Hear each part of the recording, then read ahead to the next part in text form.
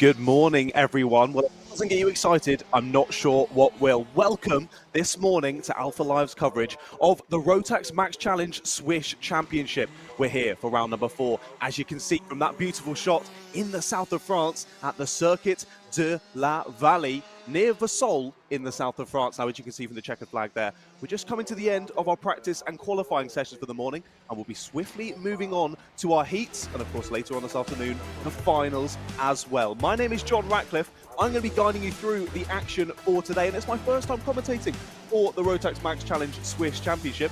I'm very, very excited to see how the action unfolds. I know for the previous 3 rounds of the season, it's been absolutely quality, so hopefully that continues into today. As you can see there from the map, it's exactly where we are in the sort of northeast side of France. I had to think about it there. That's not good for a 23-year-old, is it? You can also see the track map, 1.1 kilometers in length this circuit, 12 corners, and a decent bit of elevation change as well. Now, I noticed from my research before this race, there's also drifting that happens at this circuit, so that could make it slightly interesting for what lines carry the most grip around this track.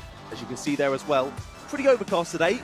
Looks a bit different from the camera, maybe a slight bit of cloud cover, but nice and sunny. It's supposed to get to around 34 degrees Celsius later on this afternoon, so it's going to be very hot. A very challenging one for the drivers, but I'm sure a lot of them, being from this part of the world, are used to these warm temperatures and are making sure that they drink lots and lots of water throughout the day. Make sure you're keeping hydrated, because not only are we trying to stay safe, stay hydrated, it also means that you can then perform at your highest level. Now, of course, here we can see on our screens a star of the show for today, little Mr. Raikkonen, of course, son of Kimi Raikkonen there, getting ready for our first heat of the day out there on the Circuit de la Vallée. That, of course, is going to be our Micromax. You can see them just in the pit lane, getting ready to go. However, parents and mechanics and whatnot who are there helping them in the pit lane have the umbrellas out. It's already a warm one. I think around 27 or 28 degrees already. What is it? 10:30 in the morning there, so it's only going to get hotter. Nice little wave there from one of our drivers. Everyone happy to be at the circuit this morning. Big thumbs up from the number 22. They are getting ready to go out on circuit. Now let's have a look at the grid for this one. That was 22 of Devin Densler there. Didn't set a lap in qualifying. I'm going to be starting with the back of the grid is the number 22, but we know that he is pretty quick. So let's see what he can do from there. Beautiful shots of the circuit this morning. And here, let's look at the grid. It's Alexander Kristoff who's to the lineup on pole position. He's won every final so far this year. Can he do the same again today? We'll have to wait and see later on this afternoon. Alongside him on the front row for this first heat is Michael Blatter. And behind them, Mr. Robin Raikkonen there in 3rd place. And Hanger Sarkani alongside. Behind them is Marcel Arono and Nico Yenni. And then our final row on the grid, it's row number 4, is Leonardo Gabello and Devin Densler there on 8th place. As I say, some beautiful shots of the circuit. The south of France, well known for being rather beautiful, quite a beautiful area of the world, and what better place to stick a great big kart circuit. I certainly couldn't think of anywhere better. Maybe my back garden, I'd prefer that. But south of France, we can deal with. And look how beautiful it is today. Of course, the Alpha Live team all down in Vesoul.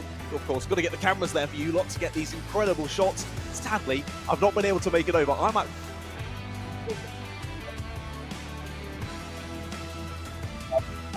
out to Switzerland. It's not quite as sunny here, I can't lie. The British weather hasn't been quite as nice, but out there looking lovely. And I'm hoping, anyway, the British guys from our team have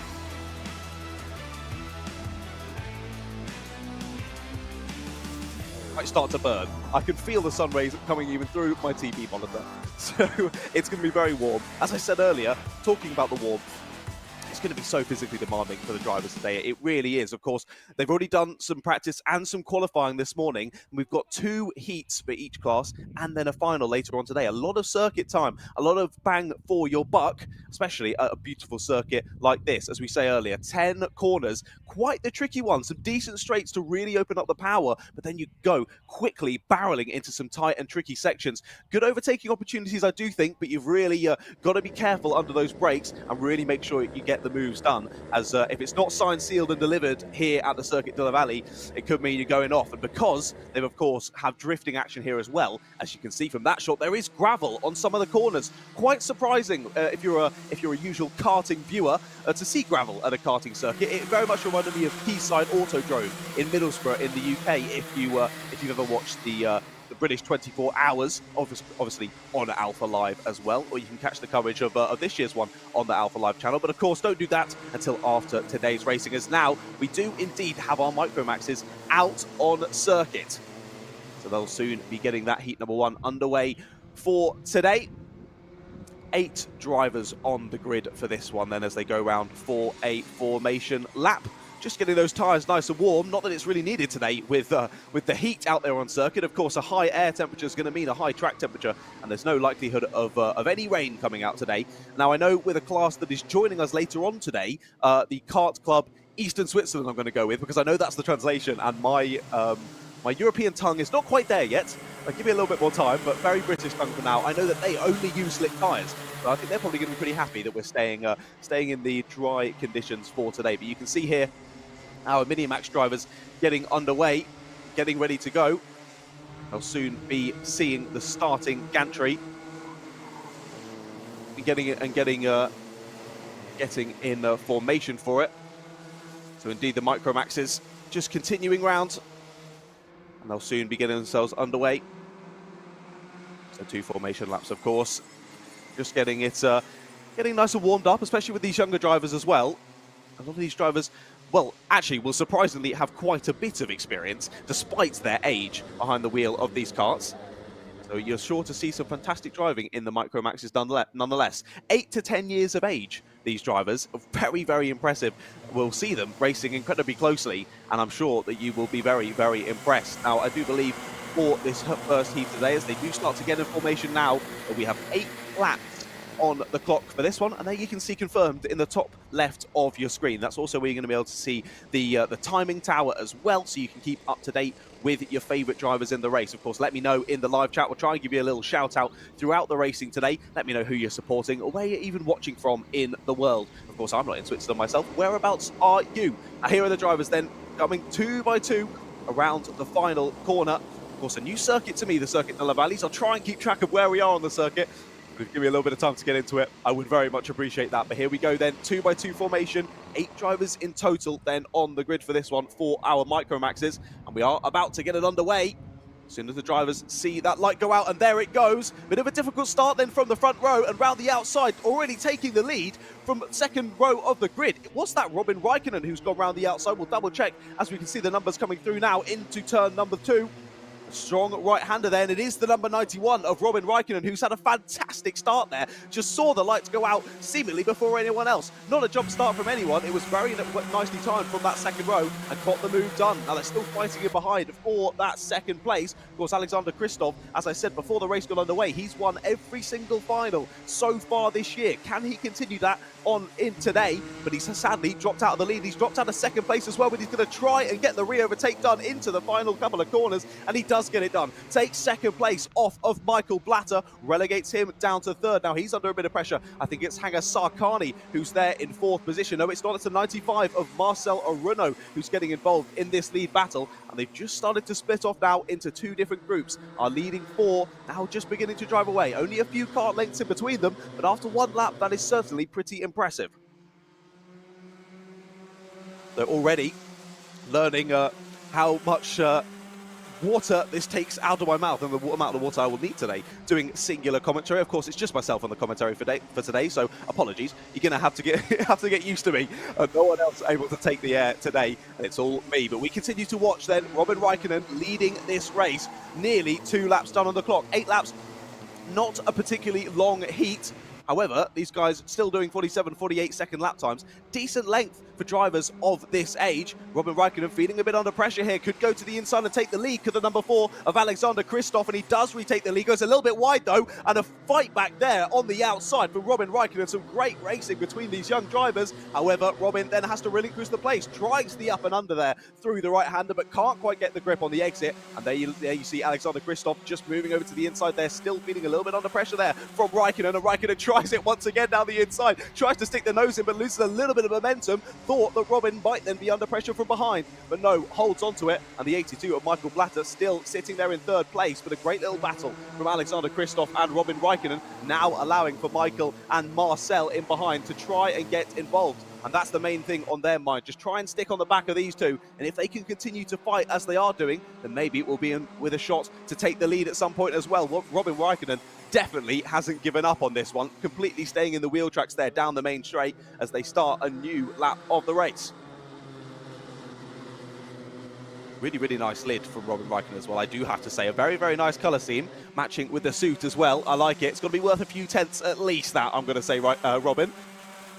But following nicely, really, really dealt with the movements nicely. You can tell Robin knows their lines, knows exactly how to fight back once someone goes down the inside, and making sure that you drive in a way where you lose the least amount of time as well. You don't want to fight back super, super hard and then find that you actually get taken by third and fourth place as well. As Alexander Kristoff on that last lap, fastest lap of the race, 48.548 for Alexander. We know he's been impressive throughout the season, and he's continuing that today. It's the first time we've seen someone just gain around a kart length in the lead then. He's just starting to manage that gap, is Alexander. He's doing a nice job of it. Robin's still there in behind with Michael and Marcel. Here is the number 17. This is Hanger Sarkani leading our secondary pack then. Started in fourth place, did Hanger. Sadly, has dropped one position off of the start on this one. And now just trying to manage the gap between the leaders and themselves.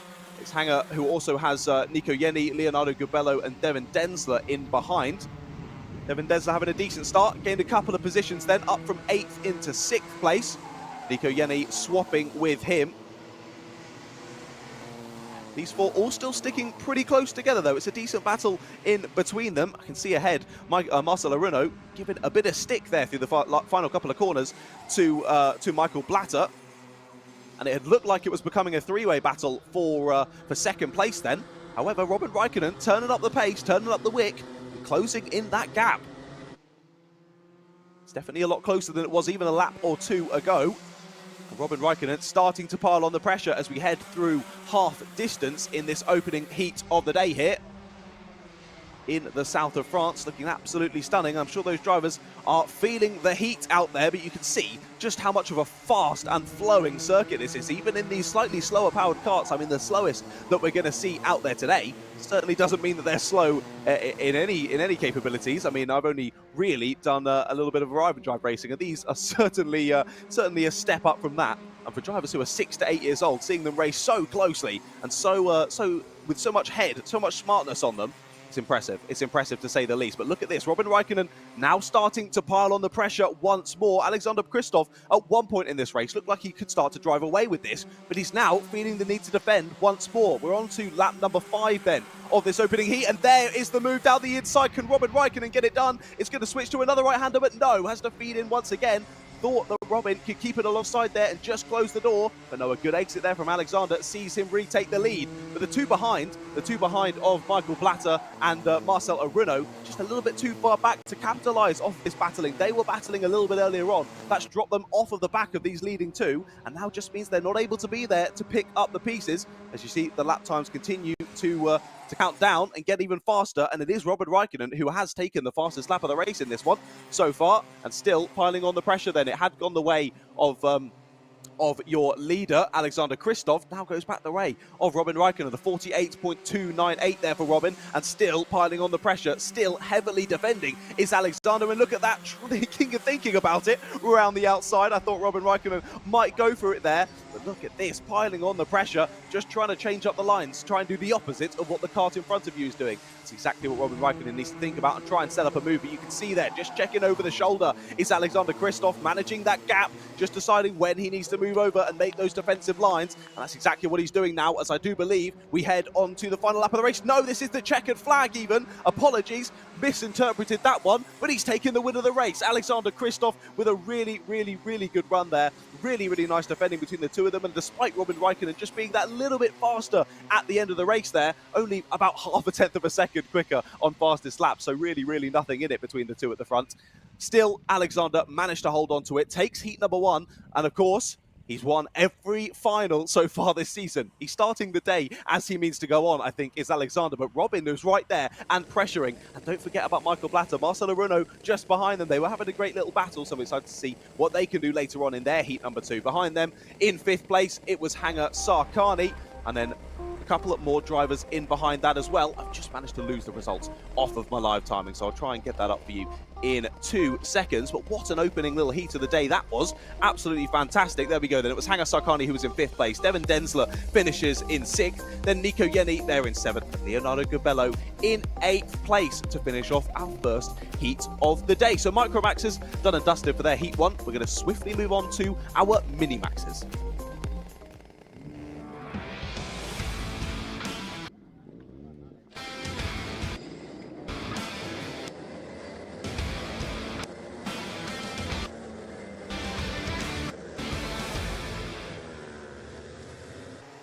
So then we move on to our Minimax class for their heat number 1 of the day.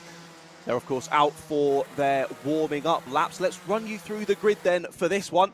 Looks to be the number 104 of Patrick Negura who lines up on that pole position. Alongside him on 2nd place is Leopold Yuk. I assume they're likely going around in this similar order for these practice laps, so you can definitely watch out for your favourite drivers out there on circuit. Row number 2 is the number 125 of Florin Eggenberger, and it's Mattia Maioli behind on 4th place. Row number 3 sees Luan Seidel and Timo Gertsch alongside them as well. So there you can see as, oh, it looks like my grid is completely different to the one on the live timing, so my apologies. Let's see if we can run you through that once again. It's Ivan Aman, it seems, who's on pole position with Gonzalez alongside. So Leo Gonzalez there on 2nd place. And it's Leopold Yuk and Patrick Negura behind them, Florin Eggenberger and Mattia Maioli there on row number 3. In row 4, it's Nicola Frigg and Cyril Sarka, then Alexander Haidorfer and Christos Malakos there in 10th place, rounding out the top 10. Then it's Vitez Leventi Sarkani and Timo Gertsch there on 12th place. And I think rounding out our 13-kart grid for this one is Luan Seidel as well. So there we go then. A few more drivers in our Minimax class, rather than our Micromax. It was 8 in the Micros, wasn't it? 13 then on circuit in the Minis. But as we saw, it doesn't really matter how many karts you've got on circuit. If you've got karts near the front who are close on pace, it's going to produce some great racing. So let's see how this one falls into place.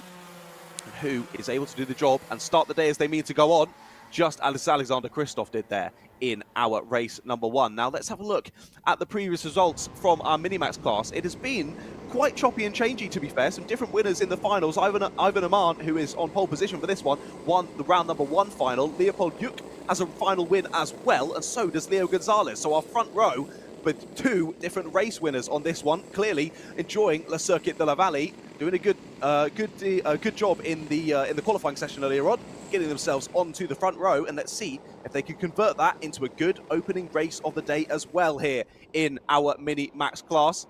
It is going to be Ivan Aman who leads us then to the light. They're going to be watching it closely, and when it goes out, they're getting it underway, and that's exactly what they've now done. Ivan Aman does take it into the first corner. Can there be any fighting between the front two? They're still side by side as they get to the exit. Of course, that then turns into a right-hander, and one driver steals it away. In the blue car at the front now, we'll try and have a look at which number it is, but there's battling going on throughout the field then. Really nice opening few corners then to our Mini-Max class. Drivers getting nice and close and having a good close battle, but no bits of contact that I've seen anyway. Who is it that's been able to come through? I'm trying to tell. They all have numbers starting with a 1, so that wasn't a really good thing to pick out there, John. That was very silly of you. Let's have a look then as they come across the line. Who is in the lead of the race? They've all been following line astern practically since the first couple of corners, but coming across the line after lap number 1, it is Ivan Aman who has led it off at the start. We saw there Patrick Negura in 3rd place, thinking about the move into the first corner, but Leo Gonzalez holds onto it for now anyway. So our 3 final winners first, second, and fourth then in this heat number 1 of the day. Clearly showing that they want a second final win later on today. Or could we see our fourth different final winner here in the Minimax class for 2023? Clearly a lot of drivers to watch in this one, a lot of very, very quick drivers, but it's Ivan Aman, the quickest at the moment, fastest lap on that first lap of 45.654 for himself, and that's a big move down the inside for second place. Patrick Nagura goes for it. He's still going to be side by side though as he goes through the S's, and he's going to have to back out. What an attempt at a move. It was a great send down the inside. Really, really nicely placed from Patrick, but just couldn't quite close the door on the exit, and back through goes Leo Gonzalez. That simply loses them both times to the leader, and he's going to lose a position because of it as well. Down the inside goes Leopold Yuk, but a good exit. Tries the up and under, does Patrick Nagura. Is he still going to be there on the inside? He forces his way back through to retake third place. What an opening heat of the day this is for our Minimax class. They're not afraid to get stuck in, and it's immediate elbows out racing. Now, of course, Leo Gonzalez got back to that second place, and he's now trying to chase back down Ivan Aman after Ivan was given a little gift there, a little bit of breathing room. Quickly, that is being constricted once more by Leo Gonzalez as we come to the end of another lap of this one. We're going to tick down to 7 laps to go, I do believe. And when we've got, I'm going to have to remember, when we've got 1 lap to go on the clock, that means it is the final lap. I'm very used to it saying final lap in tech, so that definitely caught me off guard the first one. But look at that. Leo Gonzalez, quickest time of the race so far, a 45.195 for Leo. He is chasing down Ivan Aman. I thought I could tell just from visually, but confirmed on the live timing as well. He is closing in. He's chasing down that lead now, less than 0.2 of a second, and that's way less than 0.2 of a second. He's right on the bumper of Ivan Aman. He is really, really going well so far in this race as Leo Gonzalez, but don't forget, Ivan Aman is a final winner as well. Won that in round number 1, right at the start of the season.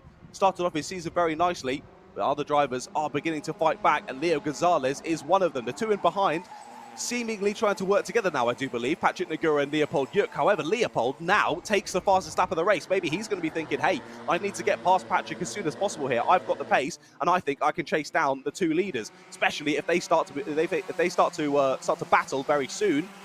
You're going to want to be that driver in second place, because if it all kicks off, they both go off, suddenly you're in the lead of the race. So that position for third is going to matter, but equally, not a massive final, not hugely long, up to 9 laps from our 8 laps in the previous race, as these drivers, of course, are slightly older, but still not hugely long. So only 5 laps left to go in this one then. So have got to plan this slightly tactically. We sort of split into 3 groups of 2 then. Ivan Aman and Leo Gonzalez at the front, then Patrick Nagura, Leopold Yuk behind, and then a little gap back to Florin Eggenberger and Nicola Frigg as well there in 5th and 6th place. Working together nicely, but it looks like Ivan Aman has just extended that gap ever so slightly once again. It was dropping down below 0.2 of a second. That's now back up to about 2.5 tenths, so really not changing too much, but in kart racing, that can mean a huge amount. And with Leopold Yuk now effectively pushing Patrick Nagura down the road, Leopold Yuk having that fastest lap of the race, you could start to see them close in. I love hearing the tyres squealing through that last corner as the driver's just getting it hooked up. Of course, it's going to be particularly slidey out there on circuit today, with it getting above 30 degrees air temperature. That track's going to be pretty warm, and that is going to be wearing down the rubber. So we're not sure of the exact tyre regulations for this fantastic Rotax Max Challenge Championship, of whether the drivers can use more than one set of tyres for the day, but it's going to be a struggle whether they are or not. Those tyres are going to get worn out pretty quickly, especially with how much they are all sliding it through that final corner. I mean, not to knock them or anything, I'd be doing exactly the same, as here we can hear it again. I like it. Someone had some Tokyo Drift music over that, and that will be absolutely perfect. But anyway, enough of me rambling on about nonsense. Let's look back to the racing. It is still very, very close between Patrick Nagura and Leopold Yuk. It had gone the way of Patrick Nagura for fastest lap, but Leopold now takes that back once again, a 45.038 for him on that last lap, continuing to push Patrick down the road. They're definitely closing in on the leaders now, both within a second. Leopold was just within a second when they crossed the line, 0.999. Someone call the police, because he is under a second. Don't do that. Don't do that. Also, I think the police number is probably different in Switzerland, so hopefully it's just been very confusing, that entire sentence. But these two even are definitely closing in to our leading 2. And just behind, don't forget, Florin Eckenberger has started to gap Nicola Frigg. And I do believe it's closing into our third and fourth place drivers. So if they're able to close in as well, hey, this could go from being what was a two-kart battle that sort of disintegrated in the last couple of laps, just a little bit of a gap built between Ivan Aman and Leo Gonzalez. All credit to Ivan there, building that slight gap. No longer feeling so much pressure out in the lead. But if Patrick Nagura, Leopold Juk and Florian Eggenberger can work together here through these last couple of laps, or possibly, I think we're on the last lap of the race now. It might be too little too late here for these drivers in behind. They've looked very, very quick, but Ivan Aman has managed that gap at the front super nicely over the last few laps. Not pushing too hard, but still lapping very, very quickly. Leo Gonzalez has been right in there behind him all race, and there's a move on the last lap for third place, a little up and under from the 104. Patrick Nagura is going to try and retake it. They're going to go side by side as they come up towards the line, but it is going to be a win for Ivan Aman then. Leo Gonzalez takes second place, and Leopold Juk steals away third position on the final lap. What a brilliant little battle between himself and Patrick Nagura there. Throughout that one, it looked like they could close down on our two leaders. Just needed a few more laps, I think, and we could have had a big battle for first place there. But hey, that's why you've got to stick around for longer Heat 2s and longer finals later on today. But a brilliant battle there between the four of them. Fifth place then, Florian Eggenberger, taking the free distance behind. Those two have good race as well with pace. Just started to close in on that battle.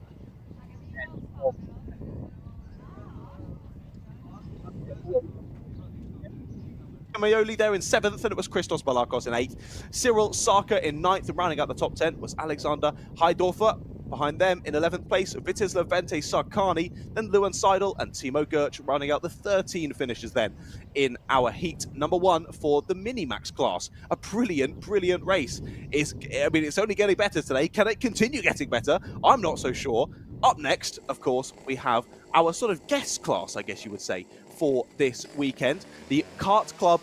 I'm not going to try and pronounce the Swiss way of saying it because I'm definitely going to get it completely wrong, but it's the Kart Club Eastern Switzerland out for their Heat 1 next.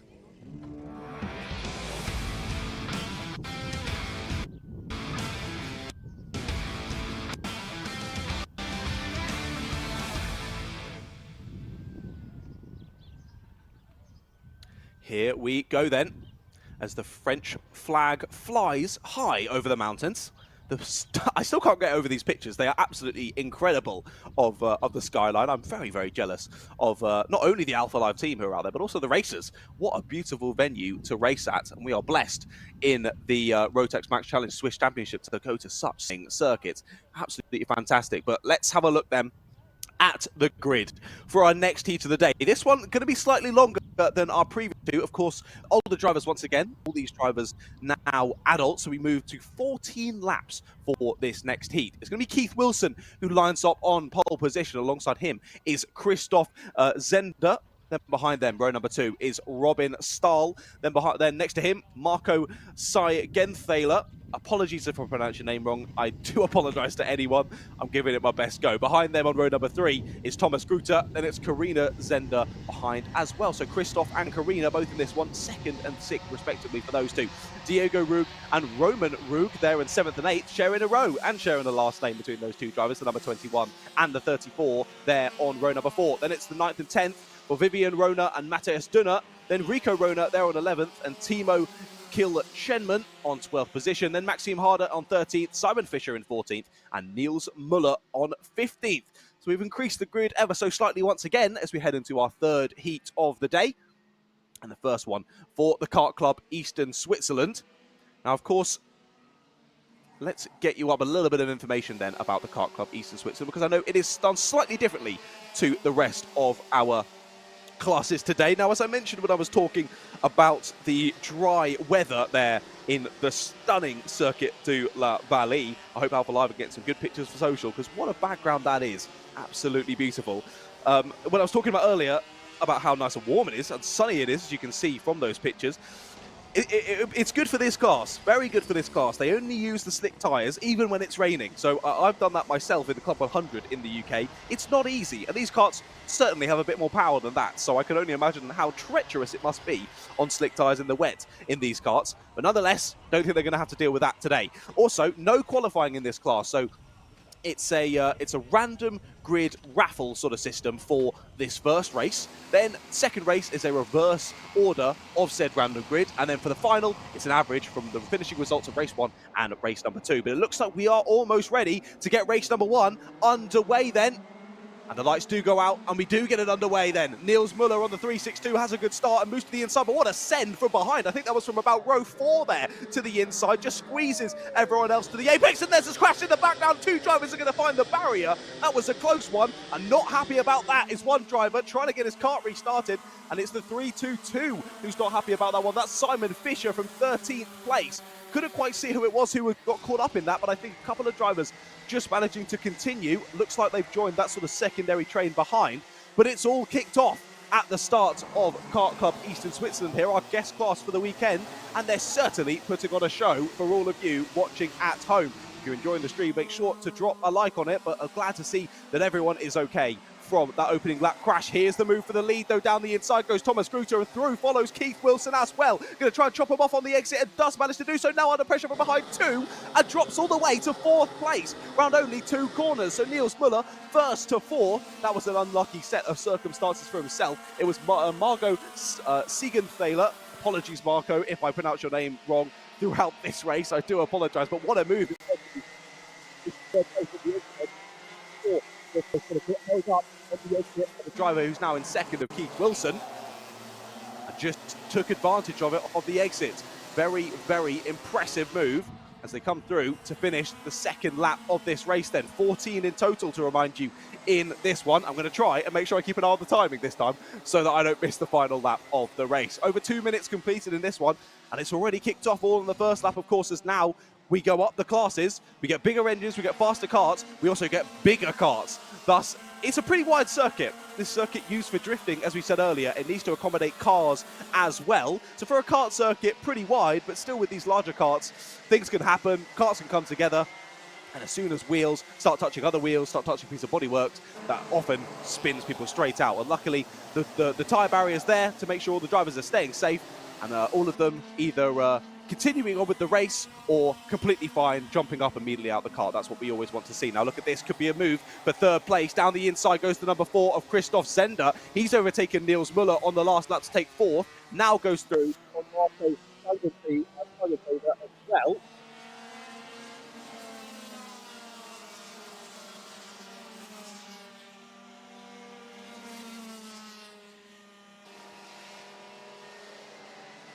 We continue to follow them through this lap then.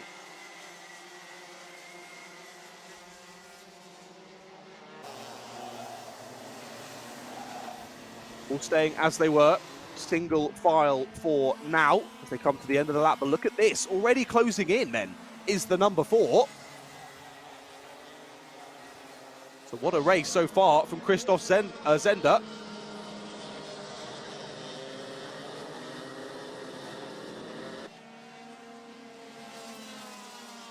Good battles continuing throughout as well. That is Niels Muller, who's still continuing to battle there, I think, on the 362.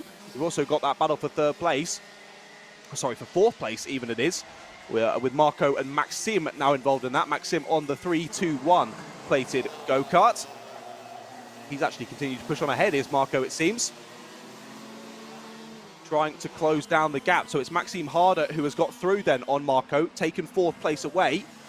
And has indeed that now confirmed on your timing, and it's Maxim who's trying to close in on our leading 3. Christoph Zender closed in quickly, now does go for the overtake. I was just going to mention about how it's taking him a little bit of time, and now finally gets that move done and does indeed take 2nd place. So an impressive move. Now very much there, very much in with a chance.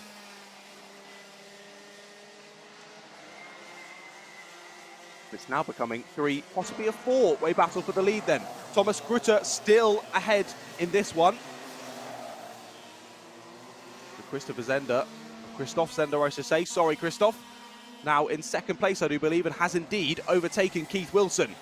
Maxim Harder now involved in this one as well, making it a 4-kart scrap. And Marco Steigenthaler is only a very, very little bit behind. 8 laps still to go in this one, so a longer race. You've got to get into the swing of things, got to get into your rhythm, and put in those lap times. But it does mean if you've not had an ideal qualifying, which it seems like that might have been the case for Christoph Zender and Maxim Harder, a couple of other drivers as well, who have now come back through the field, it gives you time to do just that. Pick off the drivers, stay calm, and not feel like it's an absolute rat race. You've only got 5 or 6 laps and you're like, right, I've got to send it every corner here to get any opportunity at getting near the front of the field. With a slightly longer heat like this, you can sit back, be a little bit more relaxed and just pick those perfect moments to get the moves done. Not feeling the need to send it down the inside, taking that little bit too much risk, causing an incident, knocking possibly yourself and possibly other drivers out of the race, which is not something you want to do. Of course, we across all karting and car racing as well. It's all about racing with respect, racing with fairness amongst your fellow drivers. And yeah, you want to win, but you've got to do it fairly. Motorsport is a non-contact sport at the end of the day, despite what often occurs in some races. Of course, we saw an incident at the start of this one, but sometimes accidents happen. You're all trying to fight over the same bit of tarmac, and 2 into 1 sometimes just doesn't go.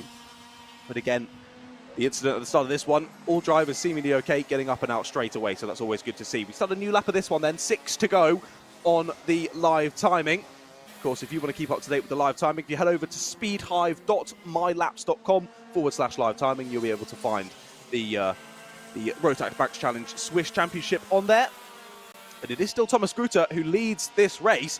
It looked like he was under a bit of pressure from behind with Christoph Zender, Keith Wilson, Maxim Harder for a while, but he's managed to manage the gap really well here. A 42.7 on the last lap compared to a 42.9, 42.8, 42.9 behind. Only other driver doing a 42.7 on that last lap was Karina Zender in 6th position. Currently in a bit of no man's land between Niels Müller in 7th and Marco Seigenthaler in 5th. Marco also in a bit of no man's land as well. So it's going to be difficult for Karina to clear Marco and chase down this leading group of 4. But hey, you've seen crazier things happen in karting, that's for sure. You can see her there just at the back of the shot coming out of that second right-hander, that second sort of right-hand long sweeping hairpin.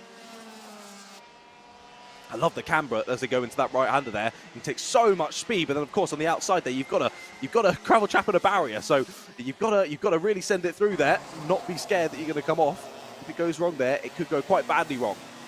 But all the drivers racing with some nous at the moment and doing a really nice job of it. It does look like that gap has closed ever so slightly at the front, and Christopher Zender knows that. Sorry, Christoph. I keep trying to call you Christopher, but you've gone for a brilliant move there at turn number 1. Takes away the lead. Thought we might see a rear overtake there from Thomas Grüter, but thinks better of it. Of course, still 4 laps to go then of this race. We do finally have a change for the lead for the first time since I think lap number 1 or lap number 2. Christoph on the number 4 plated car now takes the lead. Keith Wilson and Maxim Harder still right there in behind them in 3rd and 4th. That little bit of battling has allowed them to close in ever so slightly, but not quite as much as maybe they would have wanted. Both drivers racing with nous, as I say, even though they're going for a move, just making sure that neither of them lose too much time. You can see the marshal there just getting ready with the blue flag. As you can see just ahead out of this sweeping right-hander, we have got a back marker just coming through. I think that being of Diego Ruig. A couple of drivers just about to get lapped in this one. As we know, a slightly longer race, so that's more understandable in a 14-lap race to have that occur. I think I can confirm as well on the first lap of the race, it was Rico Rona on the 77 and Timo Kilchenman on the 217, who he lost from the race at the start of this one. They're never nice to see, but hopefully we'll see Rico and Timo out in their heat number 2 and their final later on today, because there's going to be a lot of action coming up. Don't go anywhere. Even if you've seen the driver that you're supporting out in some racing today, make sure you stick around with us here on Alpha Live, because there's lots more where that came from. And also, why not subscribe to the Alpha Live channel as well?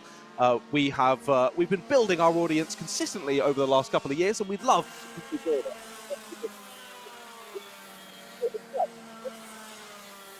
Subscribe and see what is to come shortly on the channel. But what is to come shortly in this race, only 2 laps to go then, and they're shortly going to be coming on to the final lap. Christoph Zender, of course, took the lead of the race only a lap or so ago. The very nice move down at turn number 1. I don't think Thomas Grüter is close enough to be able to attempt the same sort of move here into the final corner, into the first corner. And there we see the final lap board. So confirming on the last lap of the race, just as we're about to tick over 10 minutes. So it's around a 10-minute plus a lap heat then. Of course, in Europe, doing it on a lap-based system. UK, I'm more used to a timing-based system, but hey, I like both. I'm easy to both. But there we see that last lap board, and the drivers have indeed only got 1.1 kilometre left to go of this race.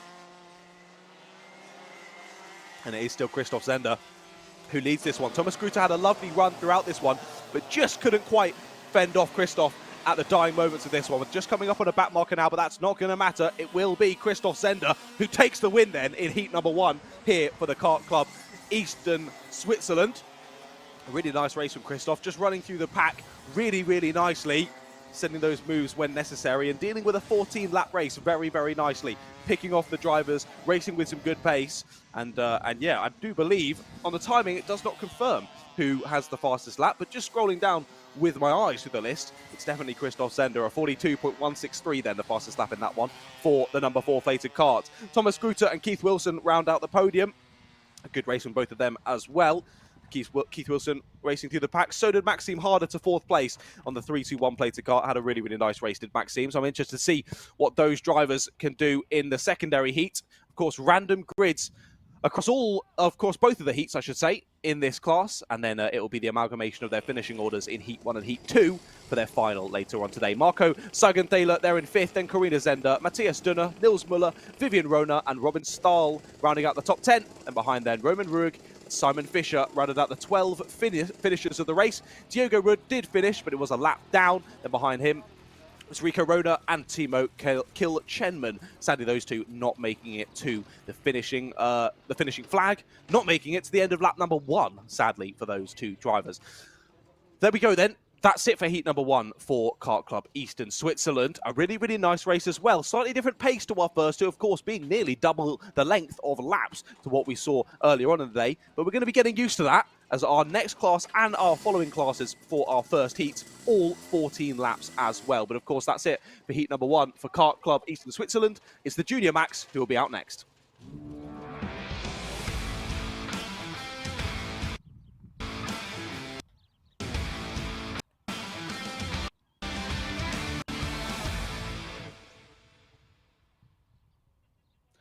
Now, Junior Max, if I know anything about karting, Junior Max is offered a pretty closely fought battle in this class. Junior Max and Senior Max are always very interesting, but Juniors, I don't know, maybe it's the slightly younger age, they're a bit more scrappy, a bit more willing to get elbows out and get down and dirty. Let's see if it's just the same across the water in Switzerland.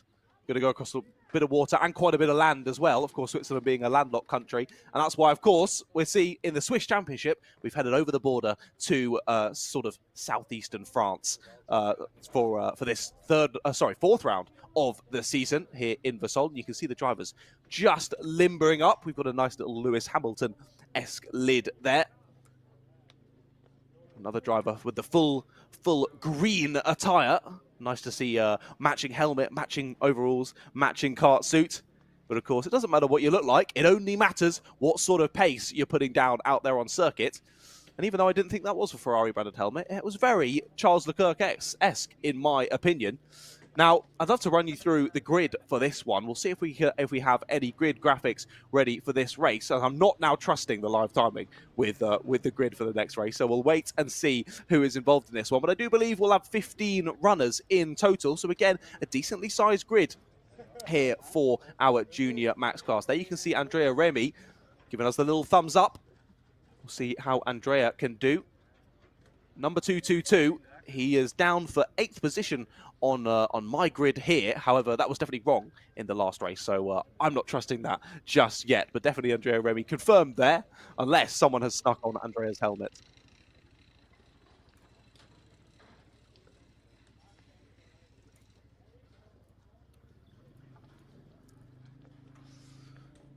So indeed, looking at the live timing, I do believe that this grid is correct. So we shall run through it.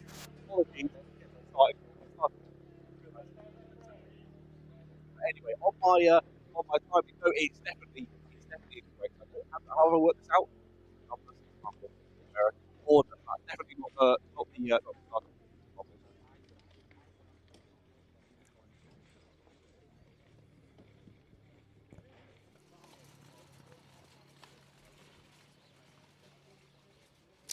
So indeed, just getting ready then for this Junior Max, sorry, not the final, not quite there yet. That's later on today. This is their heat number 1 of the day.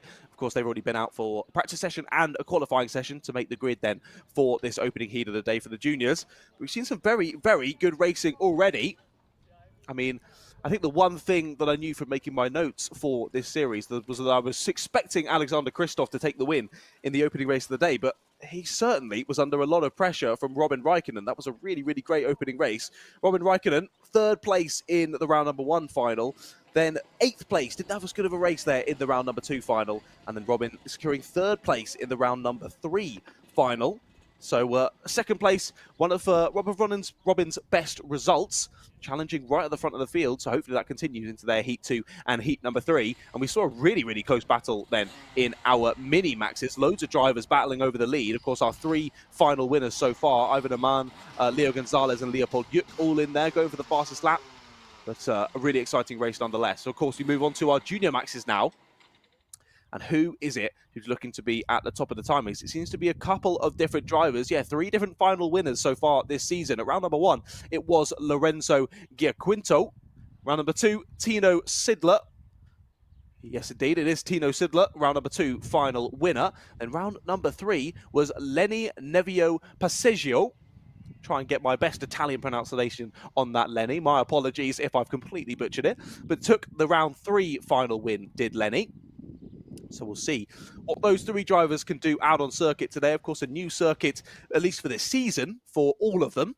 However, possibly some drivers maybe having a little bit more experience with others. How often drivers in this circuit go over the border to practice, I'm not 100% sure. But I imagine there aren't too many kart tracks to practice at in Switzerland itself. So possibly not an unusual thing to jump over the border to such a beautiful circuit. I mean, might as well come here for the views, even if you're not racing yourself. That's what I tell my girlfriend, at least, anyway. Just come for the views, it'll be fine. Just ignore that the racing's even on. But here we are, then. 2 sort of warming up laps. Getting those tyres nice and warm. Again, how many times have I mentioned this already? Not that they need it on a day like today. It's absolutely boiling. But welcome to anyone who is in the live chat. Lots of different languages, which is great to see. Let me know in the live chat where you are watching from today. Great to be watching live. Thank you very much. Hope you're enjoying the action so far. I certainly am. Oh, Jack Gillingham is in the chat. Hello, Mr. Jack Gillingham. Welcome, sir. I hope you had a good round at the last round of the Wilton Mill Kart Club. I hope that was positive. Of course, Jack also racing in the British Kart Championships, which you can catch live on the Alpha Live YouTube channel as well. But here we go. About to get this one underway then. Junior Max's first heat of the day here at the Circuit de la Vallée. And they'll be watching that light. As soon as it goes out, you can pull out from those tram lines and get racing, and that's exactly what they do. Looks to be a good start then from pole position. Is that Tino Sidler there up near the front? We'll double check when they come across the line to finish lap number 1. But it's great battling down the inside. A late move there in the middle of the pack. A really, really nicely weighted move though, and does get it done, I think, with little to no contact there in the middle of the pack. But they're already starting to break into 2 groups due to that send. Sort of held up the pack and causes 2 to form. However, still drivers going side by side there through the very tight and twisty left and right hander there in the middle of the circuit. Just both drivers there losing a bit of time. 2 into 1, not really working. Both of them making it through, and there's a couple more sends there down near the last couple of corners. Trying to go side by side through this flat out left-right hander. Doesn't work. They do feed back into water, but they're still going to be battling down to the first corner. Who's in the lead? And it is Tino Sidler who's taken the lead of the race. He had a great start from pole position, and it's Lenny Nevio Passeggio there in 2nd place. He, of course, won round number 3. He won that final. He's obviously ended the last round with a victory. He's going to want to start this round with another victory, but he's got the number 201 of Tino Sidler between himself and those maximum points here for heat number 1, but he's already thinking about the move down the inside. Just tries to stick a nose in. That's not going to work there through the fast right-hander. He's going to have to continue sitting back behind for now.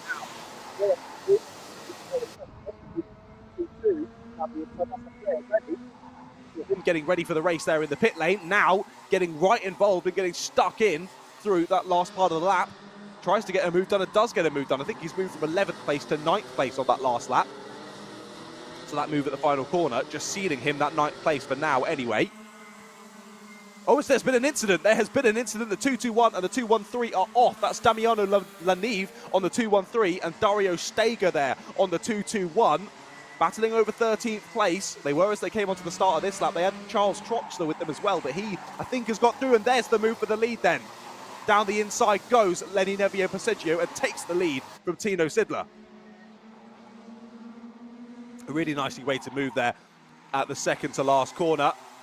Gets it done, and now Andreas Lebu right there in with them as well. Is he going to now think about a move? As we look back to this battle, this is, I think Leandro Fischer is leading this one. It is indeed Leandro Fischer there with Naim Bretag and Sebastian Usoren. I'm very glad I didn't read out what I thought was the grid, because it was definitely wrong at the start of this one, so I'm very glad I didn't do that. But Andreas Lebu still there. Colin Meyer still within an earshot of this leading battle. And these three in behind, if they could work together and the four ahead of them start to battle that little bit more, they could also be in with a shot to take the win here. Just got to keep your head, keep your wits about you. Still got 10 laps to go.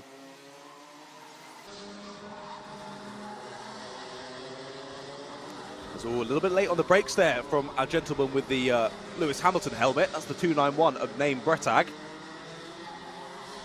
Or is it Naim? Sorry, Mr. Bretag or Miss Bretag. I do apologise if I've mispronounced your name there. Doing my absolute bestest, I promise. There's some great battles going on through the pack. Look at that. 4 drivers coming flying through the shot. That must be Anne Tenti who's leading that one. Behind them, Liam Flukiger, Andrea Remy and Thierry Kilchenman. Those who are having a really nice battle there over 8th position. But we do look back to the front. Andreas Lebu right there in with this leading battle still. But the gap opened up between these three only very slightly. I mean, they were absolutely nose to tail last time we saw them. Only about half a kart length still between each of them, but that's a bigger gap than it certainly was, and certainly a bigger gap than what is between those three that are behind. Leandro Fischer, Naim Bretag and Sebastian Usoren. Those three now beginning to catch Colin Meyer there in 4th. Drop back into that no man's land between the two squabbling trios. Getting it nice and slidey there into the last corner. Of course, it's locking those rears to get that transition from straight line to turning right. Of course, you're using that steering lock to get some braking done as well as the brakes themselves. Carry that speed as much as possible to the exit and get on the power as soon as possible on such a long flowing right-hander such as that. And Colin Meyer doing a good job of it. But sadly, just can't quite match the pace of the karts around him. That leading group in the 42.6s, 42.5s. Colin in the 42.9s at the moment. That group behind in the 42.8. So it's only very slight, the amount of time being gained by Leonardo, Naim and Sebastian, but it is slight enough to mean that they are continuing to close in then. We may start to see some drivers checking over the shoulder now as we head into 8 laps to go. 14 laps once again then in this Junior Max heat number 1 for the day. And it's continuing to get hotter and hotter. I can feel the heat just through the screen, I do think. I'm sure you can feel it as well.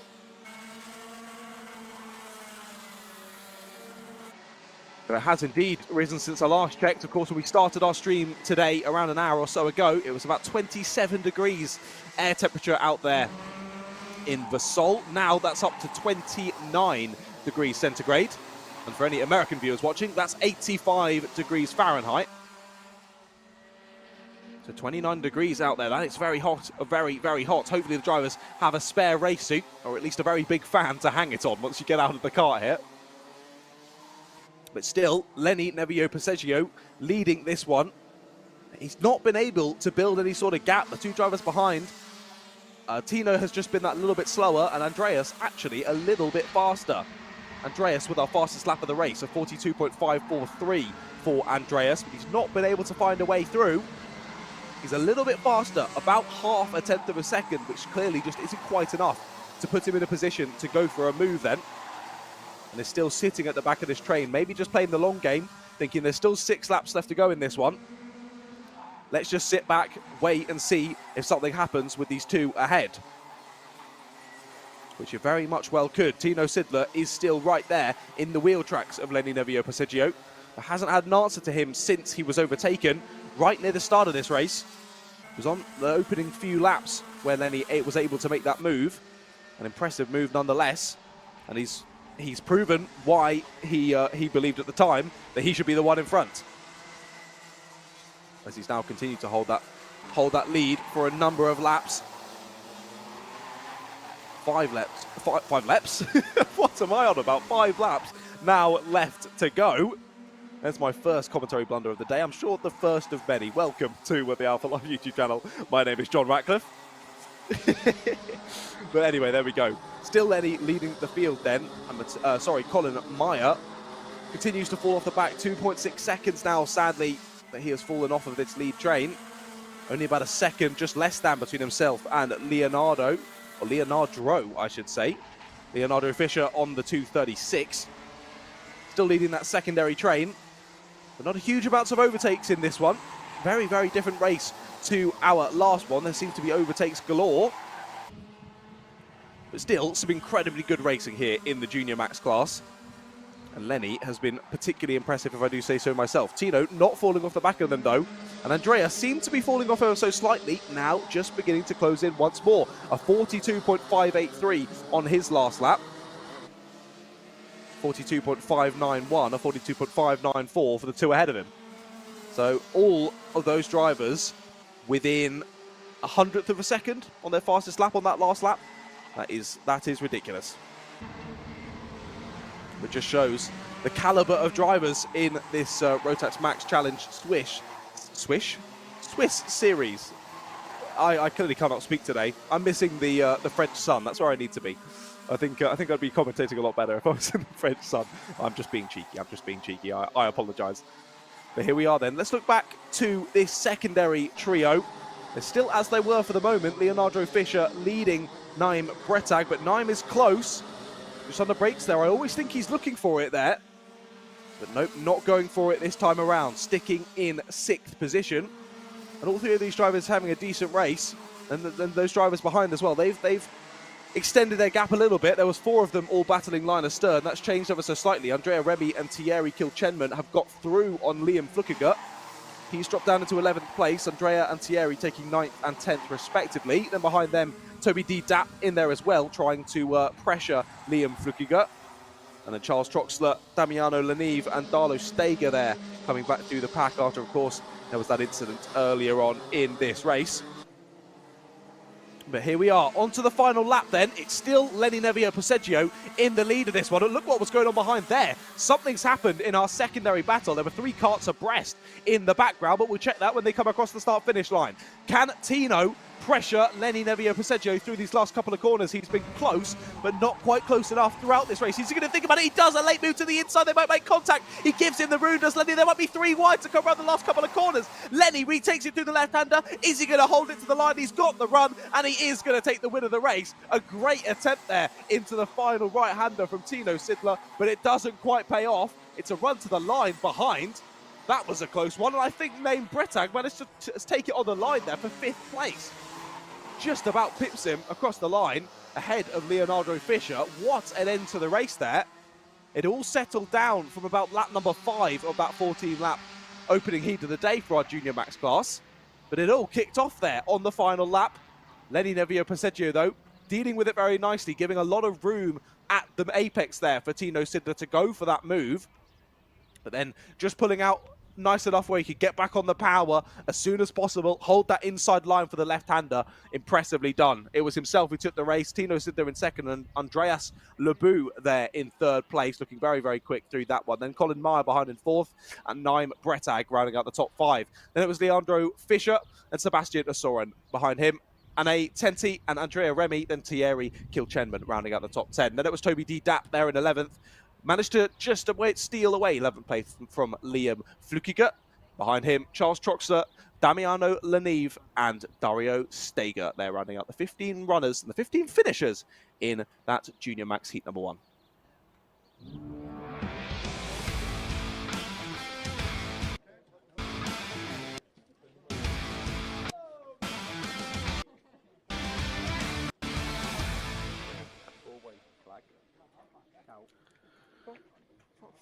So heat number 1 then done and dusted for our juniors, and we go to their slightly bigger brothers and sisters in our senior maxes, and of course senior max master as well. Our only combined grid of the day here for our racing for round number 4 at Vesoul. I'll just let you know when my mouse decides it wants to work.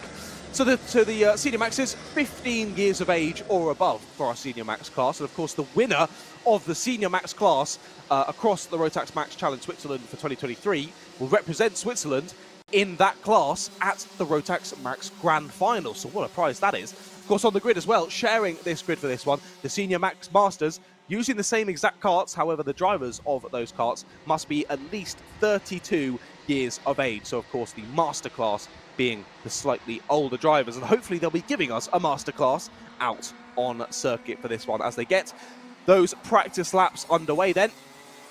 Just get themselves up to speed, get themselves warm in the kart. Just get themselves back into the rhythm as we've once again got a relatively long race in this one. 14 laps once more. And after this, 2 more opening heats of the day from our DD2s and then our DD2 Masters. Then we'll go around once again for our heat number 2s. Then we'll have a little break for some lunch. Give our Marshals and our Alpha Live crew a bit of time out of that very warm sun in France. And also, it means I can eat a sandwich as well, so I'm always happy with that. Then, of course, after lunch, we'll get on with the finals. Slightly longer once again, all around 11, 12, 14 or 20 laps. So, my apologies, I'm incorrect in thinking that lunch is after the second round of heats. It's actually after the first round of heats, so we're not too long away from it now. But here we have our Senior Maxes and Senior Max Masters coming on the final corner, getting into their 2x2 formation as they come up to the starting gantry. The lights go out, and we do indeed get underway. The 126 who looks to have stolen away the lead then as they come across the line to start this 14-lap race. Try and pick out exactly who that is. It could be the 326 of Samuel Ifrid who's possibly taking the lead then. We confirm when they come across the gantry, and it's updated on the timing. But lots of battling going on through this one. They have to follow line astern there through that fast right-hander. You've got to be a madman or madwoman to try and send it down the inside there. I've seen crazier moves be sent, but it usually doesn't end very well. Let's look at that. A very late move down the inside. Way too late, but somehow holds on to it. That was incredibly impressive. I thought it may cause a double overtake. Actually means that they've stayed in the same position after locking up those brakes, but holding that slide for a good few meters there was the driver down at about 5th or 6th place, I think that is. 6th place, I do believe it is now, but it is Samuel Ifrid. There's 2 drivers off, 3 carts off there at the first corner. We didn't quite see how that one unfolded, but a number of drivers out. The 3-2-1 there on the gravel of Maxime Harder. They are out of the race. I think it was a driver starting with the number 8 as well there down the back of the pack. We'll also confirm that when they come across the start-finish line, and there's a driver well off into the barriers. They have made it some distance there. What a start then to this Senior Max and Max Master final. The front 3 have already begun to break away here, but there's a move for second place. Down the inside goes Nevio Fisher, but back up and under goes Samuel Sharp. Samuel's seen that one a few times, read that one like a book. Late move down the inside once again. That's our driver who very much enjoys the late move. The 372 of James Bischoff, making moves, getting them done this time. Not getting too sideways and managing to stick the kart where he wants it to go. But wow, this is some seriously close racing, I think is my PG way to put it on the Alpha Live stream. Brilliant bit of racing between these drivers, and one of our biggest grids, I think, of the day. 25 drivers. Sadly, we did have a non-start. Philip Wiggett, sadly, on the 897, not making the start of this one. Hopefully we see him out later on today. The 24 drivers in total out there on circuit, and I can now confirm those drivers involved in the opening lap incident. Alessandro Jimenez is the only driver to not continue the race. That was who we saw way off into the barriers on the outside. Bit of dust kicked up there by one driver, so they tried to go side by side there through the little left-hand kink. Getting back line astern as they head down the hill, though. Smartly done. So only Alessandro that we saw out of the race. It was Maxime Harder and I do believe Martin Pasandin, the other 2 drivers involved in that one, number 321 and 808, respectively. Other couple of moves going on. There's one down the inside at the final corner. A cheeky little move nonetheless. And gets it done. Coming across the line then, start a new lap. I think that possibly was Killian Boss in 10th place there. Driving like a boss and taking away that top 10 position. There's a move down the inside. The 306 is that. That is Killian Boss. Once again, making another move, this time on Samuel Sattel for 9th place. Oh, sorry, Samuel Satelli on the 302. It's Samuel who does have the fastest lap of the race so far, but couldn't hold off a move from Killian Boss. He'd already taken over Kai Trub's 10th place. Now steals away Samuel's 9th place as well. There's a move in the background as our leading three continue to build that gap out front. They're playing this very smartly. You can tell that they are senior drivers. Now I sadly, on my live timing, can't see the split between our seniors and our masterclass, as there is a little move, a late move down the inside. I think gets one position, does the 385. Can't quite get two. That is Kai Traub making his way back through, trying to get back into the top 10, and I think he's managed to do just that. 9 laps left to go then on this one. We're already flying through this race.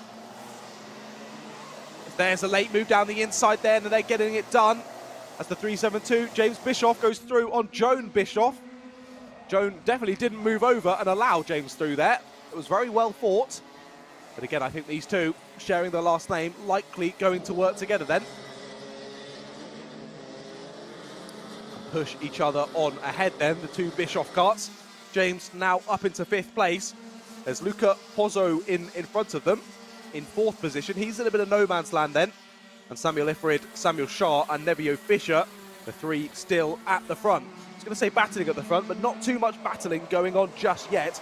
Continuing to work together with these three, however. Samuel Shah and Nevio Fischer very much keeping themselves in the conversation for this one. Keeping themselves in the wheel tracks. A check over the shoulder for 2nd place. Could he think about a move? Doesn't this time. Just decides he's not quite close enough to make sure that he can cover off from an opportunistic move behind from Nevio Fischer. If that move on the leader, Samuel Ifrid, doesn't quite work out. As the two Bischoff drivers still working together there in 4th and 5th. You can see James just slightly beginning to build that gap. He's down in the 42.2s, similarly to the leaders in the 42.2s and the 42.1s. However, Joan behind, just in the 42.4s, knocked out of the momentum slightly, I think, for Joan with that overtake done. Hopefully able to settle back into those low 42s once more. Behind, Killian Boss, though, with the fastest lap of the race, a 42.020. The only driver in the 42.0s in this race. Even our three leaders can't seem to get out of the 42.1s. So impressive from Killian Boss. He's now up into 7th place. 4.2 seconds off of the leaders, and now he's got the two Bischoff drivers to try and get past. It's going to be a tall order. They've both been very quick, and as predicted, Joan now dropping back down into those 42s, a 42.302. But Killian, a 41.981 on that last lap. The only driver now to drop into those 41s, and he's getting faster and faster lap on lap. 6 laps now to go then in this one. We've just ticked over 7 minutes completed. No changes near the front, but it is Killian Boss who you're going to want to watch out for, and he does down the inside at the first corner. Tries to fight back on the exit. Does Joan Bischoff, but can't do anything about it. Killian placing the kart nicely then for the right-hander, and Joan having to feed in behind once more. So Killian breaking up the two Bischoff drivers on the 372 and 378. That was a spin. One driver off there on the infield. Just looked back over and saw the end of that. Recovering there is the 330 possibly of Dominic Duna? I think it might have been, you know. We'll double check when they come across the line, see if it is Dominic who's lost a few positions then. But we look back to the 306 of Killian Boss, confirmed on your timing now, up into 6th position. James Bischoff checking over the shoulder as they head down the start-finish straight. Knows he's under a bit of pressure here from Killian in behind. Killian with some serious pace. Still the only driver now in the 41s. He's now in the 41.8. That is absolutely ridiculous pace here from Killian Boss. Clearly didn't have the most ideal of qualifying sessions. Because remember, it was only Kart Cup Eastern Switzerland, our previous heat, that had random grids. The rest of our grids today decided by a qualifying session completed this morning.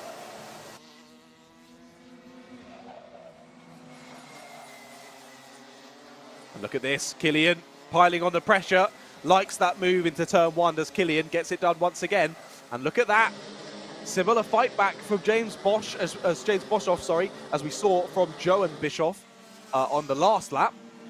Again, isn't able to do the fight back, isn't able to cut back on the exit, as of course then you go into a right-hander, and James gets forced to the outside and has to sit behind once more. I'm sure though, if James is a heads-up kart driver, he'll quickly realise that Killian has the pace over himself and just try to stick in behind him. Follow those lines and see what you can gain yourself. But here's a good battle. Is this the battle for the lead? Yes, it is. It has all kicked off then at the end of this lap. Is that Samuel Shah up to the lead? Yes, it is. So he's taken it away on that last right-hander at the end of that previous lap. Just checking the timing. 2 laps to go then of the race. We are on to the penultimate lap. Samuel Ifrid now finding himself not in first for the first time in this entire opening heat of the day for our Senior Max and Max Masters. Nevio Fisher still right in there with a shout though. Don't count Nevio out just yet. He's managed to keep within an earshot of this leading 2 battle. And if it does all kick off, he's right there to pick up the pieces. Now this seems to be a good overtaking opportunity as drivers swing out wide to take that late cutback for the right-hander there. It seems to be a good overtaking opportunity for the win at the end of the race. Let's see if Samuel Ifrid's able to do just that. Or maybe he'll think about a move even earlier on in the lap that I haven't even thought of just yet. Because of course, he is definitely a much better driver than I am. But Samuel Ifrid still there in second place. Can he pressure Samuel Shah at the lead? It's Samuel versus Samuel for the win here in Senior Maxes. And we've only got about half a lap to go. Around 600 meters then of this beautiful Circuit de la Vallée track out in eastern France. It does seem like Samuel Shah has this under control. It's going to need a good exit from Samuel Ifrid, and that's not going to happen. Down into the right-hander. It looks like he's got it under control, has Samuel Shah. And round the final corner he comes, head down. He doesn't need to worry about it. Sees the checkered flag first and wins the race in the opening heat of the day for Senior Max. Samuel Ifrid was across the line in second, with Nevio Fisher then rounding out the podium. Looked like it could all kick off at the end there, but Samuel Shah took the lead when it was needed and then battled through the last couple of laps, holding off from Samuel Ifrid and just building up that gap enough to mean that he didn't need to drive defensively, could just drive his lines and know that he could keep the win of the race there, and did just that. So maximum points goes his way. Here is the full results then. It was Luca Pozzo in 4th place, with Killian Boss there. What a run through the pack there to get to 5th place. Only needed a few more laps, and I think he could have been on that leading battle there near the end. We might see him getting involved. Oh, well, we definitely will with those average results of the final later on today. James Bischoff there in 6th, with Joan Bischoff in 7th. Then it was Kevin Hummel in 8th. He battled back through nicely. So did Henry Dos Santos there in 9th, with Samuel Satelli in 10th place. Kai Traub in 11th, with Saskia Boss in 13th, and Marco Dashkik in 13th place. Then it's Alan Beriswil in 14th place. And we have got a few more drivers from this one. Tristan Cunning in 15th, then Maximilian Cavalander there in 16th. Lorenzo Roncoroni in 17th place, then Jan Koch in 18th, then Elia Geromin and Miro Svagusa in 20th position. They round out the top 20 then. Then Dominic Duna 4 laps down, sadly, and I think a lot of these drivers involved in incidents throughout the race. Martin Pasandin there in 22nd place, and there was Maxim Harder behind him. Alessandro Jimenez in 24th, and rounding out the order.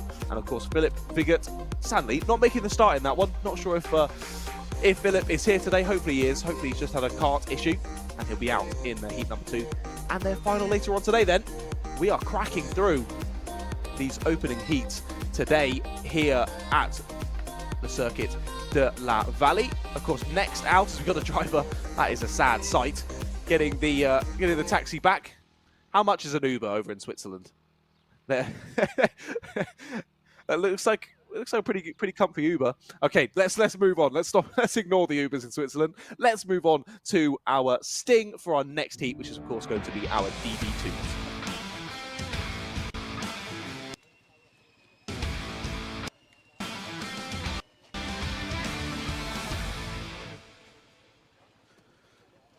So as that driver recovers both themselves and their kart, we look forward to the next heat of the day, and here are some of the drivers. Let's run you through the grid then. It's Leonardo Principali who lines up on pole position for this one, with Fabian Bregenzer alongside him on that front row. Then row number 2, Philip Loka and Kunz Michael. There is the number 409 behind. That's Stefan Whitwer there on the 409. they're lining up on 5th position. Alongside them on the grid, well, behind them on the grid, that's Eric Muller. Alongside them is Mike Zurcher on the 417. There's Eric Muller, who's on 7th place. We'll see what he can do from the middle of the pack. Often the scariest place to be, especially on a race start. But I'm sure Eric has it under control. There is the number 4... well, I thought that said 478. There's definitely no one with that number, so we'll see where they are on the grid, but we'll count you down the rest of our runners. Yannick Sen was in 8th place, then Giuliano Cucililo. Apologies, Giuliano, if I have completely butchered that. He's there on 9th. Then Livio Pinti rounds out the top 10. Then it's Mattia Banella and Yves Schaub rounding out the 12 karts running in this one. And it was a very, very close qualifying session. All 12 runners within a second on their fastest lap. That's ridiculous. A 40.6 for Leonardo to take pole position. A 41.5 for Yves Schaub, who lines up there on the back of the grid. So if that's anything to go by, this is sure to be a very, very exciting race with the drivers so incredibly close on pace.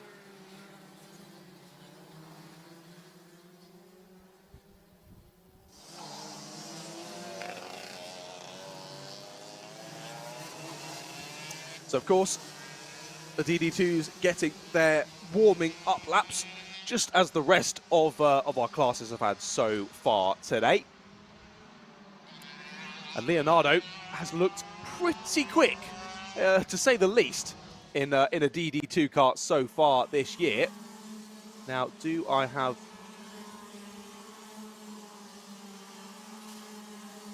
So let's have a look then.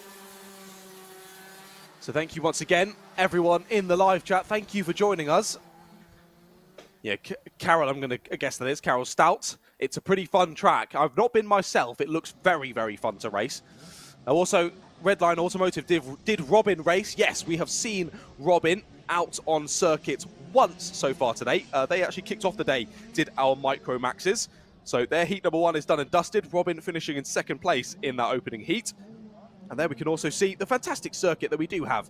The fantastic facilities as well there. But of course, back to Robin, they will be out shortly for their heat number 2s in only a few races time. But after the lunch break, that will be after our lunch break that we will see Robin and all of our Micromax drivers out once more. But here we go then, the DD2s about to get ready, about to get underway for their opening heats of the day. The lights do go out. And who is it who's leading us down to the first corner?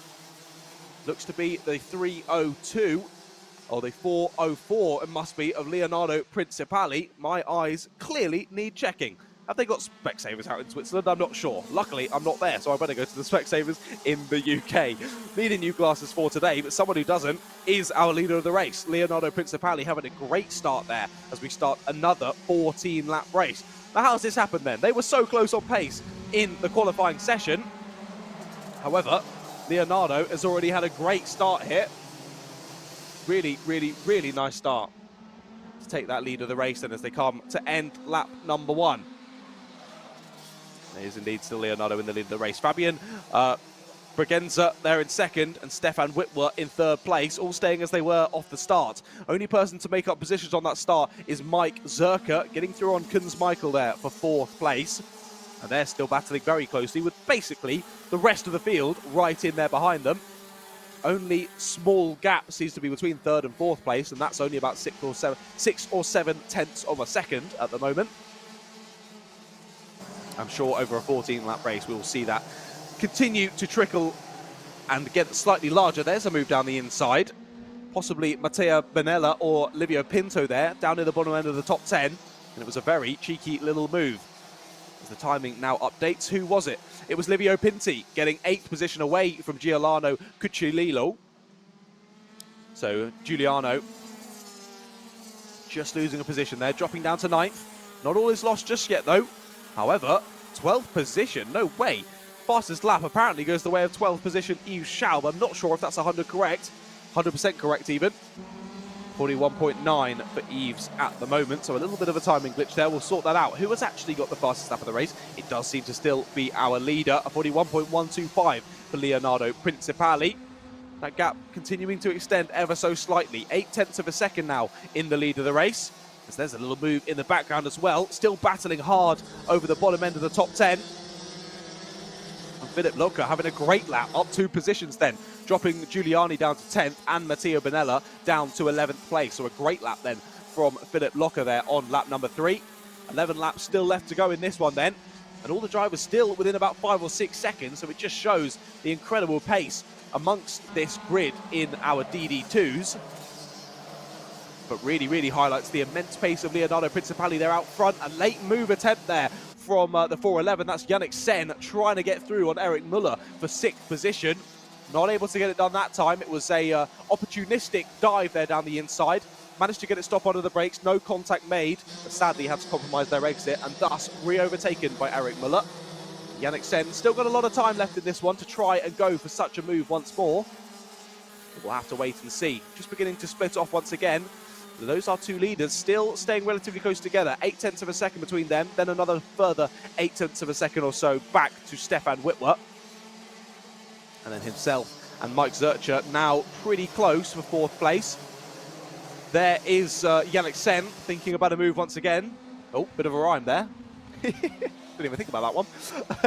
But Yannick, yeah, really likes that move down into that final right-hander. He's getting very close under braking, but then just losing that little bit of time on exit as well. I think Yannick slightly having the pace over Eric. Oh, look at that move, just in behind them as well. Very opportunistic with the 424. Philip Locker, we saw him take 2 positions on the last couple of laps, now through on Livio Pinti as well.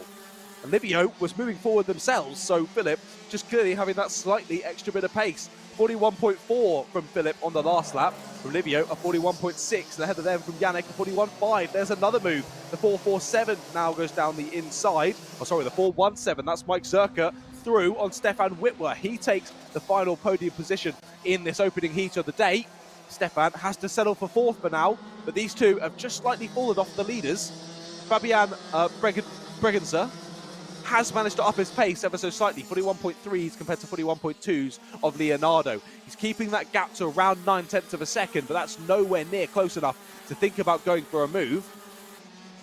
And behind them is who we're looking at right now, Mike Zurcher, or Zurcher, having that battle with Stefan Witwer over 3rd place. However, it looks like Mike Zurcher does have the pace then. A good few tenths of a second. Stefan Witwer quite the slow last lap, but possibly just put off a little bit by that overtake. Hopefully he can get back into the swing of things. Back down to a 41.6, but still, Kunz Michael in behind in 5th in the 41.5. So needs to be looking over his shoulder to Stefan now. There indeed, we do see Kunz Michael there. Great battle between these three though. Yannick Sen is through on Eric Muller, up into 6th place now, but Eric Muller right in behind. And of course, here comes Philip Locker as well. He has got through on Livio Pinto, as we highlighted a lap or so ago, now all over the back of Eric Muller as well. So Eric Muller, we could see, losing a couple of positions in only a couple of laps, as Philip is looking very quick.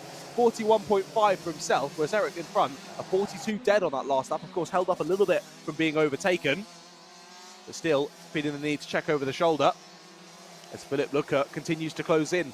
However, he's still got company. Livio Pinti and Giuliano are right there behind. So this little gaggle has now become 5 carts, soon to become 6, as Matteo Bonella is there as well in 11th place. Still our Lido. My goodness. It's not going well today, is it? Is it, ladies and gentlemen? It's not going well. Leonardo is in the lead of the race. Leonardo Principali still leading this one. Still with the fastest lap, a 41.125. Only a quarter of a second better, though, than the fastest lap of the 2nd place runner, Fabian Bregenzer. That gap still just about under a second. However, it doesn't really seem to be ebbing and flowing too much. It's staying pretty static, around 0.9 of a second to around a second. The Leonardo doing everything he needs to do, just driving at maximum pace to keep that lead of the race. Again, another rhyming line. I should become a rapper, I think. Maybe not with this very posh British tongue. I can't say I've ever heard any Swiss rap either. Maybe that's something I need to start to get into if we're getting into the Swiss Championship. Might as well get into the Swiss feeling of things. And here we are then. Around this long right-hander, driver still sticking line astern. Thinking about when they can make these moves. I won't lie, I did think that Philip Locker might have it in the locker to go through a little bit quicker than he has done. Eric Muller is very much keeping him at bay. That gap between himself and Yannick Sen has extended. Yannick Sen beginning to pull away now, and Philip Locker right behind, trying to get through himself. both himself and Eric Muller lapping in the 41.7s. So is Livio Pinti in behind, and then 41.8s for Giuliano trying to stick on the back of this pack. He's brought in Mattia Benella for company, a 41.6 for Mattia. So you might be able to see Mattia getting involved shortly as thinking about a move there, going wide as the 4.27. Eric Muller, has he got a problem? He's gone very, very wide there, but being overtaken by all the drivers involved in that gaggle. He's continuing on, and he looks to have power, so maybe a mistake that I missed there, but either way, Eric Muller going wide and losing a lot of positions. Down from 7th to 11th here with only 3 laps to go. That's gutting for Eric, as he's definitely going a lot slower. Look how much further back he is now. Definitely a problem with that number 427 kart, as he's now going to be cruising around the rest of the lap, and hopefully he can make it back to the pits. We may see a stricken kart out there on circuit and may be in need of a little Battenberg flag, but hopefully not, as this battle continues. I do believe I've got confirmation he has indeed made it back to the pit lane, so that's good to hear, but never nice for any driver.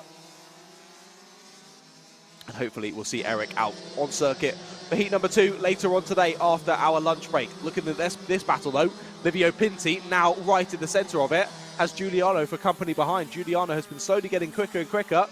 Can Giuliano think of that move though for 8th place? Both Giuliano and Livio and Mattia really have benefited from that issue from Eric and from the drivers battling earlier on in this one. That gap at the front, though, now 1.6 seconds between Leonardo Principali and Fabian Braganza. I'm never going to be able to pronounce that one right. I apologise, Fabian. But really managing that gap nicely is Leonardo Principali. They were only 0.004 of a second different on that last lap. But Leonardo has just been that little bit faster every lap on lap. Now, we have got on to the final lap of this race then.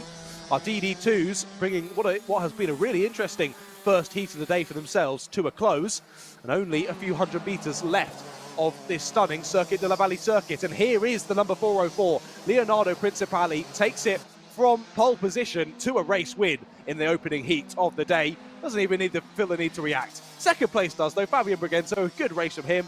Puts his hand in the air like he just don't care, but he very much does care and should be very happy with that result. Mike Zurcher is the driver who rounds out that podium from heat number 1 in the DD2s. That driver not so happy though. Must have been I thought it was ended with a 7 there. I thought it was Eric Muller, but I do believe he's in the pit, so possibly Yves Schaub there not too happy with the performance at the end of the race. But continuing the order then from 4th place, that was Stefan Witwer there in 4th. First person to not be on the podium, always gutting, but got a couple more races left in the today to try and make that happen for Stefan. Then behind was Kunz Michael in 5th, and Yannick Sen, Philip Lucca, Livio Pinti, Giuliano Cucciolio. I'm so sorry, Giuliano. Then Mattia Benella and Yves Schaub rounding out the 11 finishes in that one. Of course, Eric Muller right involved with that battle there in 7th place for quite some time in that one. But the car giving up the ghost with 3 laps to go, having to come back into the pit lane. So that's it for our DD2s. We've only got 1 race left to go then before our lunch break here in Eastern France, the beautiful and very sunny Eastern France. And we'll get a nice little sandwich. But before then, we have our DD2 Masters.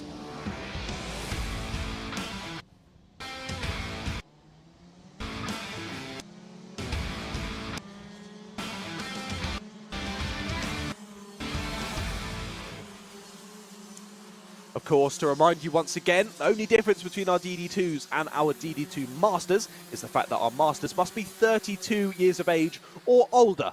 So, of course, the Master class being the slightly older of the drivers. Now, what a qualifying session we had in our DD2 Masters. Pole position decided by 0.003 of a second.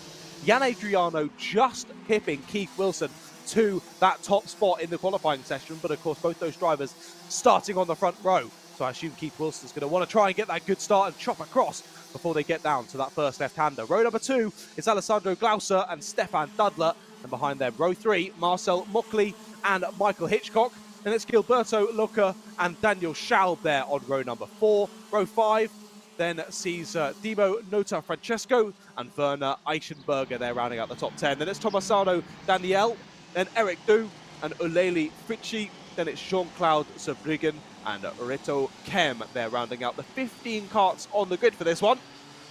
Let's hope they can give us as good of a race as we saw out there for their younger counterparts in the DD2 class. Of course, this also is our final heat before our lunch break.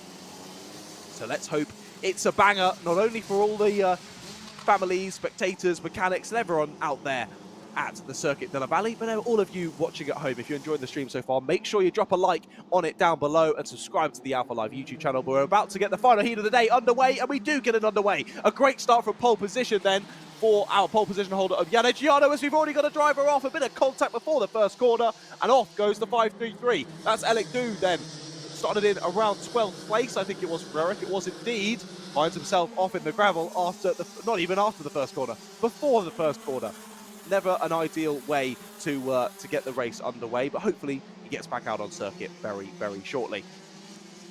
Now, of course, it is still Yann Eggiano leading this one. A big slide in behind there. You can see rejoining the race is the 533 of Eric Du. That's always good to see. There's a couple of moves there down into the final couple of corners. People just seeing where they can place their car, finding the weak points of the drivers around them. And just at this point, I think it's maintaining position is the main order of the day. But Alessandro Glauser getting a good start, staying in that second position. As no, he actually did gain a position. It was Keith Wilson, who was 0.003 of a second off of the quickest time in qualifying. Hasn't had such a great start. Down from second into fourth place is Keith. So we'll keep an eye on him. I do believe he's in that green cart there in fourth place. Michael Hitchcock and Marcel Mukli have had a great start though. They're in fifth and sixth place respectively. They're right on the back of this part of this gaggle of carts even. So yeah, Stefan Dudler is who separates Alessandro Glauser and Keith Wilson there, second, third, and fourth. What was a 4-cart battle now becoming a 6-cart battle. And only 3 drivers of this front 3 in the 41.9s, that being Alessandro Glauser in second, Keith Wilson in fourth, and Marcel Mukli in sixth place. However, the drivers ahead still in the 42.1s and the 42.0s, so all very, very close on pace indeed. But that's that pole lap, a 40.9, so still a second off of the pace that we had earlier on today in qualifying. Of course, a little bit more fuel on board for the qualifying as we've got the 558 off the circuit. That's Rito Kem from 11th place. Not happened there, but he's putting his hand up and coming into the pits as we do have a change for the lead. I thought I could see that coming out the final corner. And who's managed to get through? Is it Alessandro Glauser? He's just taken the fastest lap, I do believe. Not quite. Still a couple of hundredths of a second off that fastest lap. But has he made the move for the lead? We'll wait and see when they come under the gantry. But it's all kicked off in this opening gaggle. Still with 11 laps to go in this one, only 3 laps completed, but our leader already not feeling the need to defend. In behind though, a late move, a late attempt from Marcel Mukli to try and get through there on Michael Hitchcock. It doesn't pay off, but here they come under the gantry then, and who is in the lead of the race? Is it Alessandro Glauser? No, it looks to be Yann Eggiano has retaken it, so although it's an initial overtake, it is the 536 of Yann Eggiano who has retaken the position. So it all kicked off. The gaggle got a bit squabbly, but it's all resettled sort of as it was. Keith Wilson still there in fourth on the green, very striking green livery cart. So is he going to think about a move? Pulls over to the inside there as they head into that final sweeping right-hander. As we said in previous heats, it's a really opportunistic place to make an overtake, particularly at the end of the race, where drivers swoop out to that left line. You can sort of dive in and try and chop them off at the apex, force them out to a wide line on the exit, and get a better exit than them. But here, thinking about an overtake for the lead once more, is Alessandro Glauser. Does now have that fastest lap of the race, but all of the top drivers now in the 41.8s. Michael Hitchcock and Marcel Mukli just behind in the 41.9s, but still pretty much there. As I tell a lie, fastest lap of the race is Werner Eichenberger in 7th place, closing in on this gap quickly. 41.7 was their fastest lap on the 509. So watch out for them in the background in 7th place. And you can see almost already on the back of this pack is Werner. This could be interesting. Now is going to make it 7 carts involved in the battle. There you can see them in the background just beginning to close in. Marcel Mukli has closed down the gap once more as well. But Werner Eichenberger nearly on the back of this pack already. Let's watch out for him in the background of your shot. But Alessandro Glauser, after retaking the lead there, has started to build a gap already. 0.4 of a second when they cross the line. That seems ridiculous, as Marcel Mockley now takes that fastest lap of the race, 41.694. So it's teetering between all of these top 7 drivers as to who is setting that fastest lap.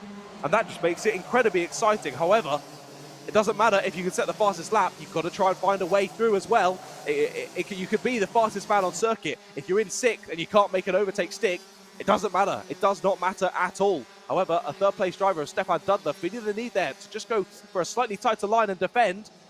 Was it dumbfounding? No, it wasn't. He does it again into the second right-hander, clearly under a bit of pressure then from Keith Wilson. Keith seeing that the front 2 of Alessandro Glauser and Yann Adriano are starting to pull out a bit of a gap now. And he's thinking, hey, I can't let those 2 get away. I need to get up and involved. He's got Michael Hitchcock for company as well. And of course, Marcel Mockley, don't forget about him with that fastest lap of the race. Oh, I thought he was thinking about it again, was Keith Wilson. Not quite close enough to stick that nose cone down the inside. Has to wait once more. Halfway through the race we are now. 7 laps done, 7 laps to go here in the DD2 Masters, and they are proving to have a masterclass here out on Le Circuit de la Vallée here in the beautiful Vesoul, France, just across the border from Switzerland. Of course, this being the Rotax Max Challenge Switzerland, providing fantastic racing, and of course Alpha Live providing you with all of these fantastic shots round such a beautiful circuit. Here they go then through that tight and twisty section. Really reminds me of that GYG downhill flowing section through compression and into Devil's Elbow. Of course, a circuit that these drivers probably haven't been lucky enough to frequent there up in the Welsh mountains. They're now up in the French mountains at the moment. I'm not sure which one is more beautiful. Certainly the French mountains having just a little bit less rain. Certainly today, with the temperatures now going over 30 degrees out there. 31 degrees air temperature now out in Vesoul. It's a hot one. I bet those drivers have a little bit of sweat under those helmets. Hopefully they won't make the same mistake as George Russell and think it's raining when it's just sweat on the inside of their visor. Quite a funny moment in Formula 1, that one was. But hey, who needs Formula 1 when you've got battling like this? Look at that beautiful shot as they do head across the line to start a new lap of the race. 4 laps then left to go on the clock, as that's confirmed in the top left. And now the fastest lap goes back the way of the leader of the race, Alessandro Glauser then, as he got past Yann Adriano, didn't he, a few laps ago, and he's just continued to drive away. That gap now nearly a whole second, as the pace behind slightly fallen off. A lot of the drivers were closing into 41.7s, 41.8s. They're now back down to 42 deads, 41.9s. Alessandro only getting faster, a 41.671, the fastest lap of the race on the last lap, and he continues to pull out that gap. Yann Adriano losing a bit of pace though. I think has taken a lot out of that tyres early on in this race, and those tyres just not quite holding on the same way that they were at the start of this run, and he is now feeding under a bit of pressure from behind. Only half a second to Stefan Dudler, who is the sort of gatekeeper to the rest of the pack, but for how much longer? Oh, I thought it might be another move attempt from Keith Wilson there. Again, just not quite close enough to stick it down the inside. He's also got to think about the fact Michael Hitchcock and Marcel Mockley are very much there in with a shout as well. But he's been all over that rear bumper of Stefan Dudler now for a lot of laps. He must be getting bored of seeing the back of the helmet of Stefan. And Stefan is doing all he needs to do to keep him behind, and he's doing a very, very good job of it. Across the line once again, 2 laps left to go. Then here at the beautiful circuit before we get a short lunch break. And then we'll be back out for more racing action later on this afternoon. Could this be the move? No, once again, just not quite close enough for the number 591. Has to sit back once more. There's some battling going on there, just behind in that following group. Werner Eichenberger hasn't quite been able to hold that pace that they had earlier on in the race, still sitting in a bit of no man's land in 7th place.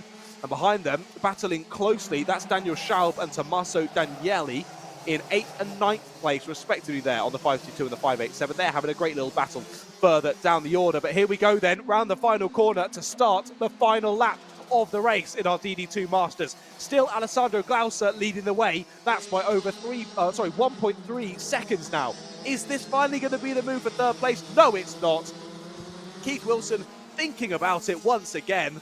but not able to get it done. He's been in those wheel tracks for so long now. We could see Michael Hitchcock start to get a bit frustrated with this, and we could see a move from him on this last lap. We'll keep an eye on all three of them, but what a race it's been for Alessandro Glauser. Took the lead about halfway through the race in comfortable style from Yanne Giano. He's held it since then. He's built that gap to nearly a second and a half, and he's going to come across the line to take the win in the DD2 Master Heat number 1 here at Vesoul. Yanne Giano follows him across the line, and Stefan Dudler does hold on to third place ahead of Keith Wilson there. Keeps that final spot on the podium, but it is Alessandro Glauser taking maximum points then from heat number 1 in that DD2 Master class. Michael Hitchcock rounded out the top 5. Behind him was Marcel Mokli and Werner Eichenberger. Both those two drivers having some good pace throughout that race, but it just falling away at the end. I think drivers, especially in these faster karts, really feeling the heat today and that loss of grip on the tyres as you get through a long race, like a 14-lap long race. Now, of course, as we get into later on this afternoon, again, the heats will be the same length, 8 laps for the micros, 9 laps for the minis, and 14 laps for everyone else. But that increases again for the finals later on, 11 laps for the micros, 12 laps for the minis, 14 laps for Kart Club Eastern Switzerland, and 20 laps for our other 3 classes. So that should be very interesting. We'll really then see how managing the tyres comes into play throughout a long kart race. Let's have a look at the rest of the finishers then there in the DD2 Masters. In 8th place was Daniel Schaub, Tommaso Danieli and Gilberto Locca round out the top 10. They were followed by Jean-Claude Zerbruggen, then Uli Fritschy, and then Eric Du rounds out the 13 finishes in that one. Of course, we see Eric getting into a bit of a blunder, go off into the gravel, and Dimo Nota Francesco 11 laps down on that one, I think not making it to the checkered flag, sadly for him. Just behind was Rito Kern as well. Both those drivers getting knocked out on lap number 3, both Dimo and Reto, after that little incident. Saw a number of drivers off into the gravel at that turn number 1, but luckily all okay, all up and out of the karts. Hopefully not too much damage done to the karts, and we'll see them out for heat number 2 and the finals later on today. But that brings all of our heat number 1s to a close then, and I do believe we're going to be going to a short lunch break. So time to get your cups of tea. Of course, if you're in the UK, it's a little bit early for a lunch break, 10 past 11, but we've cracked through the racing, and of course, an hour ahead in Switzerland, it's 10 past 12 for them. So make sure you stick around, keep this tab open on your computer, because you're not going to want to miss when we do get back to racing action. As you can see there are the fantastic marshals there at Le Circuit de la Vallée, just off to have a little bit of lunch and a reconvene. So we will reconvene after this lunch break. Thank you for joining us for these for these heat 1s this morning. They have been fantastic. The racing has been so good. I've thoroughly enjoyed myself, and I'm sure heat 2s and finals will be just as good. My name has been John Ratcliffe. Make sure you drop me a follow on @RattersMedia on all of your socials if you've been enjoying the commentary, and of course subscribe to Alpha Live if you've enjoyed the production that we brought your way so far today, and we shall continue that through later on this afternoon. But as I say, end of heat number 1s. We'll see you shortly for heat 2s and the heat finals. Don't go anywhere.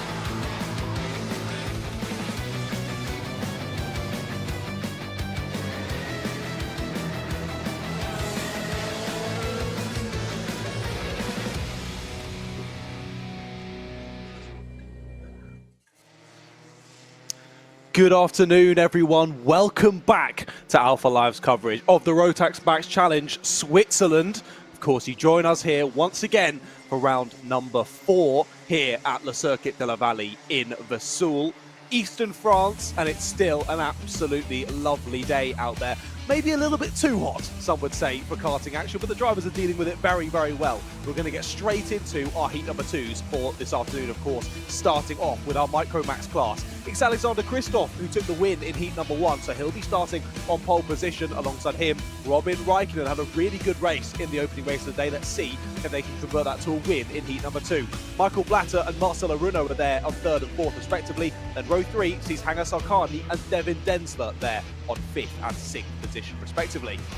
And then row 4 rounds out the grid then in this one. Nico Jenny and Leonardo Gabello there on 7th and 8th place. Now, of course, as I said at the start of the day, just because there's maybe a few less drivers than some of our other grids certainly doesn't mean it's going to take anything away from the racing prowess shown out on circuit.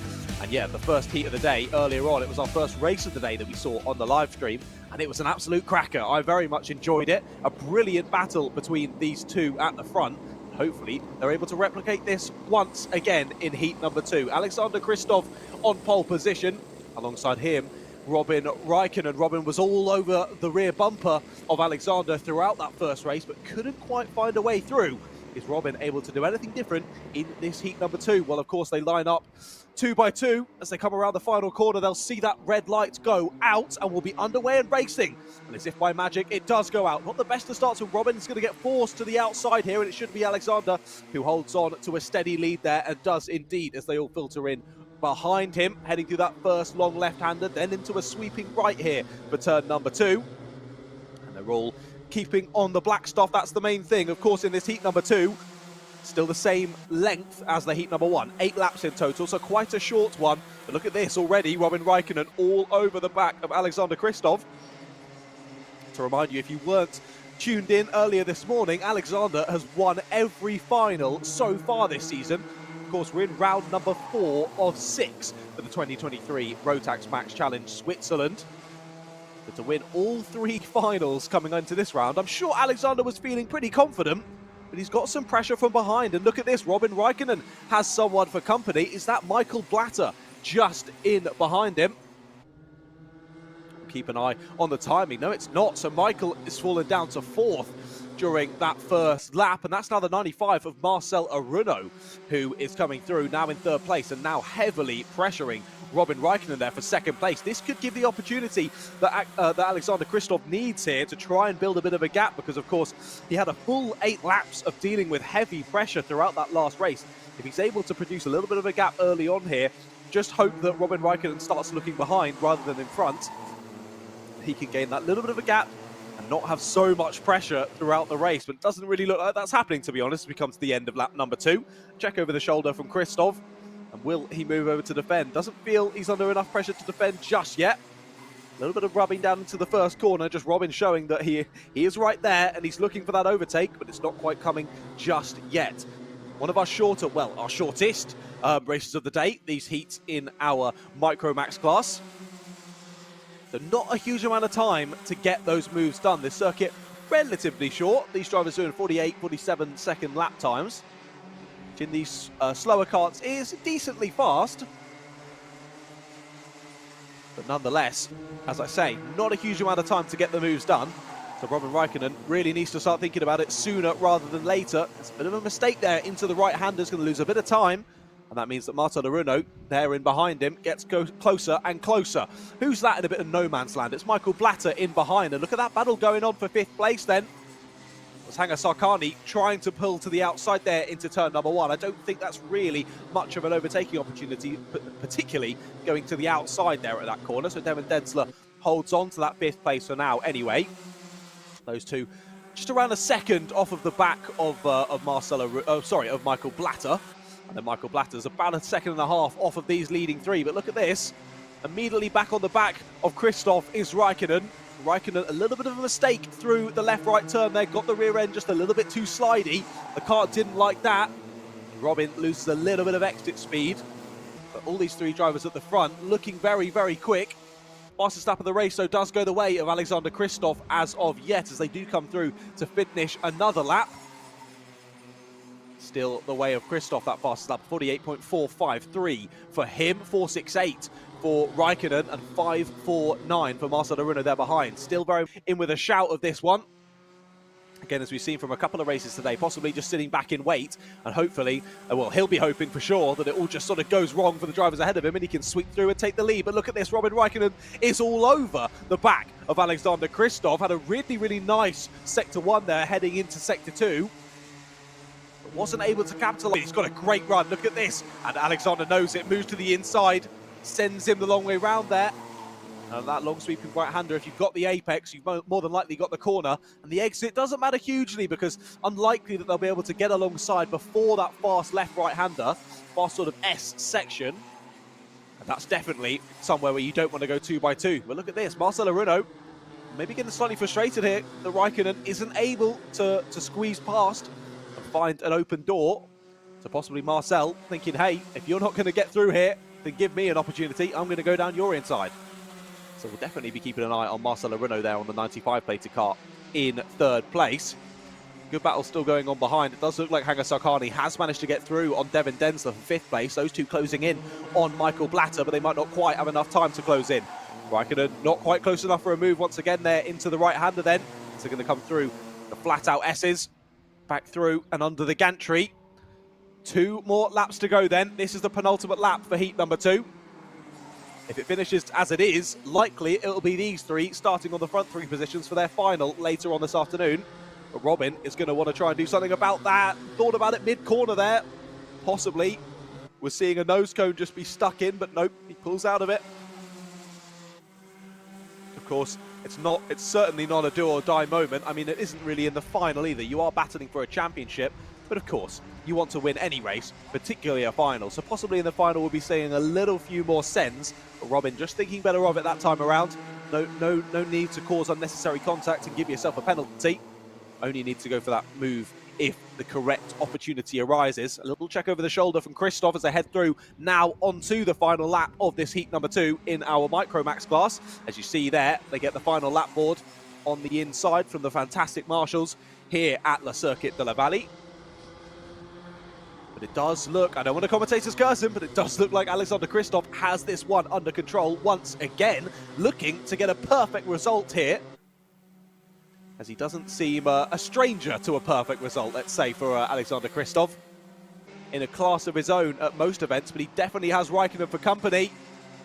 Not quite close enough to think about a move then. Last overtaking opportunity is more than likely the right-hander up here, but it's a good exit for Kristoff. He checks over the shoulder, doesn't feel the need to defend that inside line. And he's looking good to take this one then through the final couple of corners. It is going to be Alexander Kristoff to come around the final corner and take yet another win in the Micromax class. Super close between the 2 behind, and Marcel Aruno very happy with that 3rd place, as he should be. Splitting the 2 of them, of course, Robin Raikkonen there in 2nd place. Great to see Kimi's son battling right up there near the sharp end. I'm sure he's going to want to turn those 2 second places into a victory in the final, but it's going to be a tall order to get past Alexander Kristoff, to say the least. Behind them, we saw a great little battle going on. Michael Blatter did lead home Hanger Sarkani and Devin Densler there, 4th, 5th and 6th place respectively. And then behind them, Nico Yenny in 7th and Leonardo Gabello there in 8th place. So a good little race to start off our afternoon of action. That was our Micromax class getting underway for their heat number 2. So we'll see them out for their final later on. We'll swiftly move on to our Minimax class.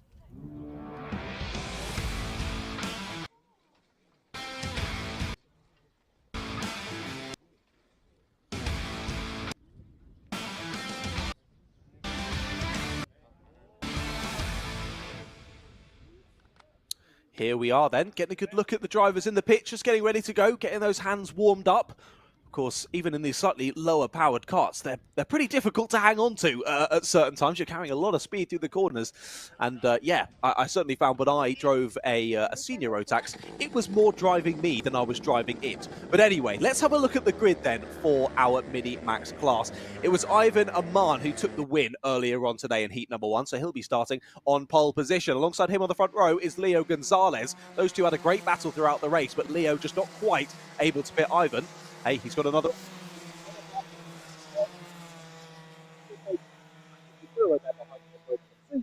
Florian Eggenberger and Nicola Frigg on row 3. Row 4 sees Mattia Maioli and Christoph Malakos in second place. Cyril Sarkar and Alexander.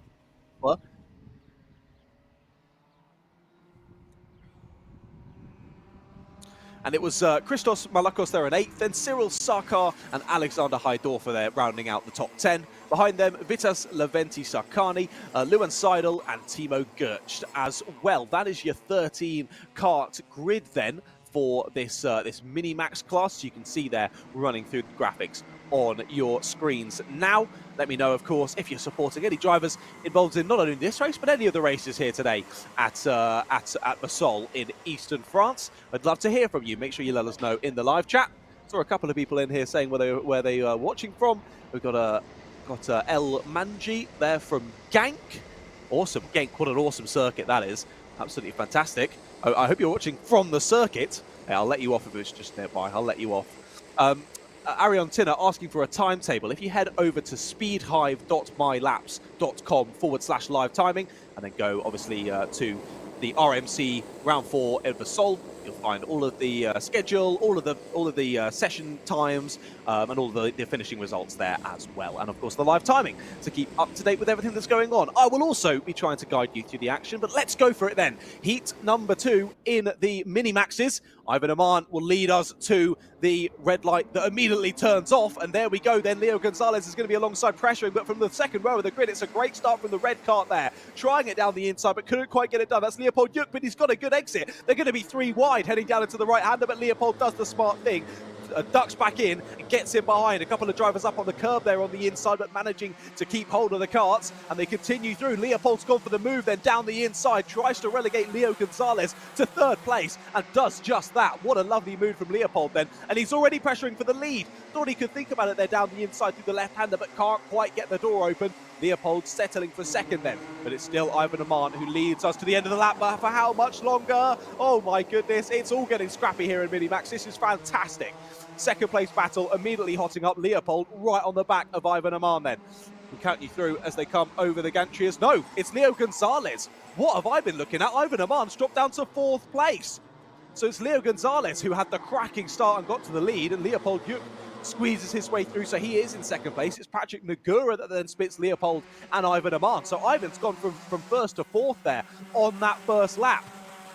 Not a great start off the lights then, maybe just a bit of lacking reaction times, or maybe he pressed that go pedal and he just didn't quite want to speed up as quickly as he may have liked. But either way, the 164 then down into 4th place, and it's Leo Gonzalez. 2nd place in heat number 1. He now controls the pace out front as they come through to finish lap number 2. Once again, same length of the race as we saw in heat number 1 earlier on today. 9 laps in total then for our mini-max class, and look at that. Patrick Nagura all over the back of Leopold Juk. It was those two having a great little battle in heat 1, and they're doing just that once again in heat number 2. But last time it was over 3rd place, this time it's over 2nd. Of course, they've relegated Ivan Aman down to 4th, but he now has the fastest lap of the race. 45.505 for Ivan. Showing his pace, showing that he deserves to be at the front here. But we'll see. As I've said plenty of times already today, you can be the quickest on circuit, but if you can't make the overtake stick, it doesn't matter one iota. And with them as well, Florian Eggenberger. Sorry, Florin. My apologies. Had to read that about 3 times to try and make sure I got that right. He's having a great race there in 5th place, right on the back of this pack, and now starting to drag Nicola Frigg with him as well. Thinking about the move there into the first corner is Patrick. He's going to get a bit squirrely, bit slidey through, and it could open him up to being re-overtaken here. But nope, Ivan Aman sits behind for now as well. But yes, all this little bit of battling, all these slight mistakes that the drivers at the front are making, they're under a lot of pressure. So not taking anything away from them for making those mistakes, but it is allowing those few drivers behind just possibly start to close in. Looks like it's Christos Malakos that is also closing in there with Nicola Frigg. So Christos clearly with a good bit of pace as well. To be honest, the whole field isn't really spreading out too much in this one. I think we saw a much larger spread during heat number 1. So the drivers clearly feeling dialed in after lunch. They've clearly had their Burger Kings. Obviously other places are available. I just know that the Alpha Live guys just enjoyed the French cuisine and had a nice Burger King over lunch.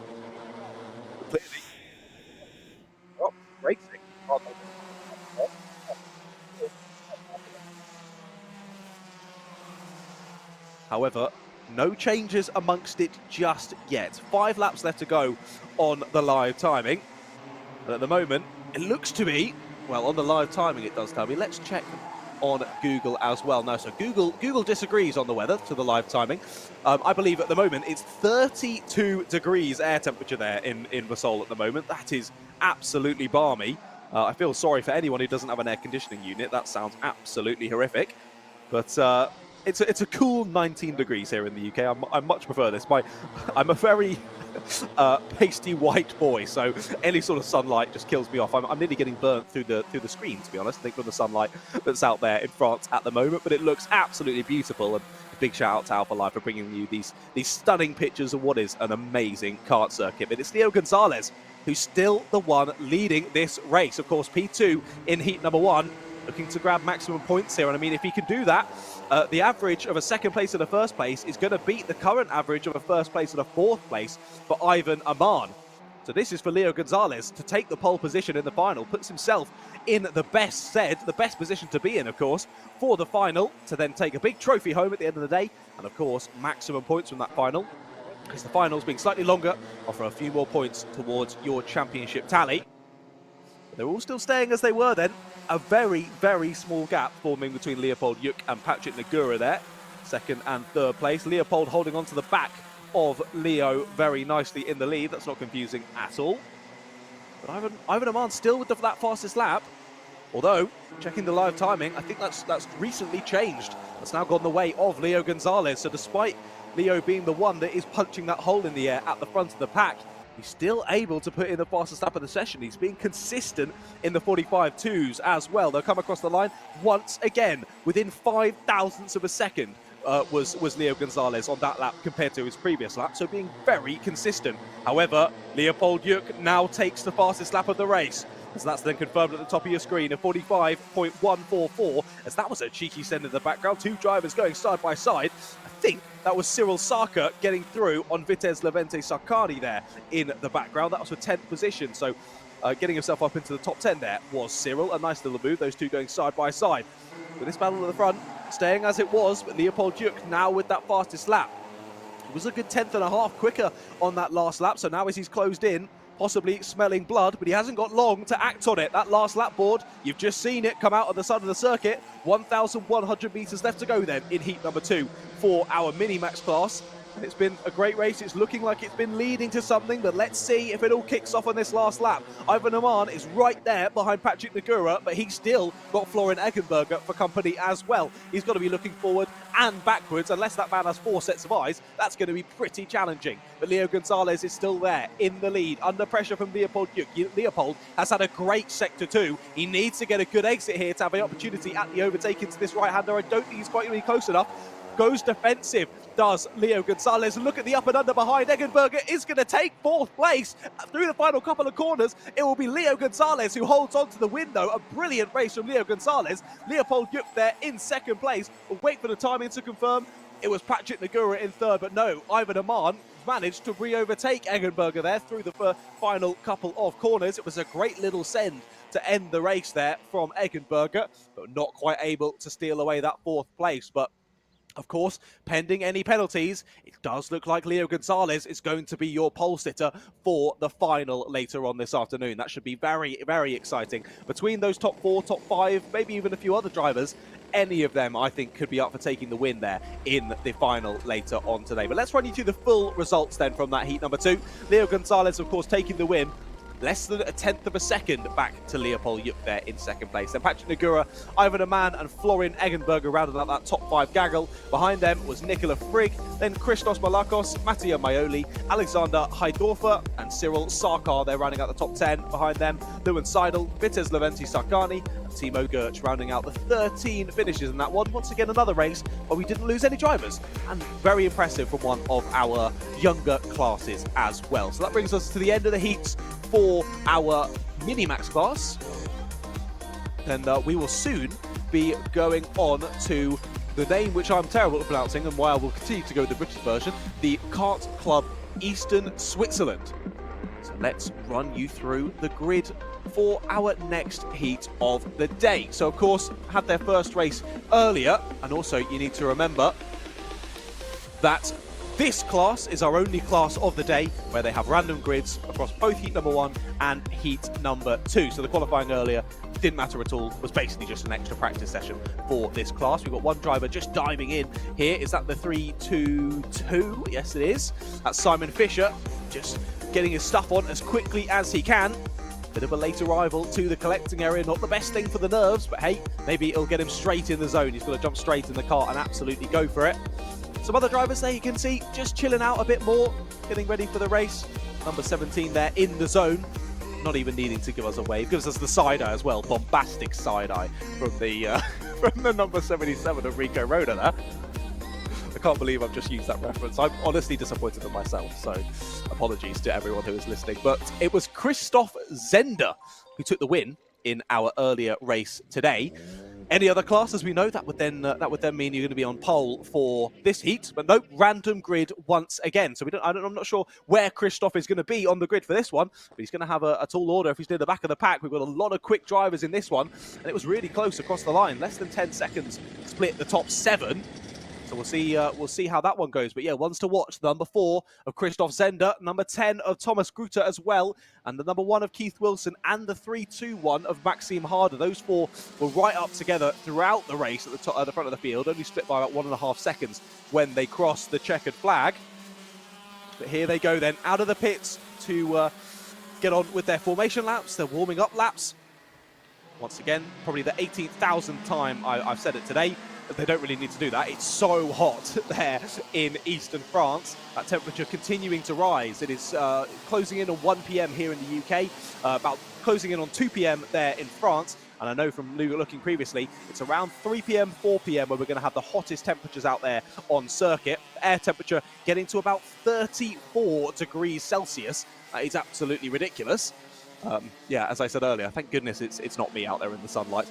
But anyway, hopefully the drivers are drinking lots of water, keeping themselves hydrated, and hopefully that will mean that they can work at their highest possible level despite probably sweating absolute buckets even through short-ish heat races like this. Now, we've completed our Micro Max and our Mini Max races. Those are the only ones with slightly shorter number of laps to their races. This one, once again, 14 laps for our kart club, Eastern Switzerland. So it's going to be slightly longer than the ones we've just seen. However, not as long as the finals later on today. This one will also be a 14-lap final.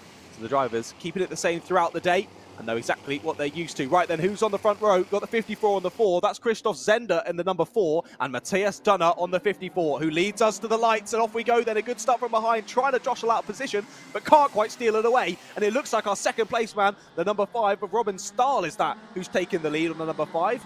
Yes, I do believe it is. So Robin Stahl, a decent start there from the front row. I thought it was Christoph Zender, but no, he's further back in the pack. There he is in the orange suit in the centre of your screen. I think he's down in about 10th place, 8th or 9th place possibly at the moment on this first lap. Now, we'll count them through when they come across the line to finish lap number 1, but it is indeed Robin Stahl who's taken the lead early on here. A good start across the line. Matthias Dunner dropped to second place, but how much longer he tries it down the inside, gets it very slidey under brakes, but he's going to lose out because of it. And through goes who was in third. I think that was Timo Kilchenman, who has now taken... No, it's not. It was Simon Fisher. Simon Fisher's had a really good start then. Up into second place now. Gets his way through Timo Kilchenman. Matthias Dunner loses 2 positions. Down to 4th he goes. There's a move down the inside on the 77. I think that is a Rico Rona. So that's the 54 who's trying to nestle their way through. Is it the 34? Roman Ruig must have had a great start if it is him. But I'll double check that when they come to the line once more. Here you can see the gaggles already beginning to form, but it's still Robin Stahl out in the lead. He's under a lot of pressure from behind, though. Simon Fisher is right there. Oh, getting a bit feisty from behind as well. Timo Kilchenman wanting to find a way through there.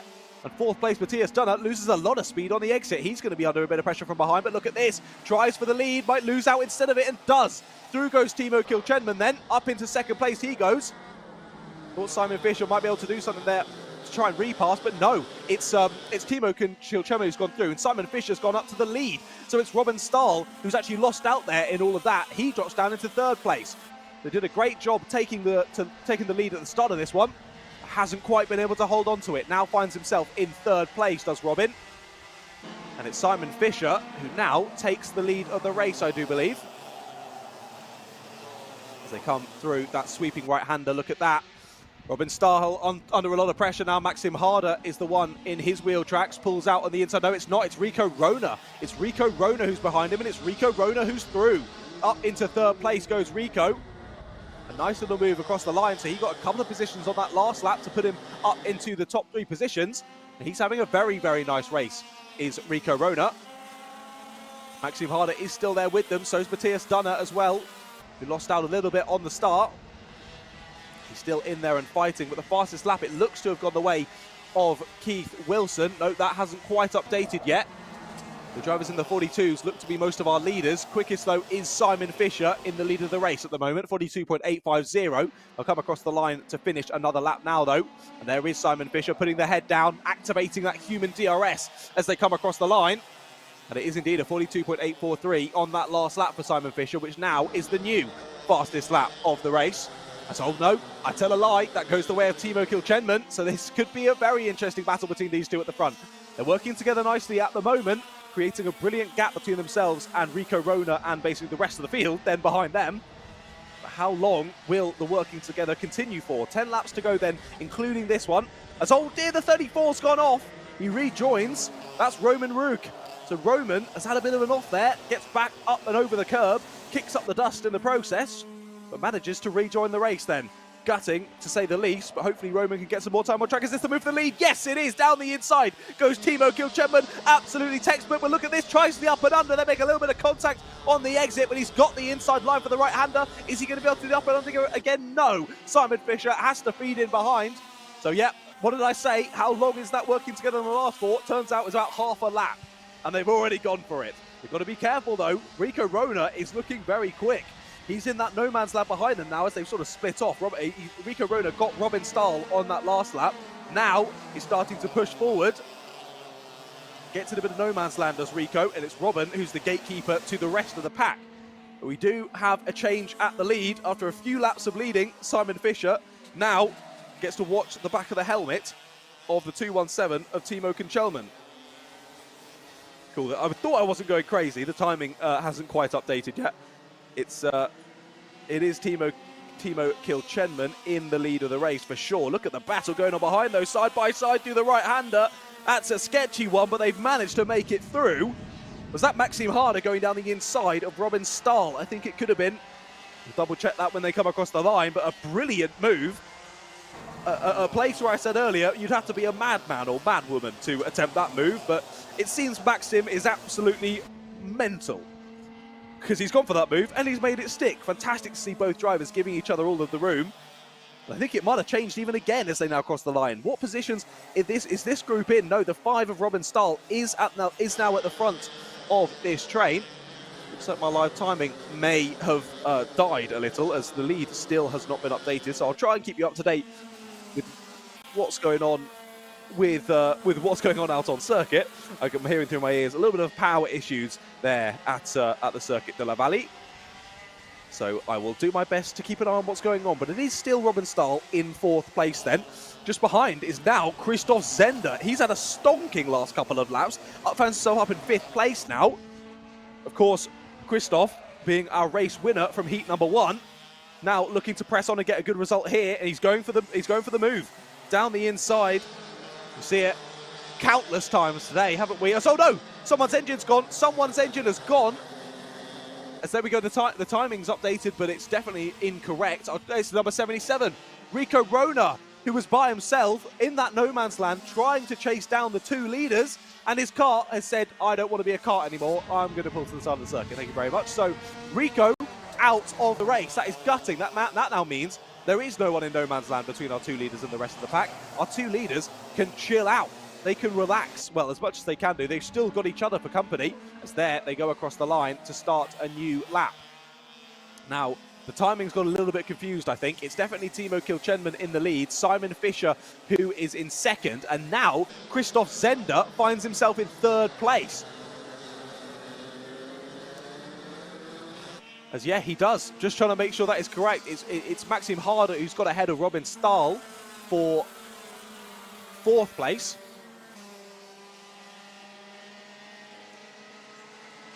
He's already started to make a bit of a gap, has Christoph, impressively so. I mean, maybe the only driver you may expect that from. He was very quick in the opening race. But building a nice gap already. This battle's continuing on behind there. A little bit of a wide moment for one of the drivers. Just opens himself up for an attack here down into the first corner, and that's exactly what's going to happen. Down the inside then goes the number 1. That's Keith Wilson, makes the move, tries to follow through, does the 54 Matthias Dunner. As a little bit of contact, Matthias is going to get forced out wide, and up and under tries the number 7, but they nearly make contact. Margot Sagenthaler makes a bit of contact on the inside as the other drivers swoop back across to cover him off. Somehow holds the slide post-contact. Impressively done from Marco there. I think does lose the position in the end of all of that. I think actually, no, did get through on Matthias Dunner, so it was worth it in the end. And now trying down the inside. Yes, he is doing it. Marco through once again, and then follows through does Matthias. This is a brilliant little battle. I believe it's over about 7th place. As I'm trying to double check where everyone is on the timing and make sure it's correct. Right, Timo is now officially up to the lead. We'll try and tell you as they come across the line to see the checkered flag where everyone exactly is. We've got 3 laps to go, including this one. And what a couple of brilliant moves there from Marco Sagenthaler. Getting up and through. Keith Wilson has scampered off ahead of them. So he's now chasing down the back of, that'll be Maxime Harder. So I think it's all sort of worked itself out now. Maybe it hasn't. I'll keep an eye on it and I'll try and keep you updated. There's another move down the inside though at the right hand, and the number 10 goes through. That's Thomas Grutter making a move then. Really, really opportunistic there, and a nice move. It was nicely done. A really, really good place to make an overtake. Clearly it seems that last right-hander and this opening left-hander seem to be the best places to chuck it up the inside, because as you have that opening radius on the exit, you're able to sort of chop them off and they can't get a good exit on you and re-overtake you into the right-hander as long as you keep that inside line. There's 2 drivers going side by side once again through the corner where I said you'd have to be mad to do that, and they've done it a number of times in this race alone. So if that doesn't make you want to stick around for the rest of the racing this afternoon, then I don't know what will, ladies and gentlemen. I don't know what will. But these battles continuing on once more. Still Timo Kilchelman in the lead of the race then. As here we go on to the last lap. There is the last lap board. And that was our battle over, I think this is either 3rd or 4th place.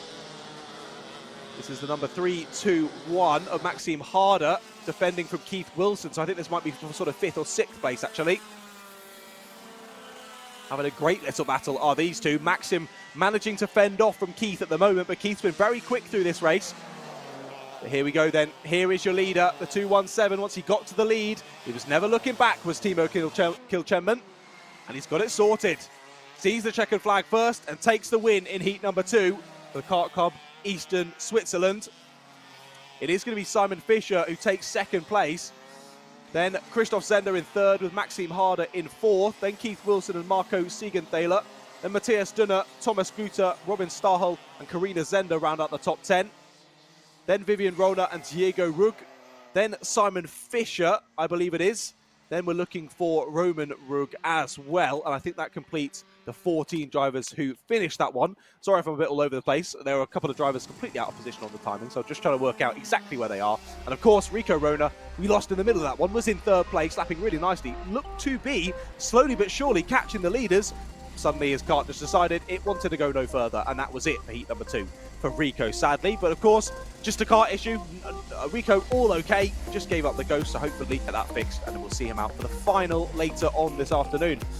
But that was it, 14 laps done for the Kart Club Eastern Switzerland, and that's their heats done for the day. We'll see them out for another 14-lap race, but of course for the final later on this afternoon. So make sure that you don't go anywhere. We are almost halfway through our 2nd round of heats then, but we're going to look swiftly on to our Junior Max class. So here we are then, in the pit lane, looking at some drivers. Of course, those umbrellas very much still out. It's still very hot. Maybe I wouldn't go with maybe I wouldn't. Should you go with a black or a white one? That's a very good thought, because obviously in clothing you want to wear a white one because it reflects all of the heat. But maybe you want the umbrella to absorb the heat. I don't know. I'm chatting rubbish. I think I've got a C in chemistry, so it's definitely not one for me to speak about. But anyway, let's get back to actual kart racing. Drivers out on circuit then. We're going to get the Junior Max heat number 2 underway shortly. This one, another 14-lap race. They're not crazy long, but not crazy short either. A lot of time to get those moves done, a lot of time to chuck it away. But here is your grid then for heat number 2. Lenny Nevio Passeggio took a great win in that opening race. Tino Sidler alongside him there on row number 1. Then Andreas Lebu and Colin Meyer there on row 2. They'll be followed by Naim Bretag and Leandro Fischer. Row 4 sees Anae Tenti and Thierry Kilchenman. Then it's Toby D. Dapp and Liam. Try and look for the full name. It's Leandro Fischer, is it? No, it's not. Liam Flukiger, of course. Our graphics not enjoying his umlaut, I think it is, above the U. Then behind him on row 6, Sebastian Asuran and Andrea Remy there on 11th and 12th respectively. Then finalising the grid, row 7 and row 8, it's Charles Troxler, Damiano Lani and Dario Steger there. 15 karts once again in this one. All 15 karts making it to the checkered flag in heat number 1, so we'll be hoping for the same once again. Now already getting those formation laps, they're coming to a close, and the drivers getting in 2x2 formation. It was only 3.5 tenths of a second between our top 3 over the line by the end of heat number 1. Let's hope for more of that in heat number 2. But it is going to be Lenny Nevio Passeggio who leads us to the line then. Tino Sidler is the one trying to stop him from getting a second win of the day. Let's see if he can do that. The lights go out and immediately chops across. But who's taking the lead then? I think it is Tino Sidler, who's managed to have a great start there from P2 on the grid. We'll double check as they come through to end this one. Defending heavily as no. Is it Tino who's in second place? They've got incredibly similar numbers, which makes it very difficult on the commentary side. But hey, the karts look quality nonetheless. It was a good battle through those first couple of corners between Lenny, Tino and Andreas. I think Colin Meyer is very much in there as well. But all keeping it on the black stuff through this opening lap then of heat number 2 in our Junior Max class. Going slightly defensive there was your leader, but not so much. Getting a bit slidey under braking, and there's an opportunistic move in the background then as they come through to finish lap number 1. Is it still Lenny who's in the lead of the race? Yes, it is. So it was Lenny who got a good start and was able to chop across then from it was the left-hand side as we looked at that, but of course officially the right-hand side of the grid. Tino's still there in third, but Colin Meyer having a good start, pipping Andreas Lebu to that third place. The first time Andreas isn't in the leading pack through this weekend. And he's leading that secondary gaggle. Behind him, Naim Bretag and Leandro Fischer.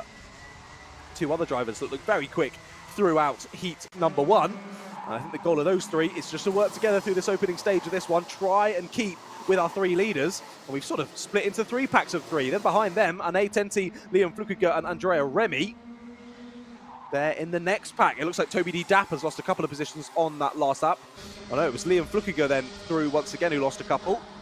He stays in 8th place for now. Andrea Remy through into 7th as Anae Tenti goes down into 9th.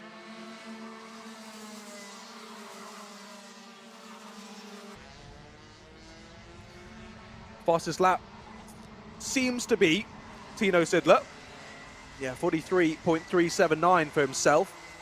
Only about half a tenth to a tenth of a second quicker on that last lap than Tino Sidler. There's a move, a late move down the inside. They're going to be side by side as they head onto the flat-out left-hander, but he has got it done. Brilliant move for third place. Through goes Andreas Lebu. You could tell that they were closing in on Colin Meyer, and he's going to get overtaken once again, and once again, not the most ideal couple of corners then for Colin Meyer. He's going to drop down into 6th place, that will be. As he's tried it on the exit, though, they're going to be 3 wide here into the fast right-hander, which I said you shouldn't do 2x2, let alone 3. My goodness. Somehow, they've all managed to make it through as well. Very, very impressive between those 3 drivers there. But it does look like Andreas Lebu has been the person to gain the most from that, up into 3rd place. But they're still battling heavily as they make it through that final right-hander once more. Lenny Nevio Passeggio leads us on to another lap. But we're focusing on this battle then. So it's Leandro Fischer who made the most out of it on that last lap, up into 4th place. Colin Meyer down into 6th. And Naim Bretag staying where they were in 5th place. But this gaggle now a long train from 4th place down to 9th. It's Leandro Fischer leading it, Naim Bretag behind, then Colin Meyer as, oh dear, who's that off? The number 250 is off the circuit. That's Toby D. Dapp. We saw him lose a couple of positions on, I think it was lap 1 or lap 2. Possibly a kart issue then as he's pulled it off the circuit. You saw him sat on the banking beside the circuit. Looks to be all okay, which is always what we like to see. But never nice to see someone out of a race, especially so early on, having to watch all your mates battling it out on circuit. There's nothing you can do. You've got to sit there and watch. Gutting for Toby D. Dapp, but hopefully he'll be back out in the final later on today as the battling on circuit is continuing. Leandro still leading that huge gaggle. Not too much time between himself and Andreas Lebu. Just about 9/10 of a second, 8.5 tenths of a second when they crossed the line last time. But the battling between them has sort of slightly tapered off now as they've all settled back into a rhythm then. And we'll soon be getting through halfway, the halfway mark of this heat number 2 in the junior Rotaxes. Our leading two staying as they were. Tino Sidler managing the gap nicely. About half a second between Lenny in the lead and Tino in second place. That gap staying relatively stagnant. Maybe half a tenth to a tenth of a second a lap being gained by Lenny. But just doing enough. Doing exactly what you need to do out in the lead of a race. Managing that gap, managing the overall pace. That's how you hold on to a lead. Driving to as close to 100% as possible and not going over that edge. If you make a silly mistake out there in the lead, you'll be kicking yourself for days, if not weeks to come. That you threw it away all on your own. That gap continues to extend another half a tenth of a second on that last lap, which if you don't watch much motorsport, half a tenth of a second, that seems like nothing. That's literally no time at all. But in karting, that matters. That's adding up lap on lap on lap within only a few laps. You're a good 3, 4, 5 tenths of a second ahead. You're starting to break that toe. And that all-important toe, especially in small karts like these, they can break through the wind ahead of you and gain just that little bit of speed down the straight, which then means you're in a zone to attack into the large braking zone at the end of said straight. Particularly, one example of that, the end of this straight, the start-finish straight here at Le Circuit de la Vallée. You've got a long run where that slipstream comes into play, and then you could dive it to the inside line there, block the driver at the apex, and hold them out to dry on the exit then before heading into this right-hander. Definitely something to watch here at the Circuit de la Vallée. I'm sure all the drivers not needing to hear that though, and thank goodness they can't hear me in the karts, because goodness, I must be annoying. But it is still Lenny in the lead of the race of this one, continuing to manage it nicely, but the gap's fallen ever so slightly. He had taken it over half a second. That's now just over 4 tenths of a second now at the moment. Gap back to Andreas Lebu, still over 2 seconds between himself and Lenny in the lead. That was a cheeky little battle there between these two. That's Darlo Steger in 11th place, fending off from Sebastian Asuran. So they're having a nice battle up and down the field. So we look back to these two. This is the 291 then. Naim Bretag pressuring the 236 of Leandro Fischer. It's Leandro who's been the gatekeeper to the rest of the pack basically since lap number 2 or lap number 3. Has had Naim for company ever since then. But no move done from Naim just yet. Settled in nicely to that 5th place and is putting in some good pace. 43.2. A little bit quite faster than Leandro's 43.3 on that last lap. And Naim has got into the 42.9s, the only driver to get into the 42s apart from our leaders. It's just as I say that, Andreas Lebu now also getting into the 42.9 as well. And now our leaders, Lenny and Tino, down into the 42.8s. They're just showing why they're building that lead ever so slightly, but that gap between the two of them now below 4 tenths of a second. 4 laps to go in this one, including this lap that we're on at the moment. Is it going to be too little too late? You can see there visually how close Lenny and Tino are at the front of the field, but whether he can get close enough at the right point to make a move stick and try and take away maximum points from heat number 2, then that's going to be a bit more of a challenge. Of course, Lenny took the win in heat number 1. Pretty sure it was Tino who was in 2nd and Andreas in 3rd. So if it stays as it was, the averaging between the positions for the final grid is going to be as they finish in this one, with Lenny on pole, Tino in 2nd, Andreas starting on that 2nd row. We'll keep an eye on it. We've still got these 3 laps to go. Anything could happen, particularly in Junior Max.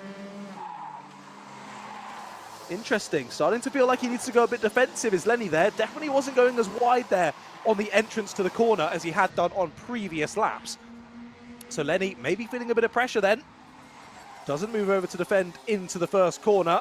Equally, Tino wasn't close enough to capitalise on a good exit anyway. And that bit of a check over the shoulder from Lenny. Just testing what kind of gap he has over.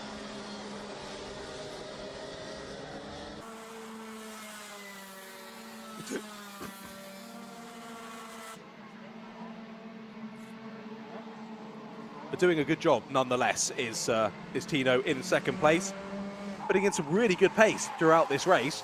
And he's been a little bit faster on that last lap than Lenny, but as I say, hasn't quite been able to get close enough.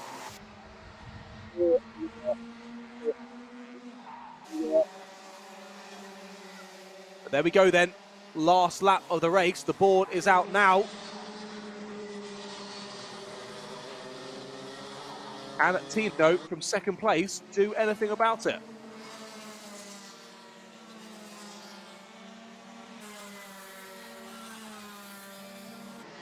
Only 1.1 kilometre, of course, this lap. Not the longest lap in the world, but equally not the shortest.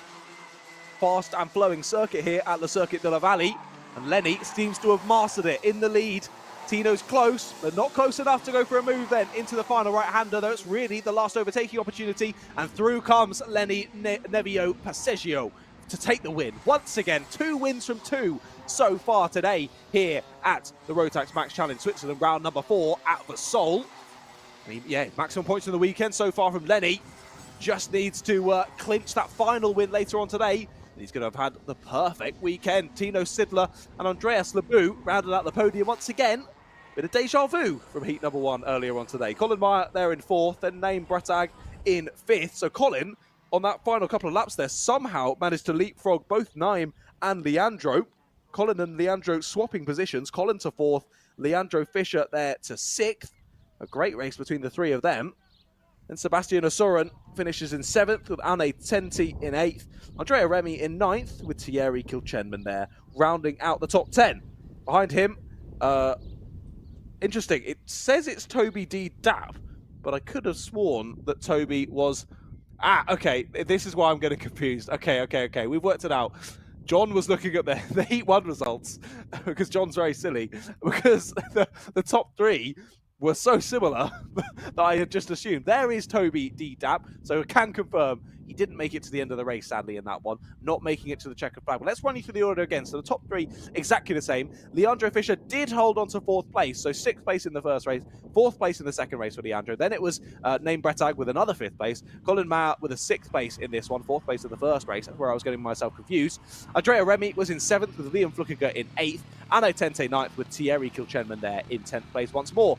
And Dario Steger in 11th, Sebastian Osoran 12th, Damiano Lenive and Charles Troxler there in 14th. The 14 drivers who made it to the checkered flag, and of course, as we saw there, Toby D. Dapp just getting rescued from the side of the circuit as he, of course, had to pull off earlier in this race with a bit of an issue to his car. Never nice to see, but good to see he's all okay. And hopefully we will be seeing him back out for their final later on today. But let's move on then. Heat number 2 completed for our Junior Max class. Of course, now we move on to our only split grid of the day. Up next is going to be the Senior Maxes and the Senior Max Masterclass. Now let's have a look at the grid for this one then. Let's just make sure I'm definitely looking at the right thing. Yes, don't want to mess it up once more. So let's have a look at the grid then for this one. Of course, our only split grid race, hence why I think it's our largest grid of the day. Now to let you know once again, as I mentioned earlier, if you're racing in Senior Maxes, you must be at least 15 years of age. However, in the Masterclass, the only difference, they're still racing the same karts, the only difference is that they must be 32 years of age minimum. So hence, yeah, the Masterclass being the older drivers. And yeah, the young guns all in the standard Senior Max Class 10. Wow, that's a race suit and a half. That's epic. Nice race suit, sir. Trying to see what number it was. I mean, it started with a 3. That doesn't really help. That doesn't really help me very much. Right then, let's have a look at the results from heat number 1. It was Samuel, well, it was an all Samuel 1-2. Samuel Shah who took the win with Samuel Ifrid in 2nd place. So, of course, oh, hello. That was a lovely wave there from the 309. Ah, peace out. Peace out to you, my brother. Who's the 309? That's 17th place, Lorenzo Roncaroni. Look forward to seeing him out on circuit then. So Nevio Fischer rounds out the top 3. So row number 2 sees himself and Luca Pozzo. And Killian Boss, what a race he had in race number 1, fighting through the pack to get up into 5th place. I'm very excited to see what he can do. He got the fastest lap of the race by a good 2.5 tenths of a second over the rest of the pack. So yeah, watch out for that number 306. Killian Boss there, starting in 5th place. Behind him, James Boshoff and Joan Boshoff there in 6th and 7th, respectively. And Kevin Hummel and Henry Dos Santos, followed by Samuel Setelli. He is in 10th position. Kai Traub and Saskia Boss are there on row number 6. Row 7, Marco Dakic. Then Alan Vesoul. Then Tristan Koning, Maximilian Kamalander. Then Lorenzo Roncaroni, who we saw that lovely little wave from in the collecting area there. Then Jan Koch. Then Elia Geromin and Mira Svaguza rounding out the top 20. Then it's Dominic Dunner, Martin Pasandin, and then Maxim Harder and Alessandro Jimenez there rounding out the 24 drivers. Now, we did have Philip Wiggert on the entry list for today. Didn't start race number 1, so we'll try and see whether he's actually made it out here for race number 2. But if he is, he'll be starting 25th at the back of the grid. But a bumper grid for this one, 25 drivers involved. And the racing was blimmin' close earlier on in their heat number 1. So let's see, hopefully that continues now for heat number 2.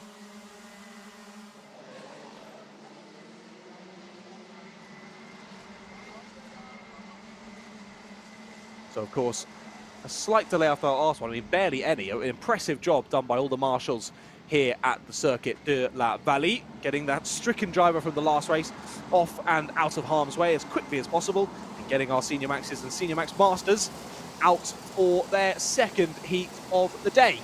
This one, 14 laps in length.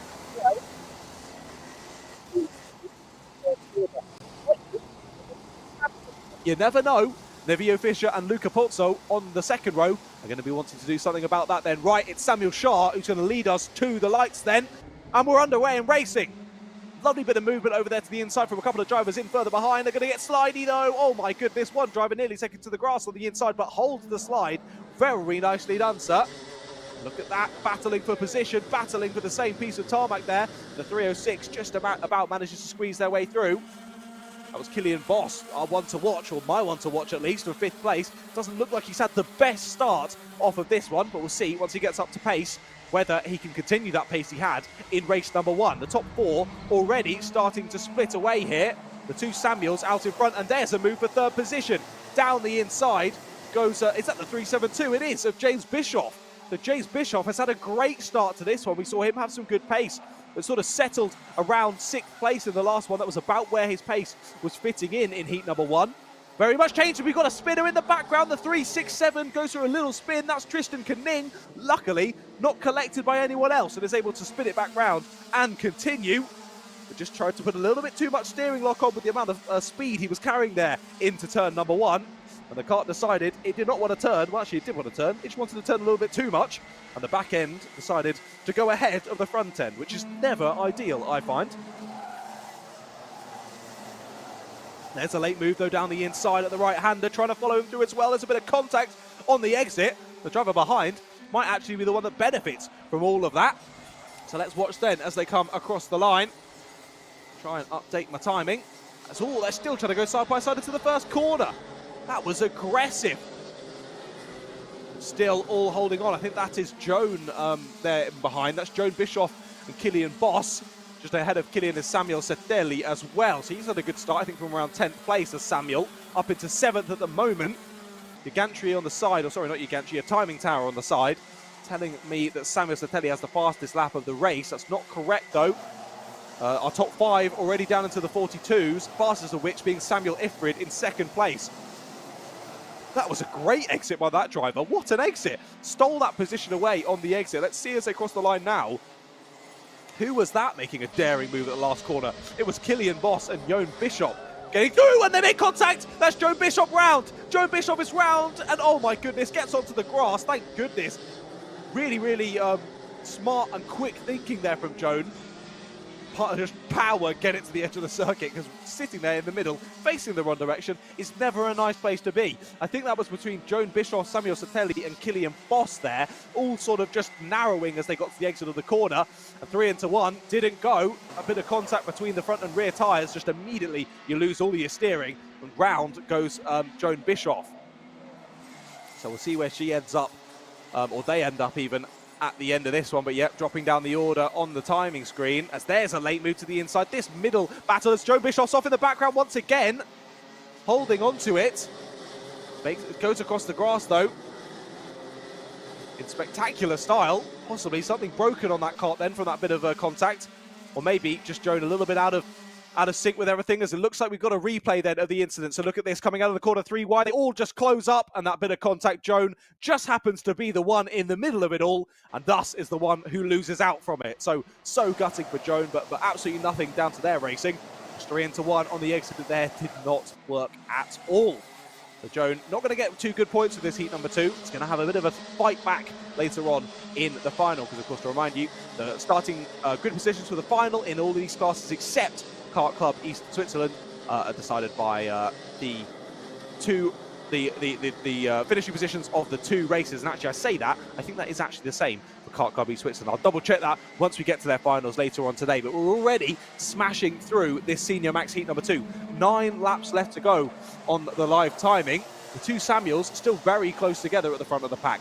0.3 of a second separating those 2. It's only then about 0.6 back to James Bischoff, as there's a move down the inside. The 329 loses out there. I think that was Alan Barisal even getting overtaken by Killian Boss. So Killian Boss did lose out on that little incident that happened between themselves and Joan Bischoff. Nearly forgot who it was then. My apologies, Joan. So yeah, Killian Boss has lost a few positions, has now re-overtaken Alan there to take 12th position. But Killian had incredible pace in race number 1, has decent pace in this one, but hasn't really been able to show it so far. Getting involved in a couple of little incidents and not quite moving through the pack as he would have liked to. But here are all of your leaders then. That's a great shot through the final couple of corners there, just showing how on the edge of grip they are through that scything section, those S's. But look at this, under a lot of pressure from the 336 now is James Bischoff. He's held on to 3rd for a while. He's going to have his work cut out for him to do it for much longer. It's Nevio Fischer who is pressuring. Nevio started 3rd place in this one, with Luca Pozzo in 4th. They're now in 4th and 5th respectively. And James Bischoff is trying to hold on. He's doing a good job of it as of now. But as I say, how much longer is that going to last? We're going to have to wait and see. He's heading into the final right-hander. He's holding on to it for now. But any sort of battling between these 2 as well, they've got to think about the bigger picture. The 2 ahead, Samuel Shah and Samuel Ifrid, as there is the move. Down the inside, gets it done, but a little bit slidey, and the re-overtake happens from James Bischoff. Well read from James, so that's exactly what I was talking about. They need to think about the bigger picture here. Moves like that, lose them both time, and if it doesn't mean that you get it done, then at the end of the day, it's more of a waste of time to go for the move. You've got to make sure it gets done without issue and without too much time lost. That certainly is what happened there for Nevio Fischer. Just tried to go a little bit too late on the brakes, washed out wide, and James Bischoff took that easy re-overtake on the exit. He stays in 3rd place for now then as they cross the lap to start a new lap. 5 laps in total to go. He's going to try it again. Down the inside goes Nevio Fischer. A little bit less slidey, but up and under goes James. Can he chop it off? Yes, he can, but back down the inside goes Nevio Fischer. Great little move, but the up and under happens once again. James Bischoff loves an up and under. He's done it twice in a row there. Cracking racing between James and Nevio, but Nevio must be thinking, what do I have to do here to steal away this 3rd place? James Bischoff is reading me like a book, and he's doing a fantastic job of it nonetheless. Still 5 laps to go, still plenty more opportunities for Nevio to try that send, but at the first corner, doesn't quite seem to be working, does it? As the up and under from James Bischoff seems to definitely be working.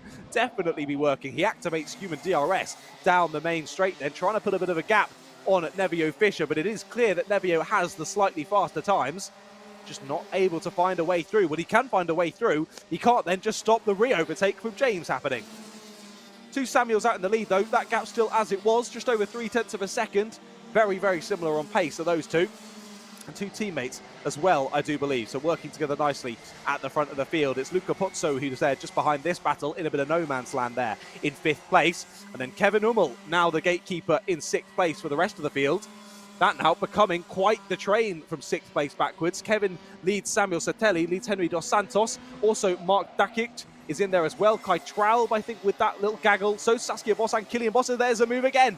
Up the inside. Look at that. There's an up and under. Who would have guessed that? I don't think even Paddy Power's giving you any odds on another up and under. They're like, well, it's obviously going to happen, so why would we give you any betting odds on that? James Bischoff absolutely loves it. Loves that up and under. And I mean, yeah, as I said earlier, reading Nevio Fischer like a book. Yeah, fool me once, shame on you. Fool me twice, shame on me. Isn't that it? So Nevio Fischer needs to try and think of another opportunity to get that move done. As once again, that first corner action just not quite working. There are the 2 Samuels coming through the front of your shot, and there you can see at the back of your shot the battle going on behind. But here is the battle for 3rd, and has he finally got it done? Yes, he have. Nevio Fischer finally takes away 3rd place, and immediately is pointing forward, saying, let's work together to James Bischoff. Firstly, I don't think that's going to be necessary. One, because it does seem that Nevio Fischer is that little bit faster than James Bischoff, as here we can see a replay of that move getting done. It was a much later move to the inside, it seems. So, it was a bit of contact. Was a little bit of contact that time. I can understand Nevio Fischer getting frustrated. There was definitely a bit of front to rear contact there under braking. So we'll let the stewards deal with that one. But either way, Nevio Fischer now officially does have 3rd place. He points forward as if that's really going to do anything. They've only got 1 lap to go. We are now on the last lap of the race. Bit of a wide moment there from Nevio. He's pushing hard, but it's going to be too little too late, as there is the last lap board confirmed from our marshals here at the Circuit de la Vallée. Only about 1.1 kilometers left for the Samuels to switch. They've looked pretty inseparable throughout this whole race. Samuel Shah still leading Samuel Ifrid. Thought about a possible move there on the exit, but I don't think he's going to even need to defend here. Is Samuel Shah. He's led the race from start to finish, closely accompanied by Samuel Ifrid, but they're going to stay as they were as they come up to the checkered flag. It will be Samuel Shah who takes the win then. Samuel Ifrid in 2nd, and Nevio Fischer provisionally takes the position in heat number 2 then. James Bischoff, really, really good race. I think he had a 6th place, was it? A 5th place possibly in heat number 1. This time, 1 upset with a 4th place. A good race there from James Bischoff. Behind him, Luca Pozzo there in 5th place. Then Samuel Satelli has ulted it. Nearly a bit of an incident over the line there. Just some drivers backing off and others not doing the same. So yeah, Samuel Satelli there in 6th place. Behind him, Marko Dakic, then Kevin Hummel, Kai Traub, and Henry Dos Santos rounding out the top 10. Behind him, Saskia Boss and Killian Boss there in 11th and 12th. Killian not quite able to battle through as maybe I thought he would have done in that one. A couple of incidents going on. Some none to any driver's fault, as we saw earlier. 3 into 1 occasionally, just doesn't really like to go. Behind them, behind the 2 bosses, was Dominic Dunner in 13th, then Maximilian Kamalanda and Alan Berisru in 15th place, then Lorenzo Roncaroni, then Jan Koch, Alessandro Jimenez, Ella Geramin, and Martin Passandin rounding out the top 20 in that one. Then Miro Svaguza, Tristan Conning, and Joan Biscoff in 23rd place. I just said Biscoff. I apologise. You're not a spread. You're a racing driver. Joan Bischoff. Sorry, Joan. Maxime Harder, of course, did not make it to the end of that one. Not sure when he went off, actually, Maxime. There was so much happening in that race. I'm struggling to remember now. Of course, Philip Wiggett as well. Clearly a non-starter for that one as well. So clearly not able to make it to the racing today. Either didn't make it to the weekend at all, or something's happened yesterday and hasn't made it to today's bit of racing. But that's it then for the heats, for the Senior Maxes, and of course the Senior Max Masters as well. Only 2 more heats then left to go for today before we move on to the finals. Up next is our D2 class. Produced some really, really good racing earlier on today. And the drivers chilling in the pit lane, ready to go. There is the number 404, your pole sitter, Leonardo Principali there. There's the 417, though. He'll be seeing the rear of the helmet of Leonardo as Mike Zerka lines up on 3rd position. There's your 5th place sitter, Kunz Michael. And behind him, that's Philip Loka, getting ready to go. Hands on the rear tyres, maybe just keeping his hands warm. Definitely not what you need for today's bit of racing. A nice little CRG kart there to end our pit lane shot, that being the 403 of Yves Schaub driving off onto the circuit. As all the drivers follow him through, as well as we are soon getting our DD2 race on the way. I believe this morning each race had 2 formation laps. It seems from this afternoon's running that all of these heat number 2s only having 1 formation lap. Let's run you through the grid then. Leonardo Principali's on pole position. Alongside him is Fabian Bregenza on that front row. Then Mike Zurcher and Stefan Wittmer on row number 2. And behind them, Kunz Michael and Yannick Sen there on row 3. Row 4 sees Philip Loca and Livio Pinti. Then Giuliano Cucilillo. Sorry, Giuliano, I'm going to get that wrong every time. Then it's Mattia Bonella rounding out the top 10. Behind them, Yves Schaub and Eric Muller there rounding out the 12 karts on the grid then for this DD2 race. Of course, the Senior Max we've just seen, both having a normal Senior Max and a Senior Max Master. The DD2s have the same, a normal DD2 and a DD2 Master. However, those 2 grids split between 2 different races. So right now, we've got the DD2s coming on your screens. Straight after this, we will have a separate grid, a separate race for our DD2 Masters. Of course, the Masters, drivers of 32 years of age or above, but these, the younglings, only have to be 15 years of age, and in karts like these, that's incredibly impressive in itself. So let's see how good the racing is also. The 404 and the 488 on that front row. Leonardo Principali on the 404. Fabian Bregenza on the 444. And it's the first false start of the day. It's been very, very well behaved here today at the Circuit de la Vallée in Vesoul. The drivers being very respectful of the starting procedures of their fellow drivers. It's been a really good showing today. A couple of small incidents, but nothing where too much blame could be given to one side. So I think the racing standard has been really, really top quality here today. So a big shout out to all the drivers involved in the Rotax Max Challenge Switzerland. Doing a cracking job out there on circuit today. Now, of course, we'll be giving it a second try. Leonardo Principali will be leading us to the lights once again.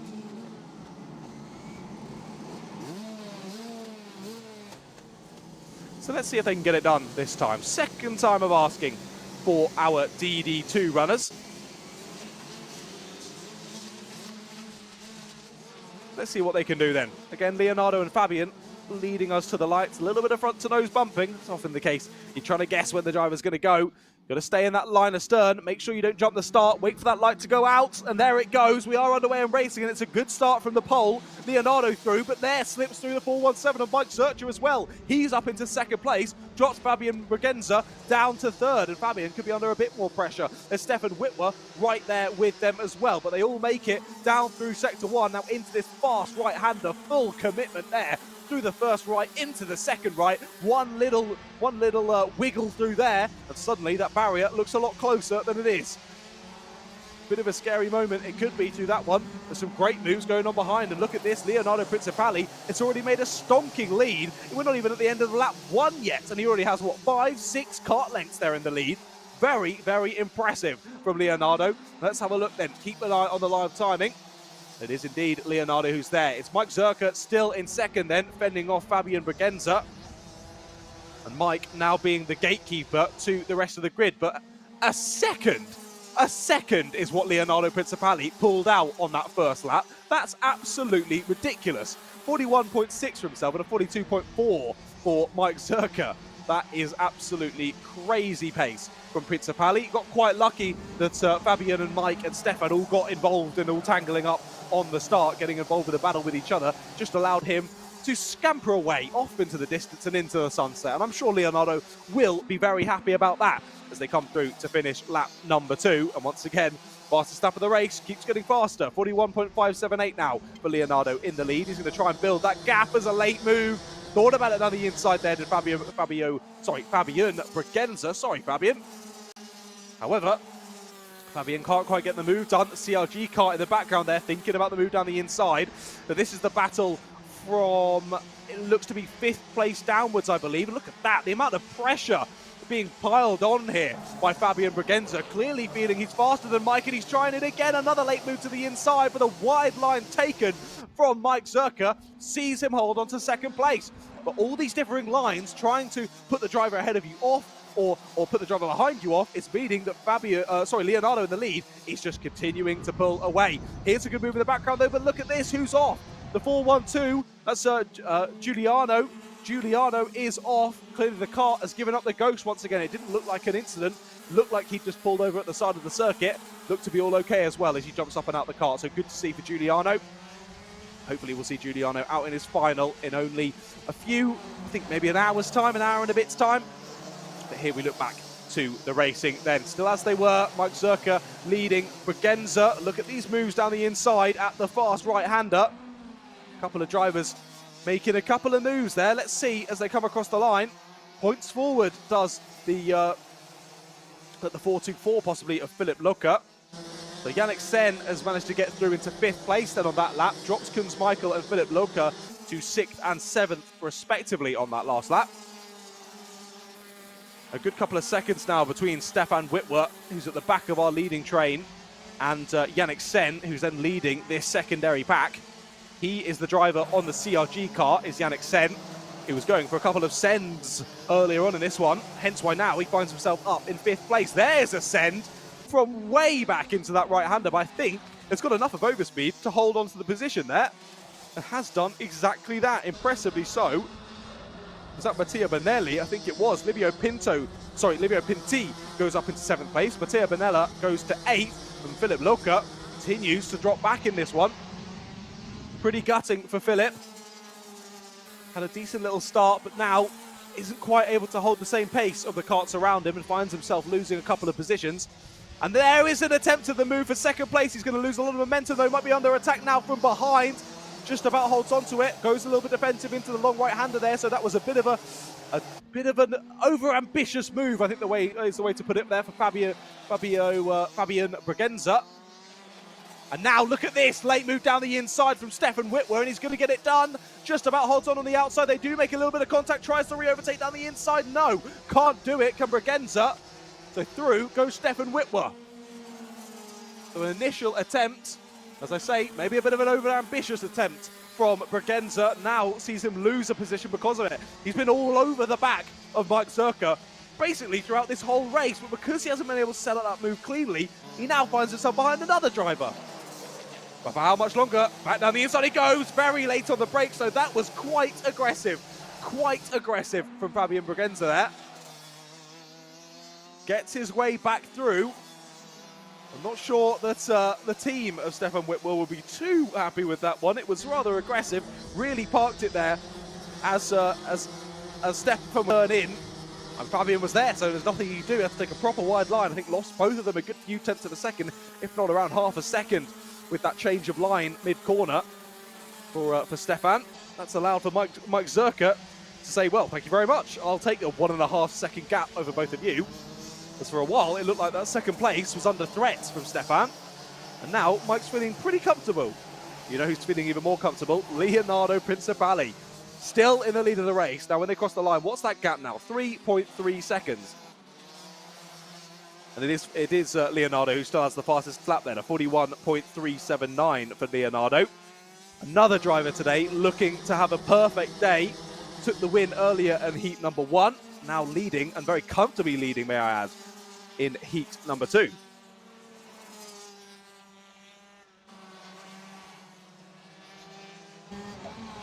Well, I like that shot. Really shows how fast and flowing Sector 2 is here at the Circuit de la Vallée. And that elevation change. It's tough to see on some of the camera angles, but from that camera angle, you can really tell the elevation change down through those multiple S sections. That not only are you dealing with fast-flowing left and right-handers there, you're dealing with how the camber changes, the elevation going up and down. It's a very tough circuit to get right here. Leonardo Principali is absolutely smashing it. 41.512 on that last lap. One of the few drivers consistently in those mid to low 41s. Most of the drivers have joined him, though, on their fastest laps. No one else clearing the 41.5 mark, though.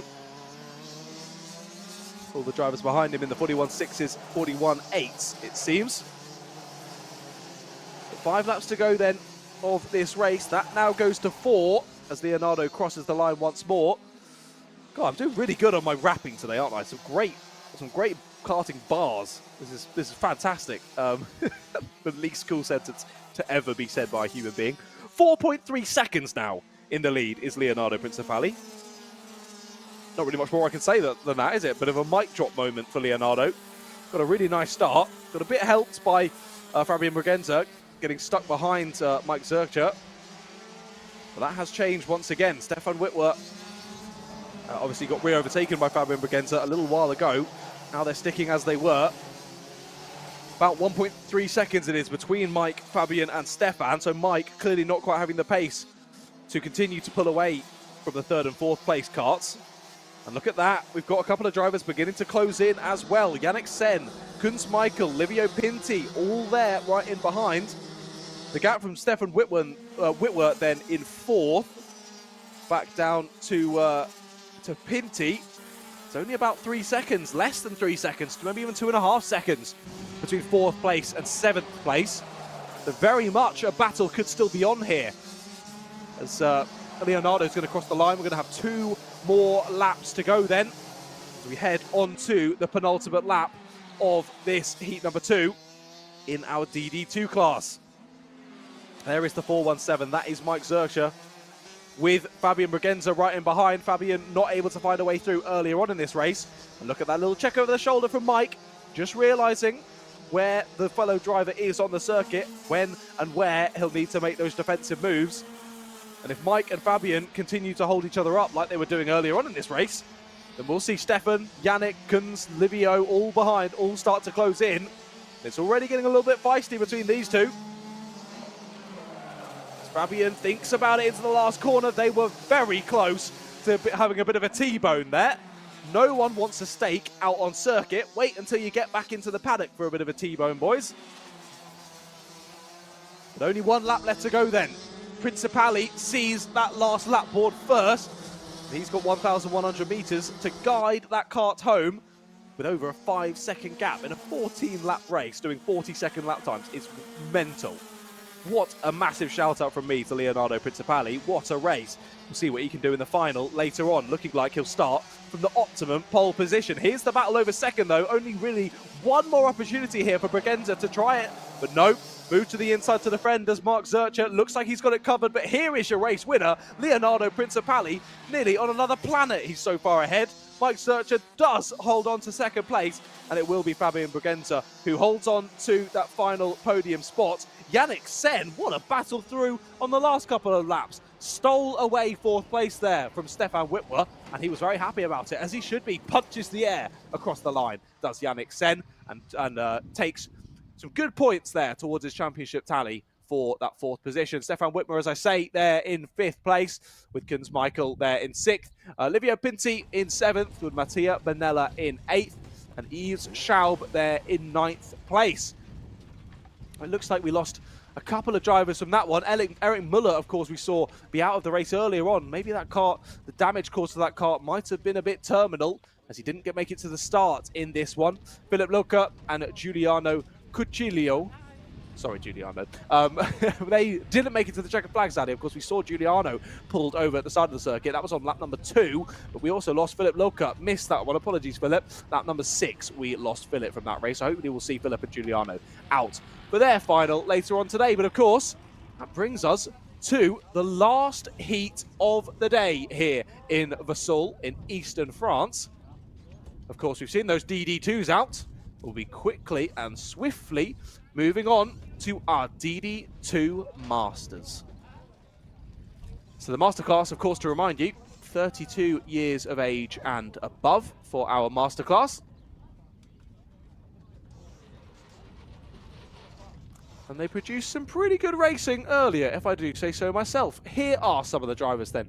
Yet to see their beautiful lids before they go out on circuit. Giving us the side eye once more. We've got a couple of waves from drivers. I'm hoping for a couple of more. Hey, there we go, as if by magic. Getting the wave in. And the number 1 as well. Hey, that's a driver who thinks he's on for a win here in this one. We'll definitely keep an eye on them. And I'm always happy to support a driver that gives us a little wave. Some of them, too cool for school. No need for this driver to give us a wave. He's cool enough. He's cool enough. Hey, hello. All the drivers getting ready to go out on circuit, then just double checking the chin strap, making sure you're all strapped up. Don't want that coming loose while you're out on circuit. And a fellow glasses wearer. They look very dashing under that helmet, I must say. Some great kart plus lid plus suit combos here. Another little thumbs up, getting ready to go. None of the drivers seeming too hot, and I do notice as well, no mechanics or guardians or helpers assisting with an umbrella in this one. Clearly the older drivers feeling, oh, they don't know this. They don't need any umbrellas. They don't need any help. They're already cool enough as it is. Hey, a bit of a wave from our full Ferrari helmet person. That was an amazing little lid with the Ferrari sponsorship. Big thumbs up there from the 533. Who's that giving us a cheeky thumbs up? That was Eric Du. And then another driver giving us a cheeky thumbs up as well. Looks like a very happy grid there. There's the 587. That's Tomasalo Danieli. Getting ready to go then for their final heat of the day. And another little wave from a driver. Great to see all the drivers getting ready for their sessions.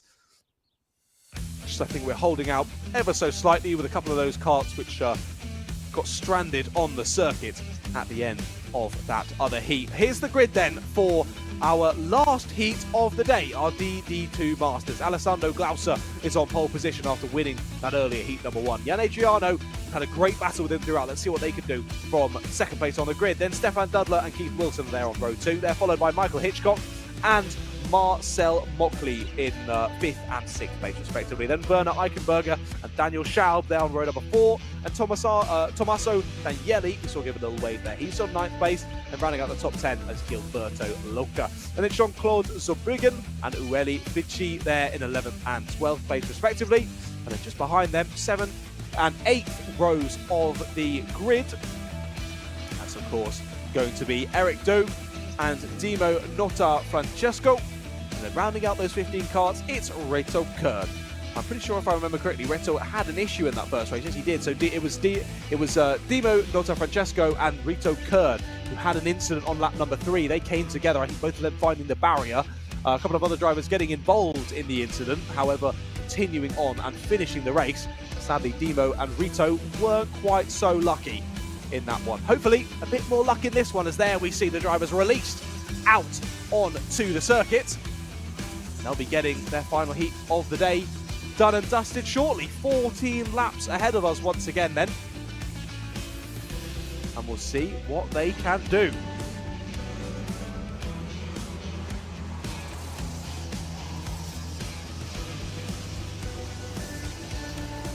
Of course, getting another warming up lap, just getting dialed back into the track and the conditions.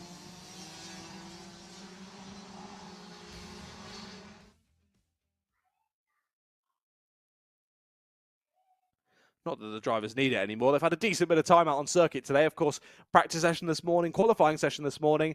One heat done already. And one more 14-lap final for these chaps and chapettes.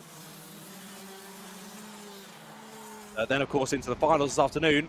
But the Junior Max, Senior Max, DD2s and DD2 Masters, all 20-lap finals. Those are going to be, well, obviously longer than these 14-lap heats, but yeah, a slog in the kart, especially in this heat. By that time these lads and ladies get into the finals, it's going to be 34 degrees air temperature. I think it's getting pretty close to that as of now anyway, as we close in on 3 p.m. local time in eastern France. But here we go then. Couldn't do it first time of asking in the normal DD2s. Let's see if the Masters show that masterclass and get us underway first time of asking. I was about to say, where have they all gone? They're just slowing down so nicely that we're waiting for them to come around the final corner. Here we go then. The DD2 Masters about to get their last heat of the day done and dusted, and we are underway. It's a great start from the left-hand side of the grid, right-hand side as you look at it on your screen, and it looks like the second row driver is going to come through as well. Is that Stefan Dudler or Keith Wilson making their way through then? A really, really good start between those couple of drivers. We'll try and pick out who it is, but it is your pole sitter who's had a brilliant start off of that one. Looks to already be building a gap. I do think it's Alessandro Glauser there, who's had a, well, absolutely perfect start off of the line. Benefited from a bit of a squabble behind as the third place driver overtook our second place driver on the grid, and is still battling kicking off from second and third place back. But as they cross the line then, let's have a look at your running order. So it is indeed Alessandro Glauser in the lead of the race. Jan Adriano has retaken second place after getting initially overtaken, I think, by Stefan Dudler at the start. But look now, under pressure is Jan Adriano into the right hand. He's going to have 1, 2, maybe even 3 carts go past him.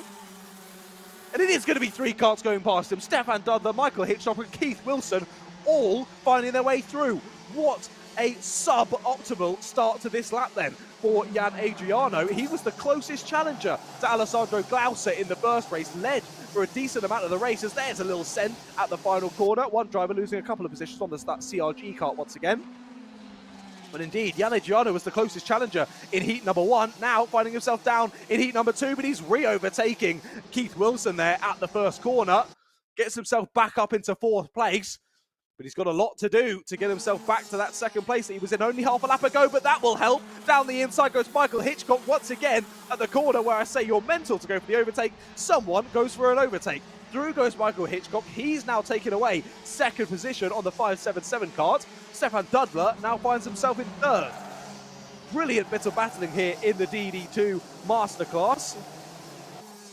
However, Alessandro Glauser continues to extend the lead. It was 1.5 seconds as they crossed the line once again. That's going to extend only to about 1.6, to be fair to the drivers behind. So even with that battling, they managed to stay relatively within the pace. However, due to this early battling, Alessandro has built that little bit of a buffer. That means he can just relax ever so slightly until he starts looking behind him and suddenly they're right in his wheel tracks again. But hopefully, we'll wait and see that later on in the race, though. It looks like Dimo Notafrancesco has the fastest lap, a 42.044. Of course, one of the drivers involved in that incident in the first race. It was just an incident. But he's through, and he's fighting back through in this one, and he's already up into the top 10.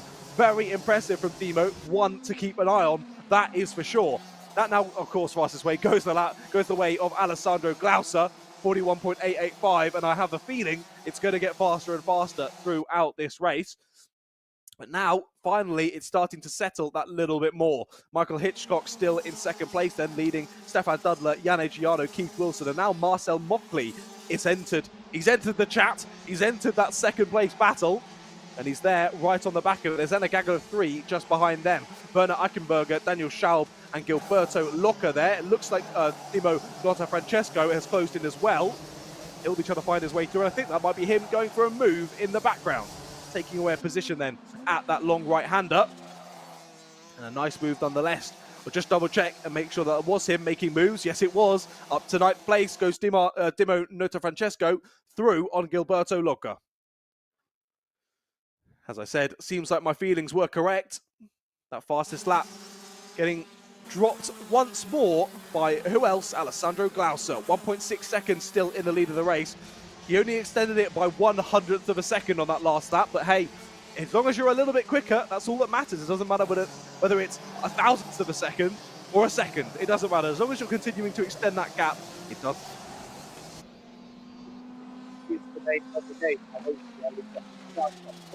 And starting a new lap of the race. 8 laps to go then. And that looks to be Jan Adriano, I believe, under a bit of pressure there from Keith Wilson. Keith Wilson under pressure himself, though. That's Marcel Mockley. He's made the move on Eichenberger, has taken 6th place, and now, look, he can barely contain his excitement there in 6th place, can Marcel. Already thinking about the move on both Keith Wilson and Jan Adriano. I mean, he's thinking about it again there into the left-hander. Bit over-ambitious from Marcel, but you can't knock a man for trying. Impressive stuff, and he's clearly got the pace, has Marcel. Now, he just needs to try his best to convert that outright lap-on-lap pace into an overtake here. But just ahead, I think Keith Wilson's not counting himself out for a move on Jan Adriano for 4th. So this could be very interesting. And looking behind as well. Lots of drivers still there, in with a shout. Of course, Eichenberger now in a bit of no man's land. It is all kicking off at the front of that, and through goes Marcel Mockley. And Marcel Mockley does get the move done then on Keith Wilson. They all got a bit of a poor exit out of that right-hander as then headed down the hill. And Marcel thinking about it again. He's getting really good overspeed as Marcel there, but he might have ruined his own lap a little bit. No, just about managed to chop off on Keith Wilson. And look at this. Now everyone else is involved. Eckenberger's there, Schaub's there, and then of course, Timo Notafrancesco is involved in this battle now.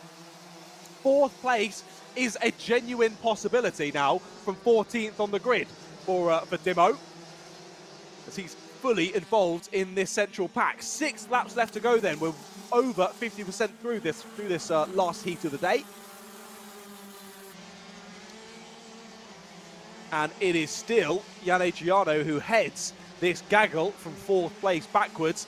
Hitchcock and Dudler sort of in a bit of no man's land by themselves. Hitchcock 1.5 seconds off the lead still.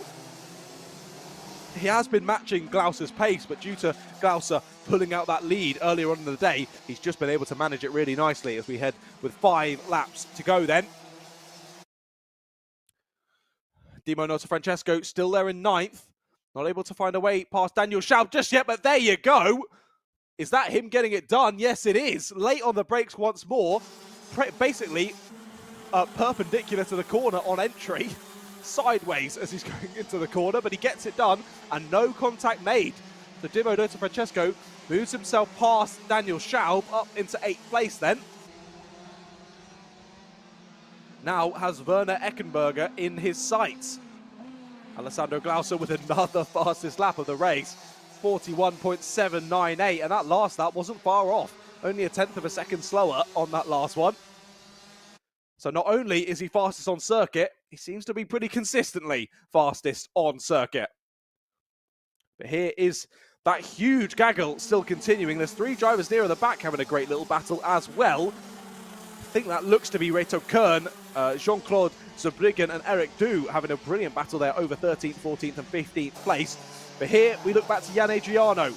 4th place, still the gatekeeper of the rest of the field. Marcel Mockley was looking quick. Still looks quick, but hasn't been able to make a move, and now is under pressure once again from Keith Wilson. So although we saw Marcel go for that move early on in the race, clearly feeling under a bit of pressure now from Keith. Let's look at that in the background. That's a late move to the inside, could involve contact. Does involve a bit of contact. He waves him back through, but he's going to lose a position because of that. As he waves back through the driver he was trying to overtake, the other driver behind is going to say, well, thank you very much. I will take that position. As now, interestingly enough, Michael Hitchcock takes the fastest lap of the race. That battle, that gap between the front two, though, still 1.5 seconds. So not a huge amount has changed there at the front of the field. Michael Hitchcock and Alessandro Glauser just trading times at the front. Look at that, how deep on the brakes goes Marcel Mockley, and he stays ahead of Keith Wilson for now. But both of them now right on the back of Jan Adriano. We've got 2 laps to go here. Penultimate lap of the race has begun, and this battle just continues to get better and better. Who is with them then? It's Eckenberger and the one to watch, Timo Notafrancesco, who goes for a move down the inside. It's not going to work out though. Timo has to stay in 8th place then. They've already dropped Daniel Schaub. You can see he is at the lead on the next frame now with Tommaso Daniel, Gilberto Loca and Uli Fritchi. And then it's a bit of a gap back to that battle of Reto Kern, Jean-Claude Zurbriggen and Eric Du. But now it seems to be ebbing and flowing a little bit. It looked for one moment that Keith Wilson was attacking ahead. Now has Eckenberger just behind. I might be under a bit of pressure from Eckenberger. Werner's right there. Was that a move? Was that a move, or was that a bit of a defensive action? It was a bit more defensive there from Marcel. He needs to be defensive again. Just about chops off the nose cone of Keith Wilson there.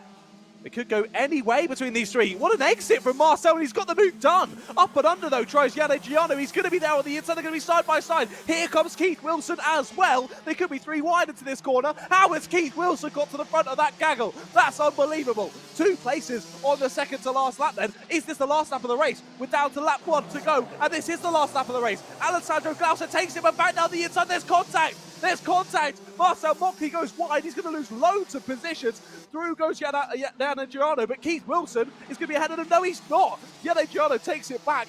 What an end to the heat. To someone's off in the background. A brilliant battle between those 3, and at the end, Reto Kern loses out on it. Drops down to 15th. What a battle throughout the field there. What a race. I think that's probably my race of the day there for the DD2 Masters. That was fantastic. Alessandro Glauser taking what was a relatively easy race. Michael Hitchcock there in 2nd place with Stefan Dudler rounding out the top 3. Jan Adriano, though, somehow getting back to the front of that battle. He was in 6th at the end of that battle. So What an amazing race. And we'll run through the rest of the order. Keith Wilson was in 5th, then Timo Nota Francesco, brilliant race to 6th. Then Werner Eichenberger, Daniel Schaub, Gilberto Lucca, Tommaso Daniele there in 10th. Then Marceau Mockley, Uli Fritsch, Jean-Claude Zerbriggen, Eric Du, and Rito Kern rounding out the 15 runners. What a way to end the heats. Don't go anywhere because soon we're going to have the finals.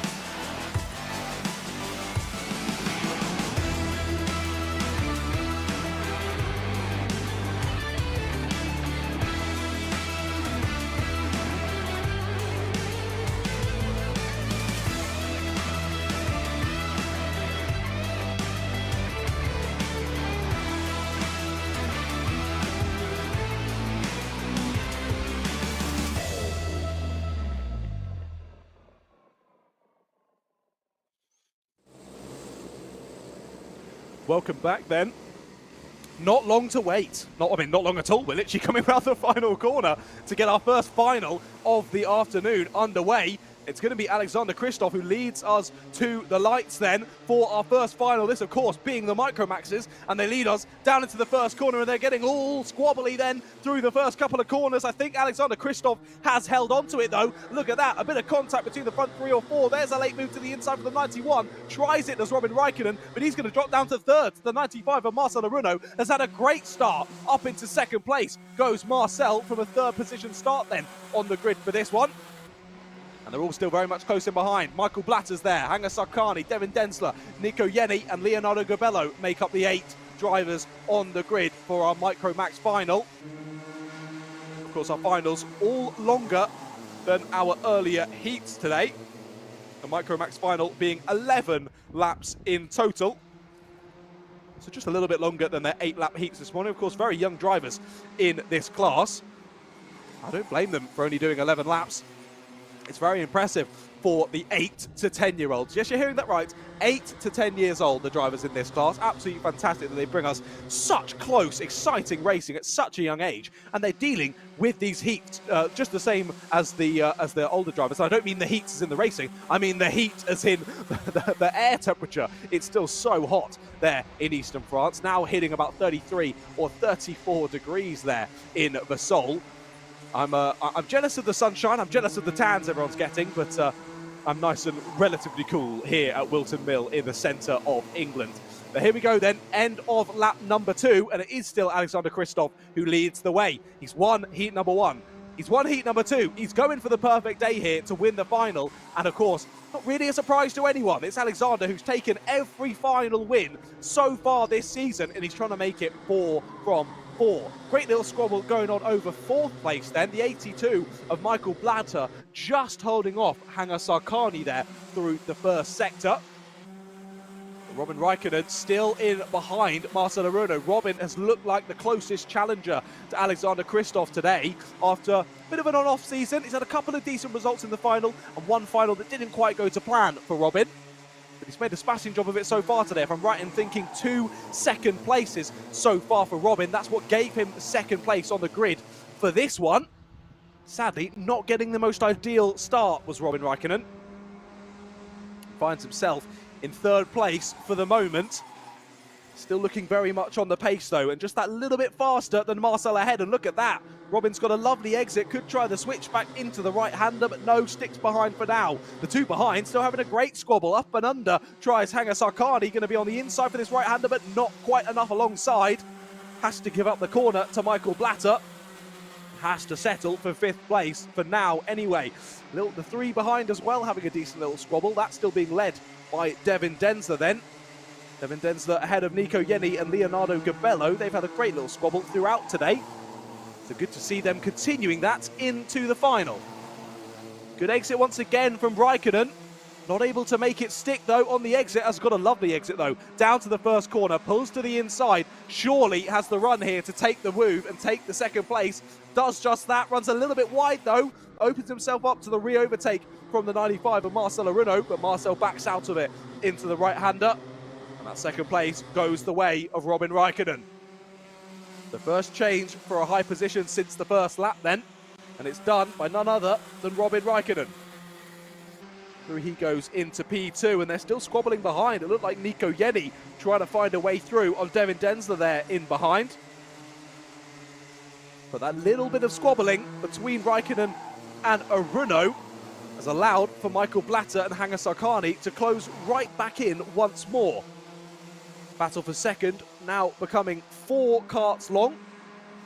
But I think Robin Raikkonen doesn't even have a care in the world that there's drivers behind him. He's full focus to Alexander Kristoff in the lead, and there's a battle still going on behind them for 4th place. Sarkani trying to find a way through, got the up and under, now finds himself on the inside once again for this downhill right-hander. Is he alongside enough this time? Yes, he is. Keeps the nose in, and they're going to go side by side through the right-hander. And I think Sarkani might have just stolen it away then. No, he hasn't. He hasn't. Blatter has been able to get ahead then through the right-hander. I thought the inside line was going to make it all work out for Hanger Sarkani, but not this time around then. Sarkani settles for 5th once more, and again, a little bit of battling just opens up the gap between these 2, and Raikkonen and Aruno ahead. Aruno sticking well with Robin Raikkonen in 2nd place. Hopefully they can work together, and yeah, there you go, confirmed by the timing. 48.245, that fastest lap goes the way of Marcel Aruno now in 3rd place. Very, very interesting. 0.8 of a second separates Alexander and Robin in 1st and 2nd. If Marcel and Robin Raikkonen can work together here, there is still a chance that they can close that gap to Alexander Kristoff. I've seen crazier things happen in karting, but Alexander has looked pretty untouchable today, even whilst under heavy pressure throughout both heat number 1 and heat number 2 on from Robin Raikkonen, I should say. He's been able to deal with it really nicely, just placed the car absolutely perfectly, making sure he holds onto those positions. And once again, he's doing just that. Managing that gap nicely in the lead. About 1/10 of a second taken out by Robin Raikkonen once again on that last lap. 48.4 for Alexander, 48.3 for Robin. Marcel Aruno, I should say, 48.5. So just a little bit off. That gap extending to just over a second once again. That would be more ideal for Robin Raikkonen if Marcel was right on pace with him and they could sort of use each other as a bit of a DRS train and push each other up towards the leader of Alexander Kristoff. Right now, Alexander doing what he needs to do, just hitting those points, those braking points, hitting the lines, and managing that gap really nicely. I don't think I've even seen him check over his shoulder, to be fair.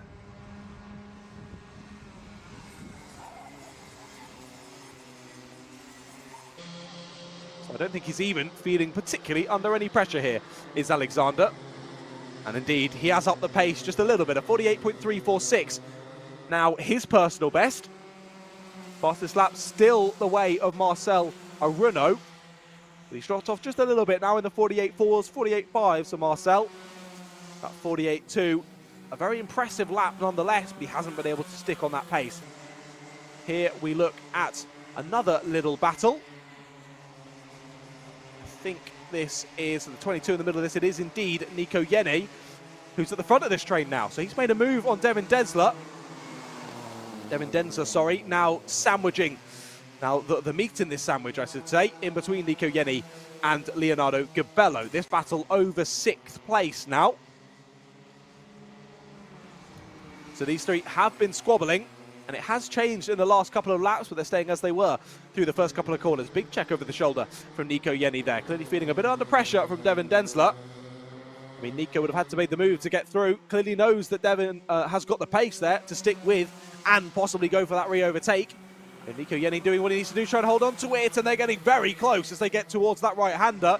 Nearly a bit of front-to-rear contact, but very smart head-up driving from these young drivers.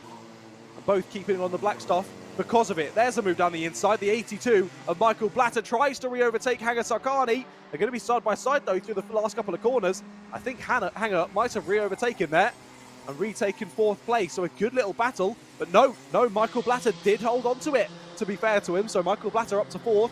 Hanger Sarkani finds himself back down in 5th place. So a great little battle between those two. But as you can see, our leaders, just that gap ebbing and flowing ever so slightly. But the gap between Christoph and Raikkonen now nearly 9/10 of a second. So Christoph just turning up the wick here in the second part of the race. Clearly holding onto those tyres well, so that he could push in these last couple of laps. And now we do find ourselves on the final lap of the race. And Christoph looks to have done everything perfectly. He's won heat number 1. He's won heat number 2, and now he's going to come around the final corner and take the win in the final as well. Could it be more perfect for Alexander Christoph? And he celebrates as he should. Fantastic win for Alexander Christoph, and he continues what is practically an almost perfect season so far for Alexander, and not even Robin Raikkonen can do anything about that. He ends up in 2nd place with Marcel Aruno there rounding out the podium. So all 3 drivers getting a nice little trophy to take home with them this evening. Michael Blatter held on to 4th place then ahead of Hanger Sarkani, with Nico Yenny in 6th, Devin Densler in 7th, and Leonardo Gabello in 8th place. So already, as if by magic, somehow our first final has already come to an end. We cut away from our little advertisements and immediately we're straight into it. So caught me off guard, but I hope you very much enjoyed that one. A very, very enjoyable race and a great way to kick off the finals for this afternoon. As you can see there, the fantastic facilities there at this fantastic circuit in Vesoul, the Circuit de la Vallée. Lots of people there watching over. I mean, as they should be. You can't be missing today's action and today's racing. You'd have to be mental to not be watching today's live stream. As I do know, I think Formula One's going to start relatively shortly, but this is way more interesting. Do not be moving over to that. You definitely don't want to miss the action happening here at the Rotax Max Challenge Switzerland. It is as if by magic, as I say, one final's done, other one straight out on circuit. This is going to be the final for our Mini Max classification. Well, let's have a look then. Is this the grid for the race? No, I don't think it is. I don't think this grid is correct. So I'll try and let you know what positions the drivers are starting in this one. Obviously a bit difficult for me to double check because it's an amalgamation of the finishing positions of the 2 heats. So let's see if someone obviously... okay, so of course it's going to be Leo Gonzalez, because he's got a 2nd place in Heat 1 and the 1st place in Heat 2. So it will be Leo Gonzalez on pole. Then likely to be either Leopold Yuk or even Aman. I'm going to say even because he's got that 1st position. I'd likely think he's on 2nd place for this one. Then Leopold Yuk in 3rd, and then it'll be Patrick Nagura there in 4th place, I do believe. Then Florian Eggenberger will be there in behind. Nicola Frigg will be there as well. Christos Malakos, Mattia Maioli. Sort of your general grid as we get this one underway. 13 karts on circuit for this one. And it's sure to be another absolute cracker. One of the couple of classes today, actually, that hasn't had a double winner. Of course, it was Ivan Aman in the 1st race, Leo Gonzalez in the 2nd race. try and see. So it is the 164 of Ivan Aman there on second place, the 155 of Leo Gonzalez on your pole. Look how slow they're going through the last couple of corners. Although these drivers are still young, they know what they're doing, and they know to not get a penalty, because that's just going to scupper your final and ruin it for you before it's even got underway. So what's the point in that? But here we go then. 2x2, round the last couple of corners. Let's see how this one goes. To the red light, we'll wait for that to go out, and we will be underway and racing then for our Mini Max final. And it's a brilliant start from the right-hand side of the grid as we look at it. Tries the up and under there. Does the 104 of Patrick Nagura, going to be on the outside of Leopold Yuk as they head into the second corner. Ivan Aman's immediately got dropped at the start. A very poor start from the 164, now finds himself down in fourth place. Patrick Nagura still all over the back of Leopold Yuk. They've got to be careful though. This bit of battling could allow for Leo Gonzalez to already start to pull a lead, and that's exactly what he's trying to do. Maybe 1 or 2 kart lengths in it already. So Leopold, Patrick, Ivan need to be driving heads up here. Not start battling too hard, but Ivan is not listening to me. Down the inside he goes, but back through immediately goes the 104 Patrick Nagura. Exactly as I'm saying, those little bits of battling lose you those tiny bits of time, and that all adds up over a longer distance race such as this. 12 laps now for our Mini-Max class of drivers, and there's some brilliant battling going on for 5th place there. Don't think it quite paid off there for the 144 of Nicola Frigg. Has to settle back in behind. I think Mate might have actually lost the position. Certainly there in 5th, possibly 6th. Eggenberger is there with them too. And Malakos trying to get involved as well. The 163 is already off. That's Cyril Sarka. He was 11th place at the start of this lap, and it looks like he's off at the first corner. He was in the gravel, unsure if he's gone off by himself there, or if that's a kart issue, or if he's been in a bit of a tangle. But either way, he looks to be out of this race, does Cyril. Sadly to see on the first couple of laps of this one then. 10 laps to go of the 12-lap race as they cross the line. It's still Leo Gonzalez who's controlling this one. Patrick Nagura there really having to fend off from Ivan Aman. Of course, Ivan, the other race winner from earlier on today, he's going to want to be adding to that, getting the win here in the final, but he's got a lot to do for 4th place. Great battling going on in behind. Eggenberger versus Frigg there in the background. Malakos getting involved too. But here is still that squabble for the lead. Leo Gonzalez hasn't been able to capitalise with that earlier battling that was going on behind him, and now finds himself under a bit of pressure from Leopold Yuk. What a stunning circuit this is. I still can't get over how beautiful it is. And I do personally love the addition of the gravel traps. It really makes it feel like a proper race circuit here in Vesoul in France. Look how close Yuk is, and he is going to go for it down the inside. There's the move for the lead. Leopold Yuk gets it done, but up and under the 155 of Leo Gonzalez. Retries it, retakes the lead of the race. Brilliant battling between these two, and now Patrick Nagura is right there with them as well. It's Leopold Yuk who has the fastest lap of the race, I believe. No, it's not. It's behind. It's Florian Eggenberger at the back of this train with the fastest lap of the race. That just makes it even more spicy, because he's going to be there fastest at the back of the pack, trying to get involved, and does get involved. Down the inside goes Florian Eggenberger. Ivan Aman hung out to dry, but tries to the up and under. They're going to side by side through the left, right hand. It's going to be close. Both of them keep it on the black stuff. But through goes Eggenberger. Yuk now under pressure from 3rd place. Patrick Nagura, he's looking very, very fast, but not able to find an opening. And again, at the right-hander, they're not able to find an opening again. Back through, tries Ivan Aman. Not late enough on the brakes, though. Around the outside, Eggenberger holds on to it.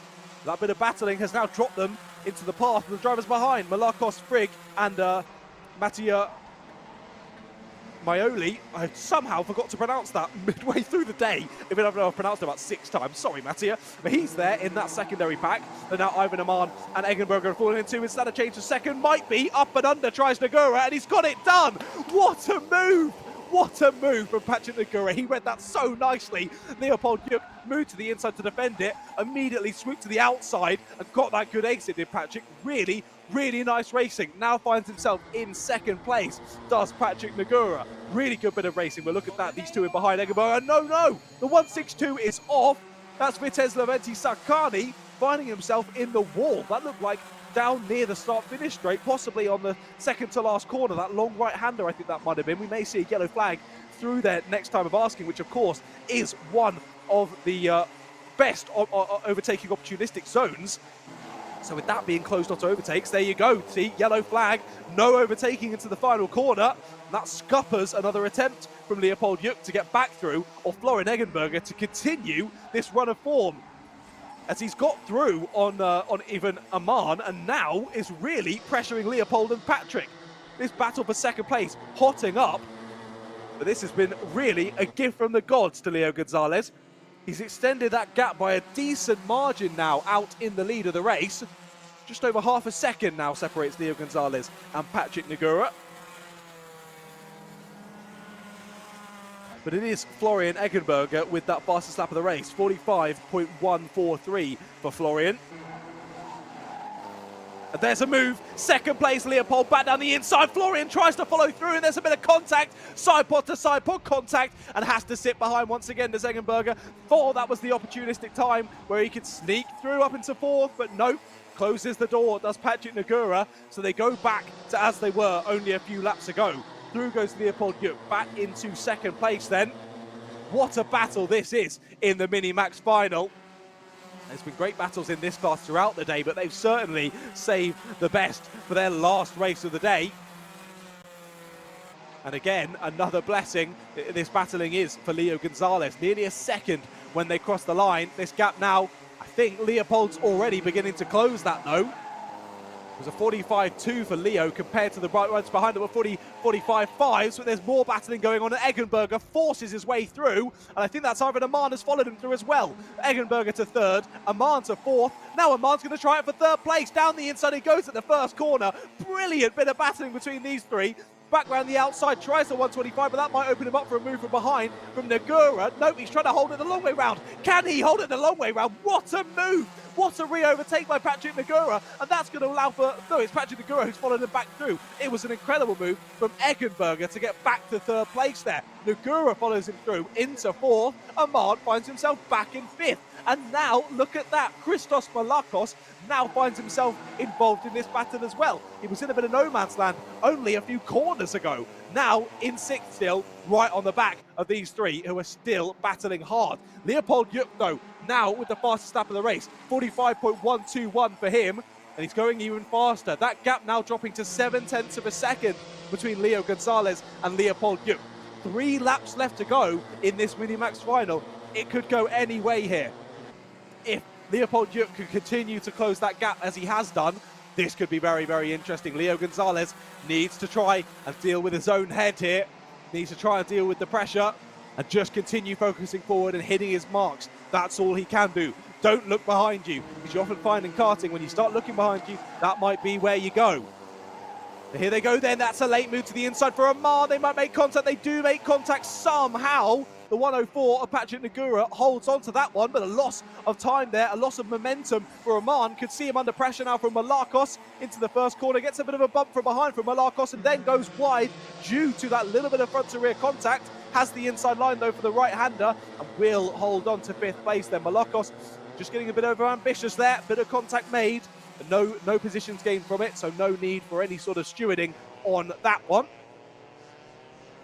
But here we look back to your leaders then. Juk definitely still closing in ever so slightly, but that gap still 0.6 of a second.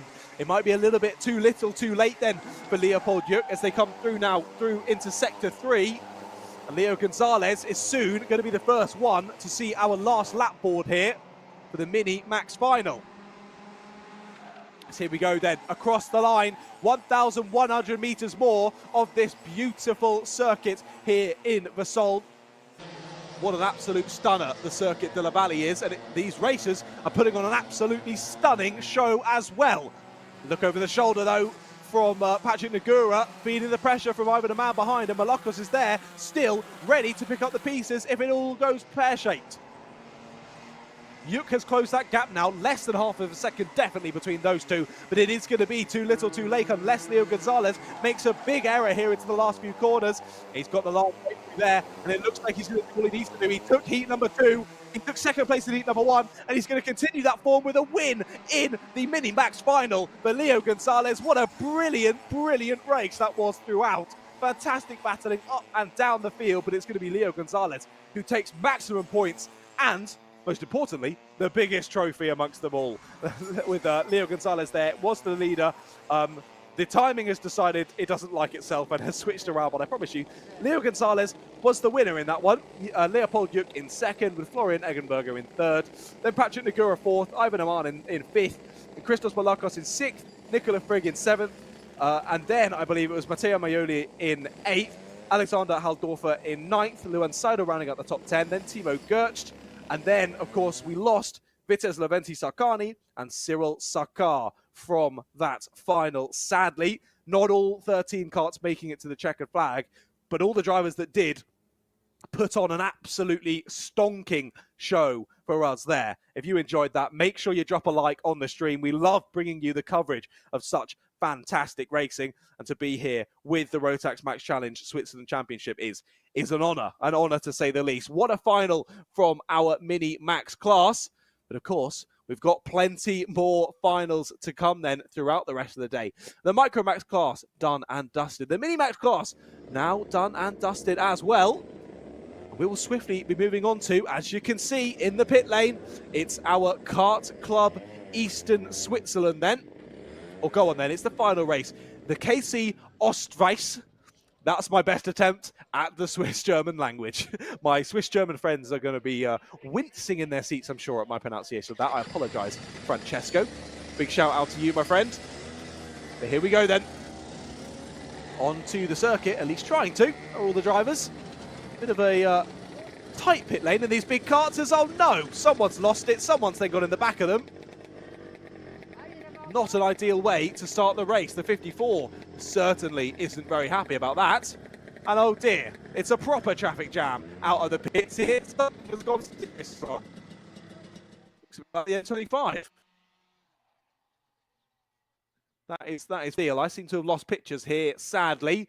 But hopefully they can get that back underway. I feel like it's one of those moments where if you don't laugh, you might cry on that one. So hopefully no karts taking any sort of damage from that incident. Never a nice way to have damage caused to your car. Something so silly as of that. But it looks like the marshals getting all into position and making sure that all the drivers are getting out on circuit. It seems that 2 drivers were able to make it out. They're going to get a little extra formation lap, which is nice for them. But yeah, getting told to slow down by the marshals out on circuit just until we can get that little kerfuffle sorted out. Of course, to no one's fault, that one. Just not sure how it all started, but it created a bit of a chain reaction there as then everyone went into the back of everyone else. Oh dear, oh dear. It happens to the best of us. We all make silly mistakes in karting, but again, hopefully no damage caused to any of the karts. So let's have a look then, see if we can have a look at the finishing order of the previous races. Christoph Zender was our race winner in race number 1. Rounding out the podium, race 1 was Thomas Grutter and Keith Wilson. Race number 2, Timo Kilchenman won the race with Roman Ruag in second and Simon Fisher in third. Am I right in thinking yes? Though that time is definitely still wrong on the results. So no, that isn't right. I'm pretty sure I'm right in thinking that Timo Kilchenman and Roman Ruag were a lap down, and it's caused the timing to get a bit confused. So I think Simon Fisher was actually our race winner in race number 2, with Christoph Zender in second place and Maxim Harder in third. I think that's actually how it was between our top 3 in heat number 2. So the only person to get on the podium both times of asking, I should say, is Christoph Zender. He got first position, and I believe a second position there in heat number 2. Likely, I think we can assume that it's going to be Christoph who starts on the pole position for this upcoming final. Had some very impressive heats, and more impressive when you remember that this is our only class of the day where the qualifying didn't matter at all. All of the grids, or at least I should say the grids of the 2 heats, were decided by a random grid draw. So completely by luck of where you start. So to race back through to a first and a second is incredibly impressive. Here we go though. It looks like the drivers have managed to sort of grid themselves back up, get in a bit more of an order, ready to leave the pit lane. And you might notice we're not getting so many waves this time. Drivers may be a little bit not so happy after that incident in the pit lane before the race starts. There's some beautiful shots of the karts before they go out on circuit. There is the 217 of Timo Kilchenman. We'll see what he can do out on circuit for this final. Not sure where he's quite starting in the gaggle. There's the number 5 as well as we pan away. That was Robin Stahl. See what he can do as the drivers do finally manage to make their way out onto the circuit. I still don't believe I've got a grid for this one. No, they're definitely still in number order, I'm afraid, on this one. So we'll try and count you through. I think the one thing I can say for certain is that we'll be seeing the number 4 of Christoph Zender on pole position.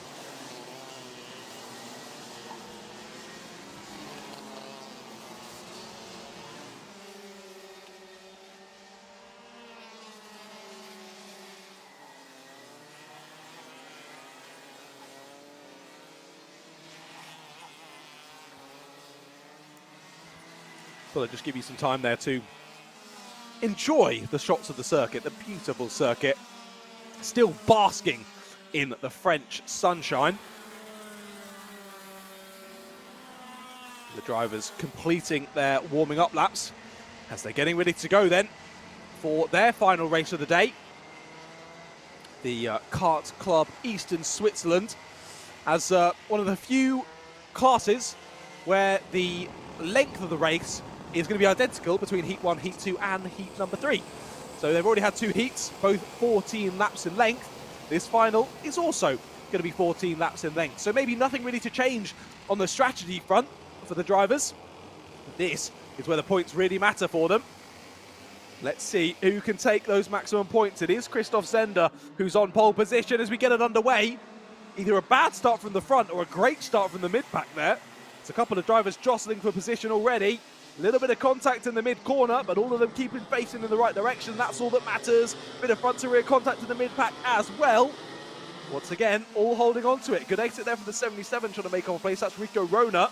After a tough heat number 2, Rico sees himself back and fighting through the pack already. Great to see. It was Keith Wilson who lined up alongside Christopher Zender on the front row of the grid then. And I do believe that he is still holding on to second place, is Keith, with Maxime Harder just behind for company. I will confirm that when they come to the end of this opening lap. But Christoph Zender still in the lead then. No, Maxime Harder has had a great start and has taken away second place then from Keith Wilson. It's Marco Sigenthaler, Thomas Gruter just behind them. They're leading that next battle with Karina Zender just in behind as well. The 2 Zenders having a great race. Christoph has been right at the top of the timing sheets all day. Karina has been there and thereabouts, but clearly just coming into her own as she comes into this final race of the day then. 14 laps, as I said at the start of the race. We're coming now to the end of lap number 2 as there's a daring move in the background down the inside, using all the braking power that they've got. I think that might have been Roman Ruick going for a move on Simon Fischer. Just confirm as they cross the line, as there's the move down the inside as well. The 217 making a move. That's Timo Kilchenman. Sorry, Timo, making that move. And again, the 10 might lose another one. No, holds on to it, does Thomas Gruter. So Thomas Gruter finds himself now in 6th place, but under a lot of pressure from Karina Zender now, as they head down through that incredibly fast and flowing sector number 2. I love it. I love to give this kart track a go at some point. It looks incredibly entertaining. It looks entertaining enough when you're by yourself, let alone in the gaggle of 15 Kart Club Eastern Switzerlanders. Oh no! Round, big spin. A very odd place to have a spin as well. Has something gone in that kart? Yep, it has. And he's in a bit of a precarious position there. I can't quite spot the number. Looks to start with a 9, I think. Well, there's none on the grid starting with a 9. So it's the 27 who has got, the 21, sorry, who has gone off. That's Diego Rug. I think he didn't have an ideal race number 2 as well, or was that Roman? I'm getting my 2 Rugs mixed up now, but Diego left stricken there at the final corner. It looks like he might have got it underway though. Says he's come over the starting line just about 15 seconds slower than he should have been. There's the 322. Who's that's gone off? It's Simon Fischer from 12th place. Look at how hot those tyres are. The amount of gravel that it holds onto is insane. Going to be a bit bumpy when you get that one restarted, I'm afraid, Simon. But at least he has managed to get it back underway and rejoins the race. Timo Kilchenman now with the fastest lap, but here might be a move down the inside. They've got to be careful though. The yellow flags in that sector. So the number 1 of Keith Wilson was thinking about the move. They had a really good bit of a run, but not able to make the most of it as they headed through that yellow flag section. with Simon Fisher. They're still on the outside. Thought he could get it underway, but it seems like he's up and out of the cart. So it might mean that Simon is totally out of this race then. Timo Kilchenman at the back of this pack, fastest lap of the race, 42.631 for Timo. Definitely one to watch here. However, is he going to get held up by Maxime Harder and Keith Wilson having their own little battle over 7th place? What's the gap now? It was just over 0.7 of a second between Christoph and Maxime. Now it's 1.1 second as they're still battling hard. Through goes Keith Wilson. Has he got it done on the exit? Yes, he has. And now following through is Timo Kilchenman. That's exactly what he had to do, but has he been able to do it? I think he has just about squeezed through then into 3rd place. So Maxime Harder in sector 1 of this lap drops down from 2nd to 4th place. Through goes Keith Wilson to 2nd. Through goes Timo Kilchenman into 3rd. These two looking very quick, but it is Timo who still holds that fastest lap. Barely even see Christoph Zender. He goes through our shot so fast before we then follow the next drivers in behind.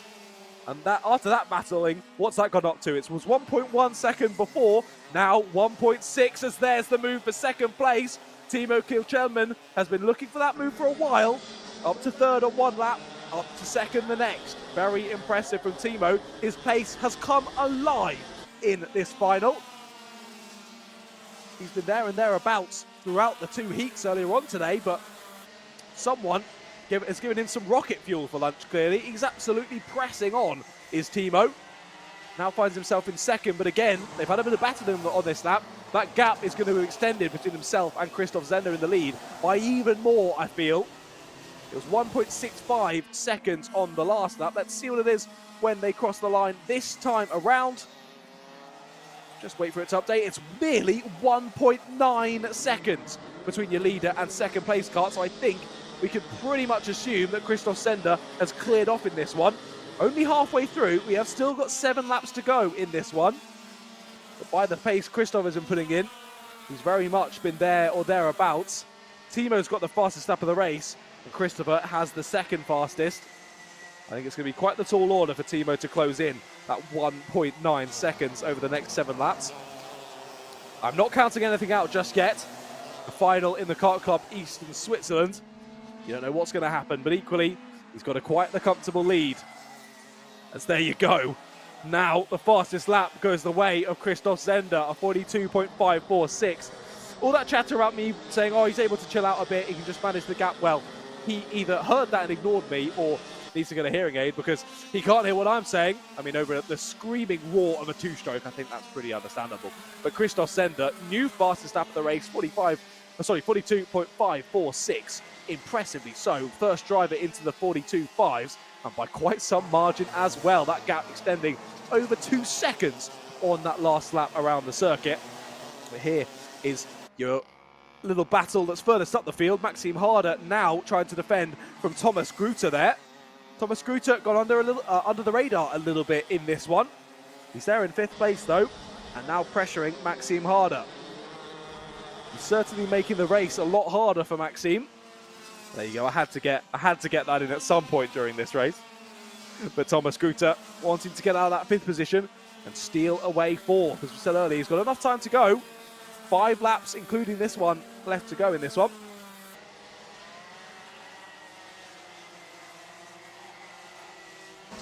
The battling just calmed down as... Oh, is that someone just allowing them through?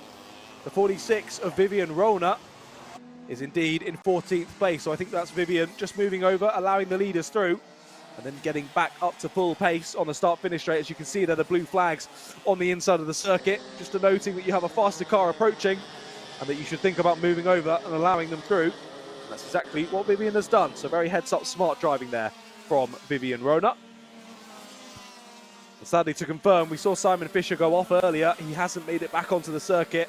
He has packed up the car, and that is going to be the end of the day, an early end of the day for Simon Fisher, sadly. We've seen him battling right up at the sharp end. It would have been great to have another driver involved in this top 5 squabble. It wasn't meant to be in the final for Kart Club Eastern Switzerland anyway today for round number 4 here in Vesoul. So Christoph Zender crosses the line then. 3 laps to go in this 14-lap final in the KC Ostschweiz. I shouldn't have given it another go. I knew I'd completely messed it up. But Kilchenman has been managing the gap nicely to Keith Wilson after making that overtake a good 4 or 5 laps ago now. And they have built a nice little gap to Maxime Harder and Thomas Gruter. But we look back here to another battle. The 77 of Rico Rona. He's made good progress through this one. He's trying to make even better progress. A late move down the inside. Perfectly placed under braking though. Steals away 6th place from Marco Siegenthaler. Can Marco have any sort of response? No, he can't. And Marco has to settle for 7th place, and he's now got Karina Zender there for company as well. So a great little 3-way battle between these drivers over that 8th position. Oh, sorry, over that 6th position, I should say. It's Karina at the back of the place who is battling for 8th. Matthias Stunner, the one behind in a bit of no man's land. 3 seconds ahead to Karina, 3 seconds back to Robin Stahl in 10th place. Crossing the line once again then is Christoph Zender, and he's going to take us on to the last lap of the race. That's come around pretty quickly. The battle was very intense across the field to begin with, but Christoph got a little bit lucky, but also used his incredible pace to extend that gap at the front early on, and then just manage it through the rest of the race. The drivers around have been there and thereabouts. The top 3 all in the 42.8s on that last lap. But a 2.8 second gap for Christoph should mean he has a relatively, and I mean relatively, relaxed final lap. There he was coming through your shot. Christoph Zender's taken a win already in one of the heats today, but it's the final that everyone cares about, and it is going to be the number 4 of Christoph Zender who takes the win emotionless for Christoph Zender. I'm sure he's very happy about it underneath that very cool persona on the outside. I'm sure he's very, very gassed about that win. Timo Kilchenman then and Keith Wilson rounding out the top 3 and getting a little trophy to take home with them this evening. Maxime Harder was in 4th, with Thomas Gruter rounding out the top 5. Then it was Rico Rona and Marco Siegenthaler, then Karina Zender, Matthias Dunner and Robin Starhill rounding out the top 10. Niels Muller crosses the line. There's Roman Rueg to take 12th place across the line. And here come your lights finishers. Diego Rueg is there to take 13th. And then Vivian Rona there in 14th crosses the line. Sadly, of course, Simon Fisher not making it to the end of the race in that one. We saw him pull off earlier on. And that's the end of the day then for Kart Club Eastern Switzerland. It's been fantastic to have them with us for this weekend. Of course, to remind you, they're not usually on the schedule for the Rotax Max Challenge Switzerland. Just a guest club that joined us for the day today, and they've produced some really, really good racing, to be fair. But that brings us to the end then for the KC Ostschweiz. Their final is done and dusted, and that's 3 of our 7 finals of the day completed. So KC Ostschweiz done and dusted. Now the Junior Max final is coming up very shortly, and here we get to have a bit of a lid watch once again. Lovely Iridium visor there doing all of the protective work for the eyes. And that driver giving us the stare. He's very happy though. Thumbs up, bit of a fist bump. He knows what he's here to do, and he's going to try and win the race. I mean, that's obviously on the mind of every driver here. The closer to the front you are though, the more chance you've got. And the closer to the front you are usually means the better you've done throughout today's bit of racing. Because of course, to remind you, for all of these heats, for all of these finals, it's an amalgamation of your finishing positions in the earlier 2 heats of the day. Now again, I don't have a grid up and ready for this one, sadly. We'll try and pick out who everyone is. That, of course, is Remy that we're looking at the moment. Andrea Remy with the lovely Swiss flag on the side of his helmet. I think you can work out which Rotax Max Challenge Championship he's racing in, with that flag on the side of the helmet. A very nice lid. Lots of nice lids up and down the field across all the different classes today. Everyone looking very fast, and everyone being very fast as well. The racing today has been fantastic, but the Junior Max class leaves the pit lane then, leaves that dummy grid part of the circuit, and out onto the track they go. Warming up laps begin. Try and get themselves dialed back into the circuit. Not a lot of time to do that for these finals, before the drivers will get themselves in grid order, and we'll be getting the race underway shortly. Now, that's it. It was this class, wasn't it, where we had the same top three across both heat number 1 and heat number 2.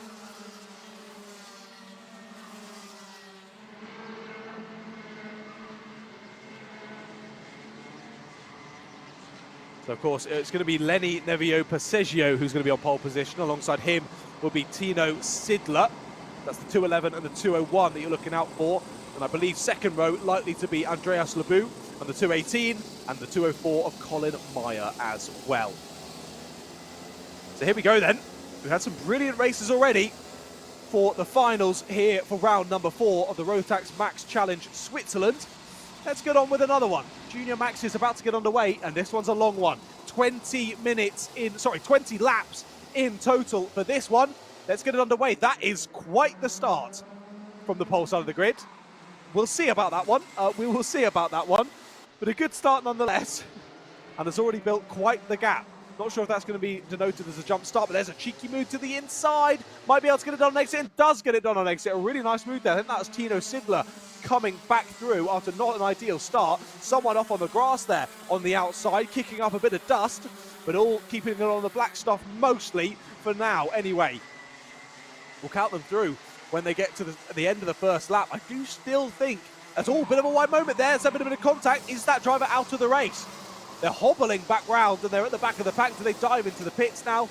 They seem to be carrying on, I think, so maybe a bit of contact, just knocking them out of whack, and someone is not making it further. That's Dario Steger on the 221, possibly caused by that bit of contact with another driver. So Dario Steger not making it to the end of lap number 1 here in the 20-lap final in the Junior Max. That is gutting for Dario, and I'm just getting a report through my ear that Dario's lost his chain. Possibly just a bit unlucky there and it breaking on its own, or maybe that little bit of contact was with Dario and that's caused the chain to come off, and that means engine just make noise and make no movement. So that's never good. Never good. So Dario not making it to the end of this race, sadly. We continue to watch them round. So it was Lenny Nevio Passeggio who got quite the start at the start of this one. Tino Sidler has managed to follow him through, takes second place, and Colin Meyer has gained a place off the start, up into third. Andreas Lebu settling for fourth, but now getting knocked down to fifth. 9 Bretag has gone through on the 291 now into fourth place, and Andrea Remy has had a decent start as well, up into sixth position. So it all has kicked off at the start of this one. But the drivers now just beginning to settle into that rhythm. Of course, like I said at the start of this one, quite the longer race to what these drivers have been used to throughout today. Earlier on in their heats, 14-lap heats for the Junior Maxes, the Senior Maxes, and all our DD2s. Those increased to 20 laps for these finals. So the next 4 races to come, including this one, 20 laps in total. Quite the slog when it's 33, 34 degrees outside temperature. Means your tarmac's going to be about in mid-40s, early 50s, the track temperature. That's going to be pretty hot to stand on. I wouldn't be out there in barefoot, to say the least. It's going to be rather warm, and the tyres will definitely be feeling that. We saw that even through the earlier 14-lap heats. We would see the tyres just start to fall off a bit. The drivers might get to their fastest pace sort of during the middle of the race, maybe 7 or 8 laps in. And once we got nearer to 12 laps, they'd fallen a good 4, even 5 seconds off of that ultimate pace. So we'll see if that happens, or really when that happens in this one. There's a late move to the inside though. Who's that making their way through? Squeezes the 291 to the outside. That's Andreas Lebleu getting back through on Naim Bretag. But there's Naim, re-overtakes down the inside, not afraid to send it, and retakes the position. Brilliant bit of racing between those two. And Bretag finds his way back through. Lebleu, I don't think, was mentally ready for that one. Finds himself on the outside and now finds himself under from behind once again. That's Andrea Remy getting involved from 6th place. And it's not really far to Thierry Kilchenman, who is there in 7th place, the back of this gaggle of 4. And all this battling, just opening up the gap to the drivers ahead. There's another attempt at a move in the background. Couldn't quite pick out who the driver was there that attempted that overtake.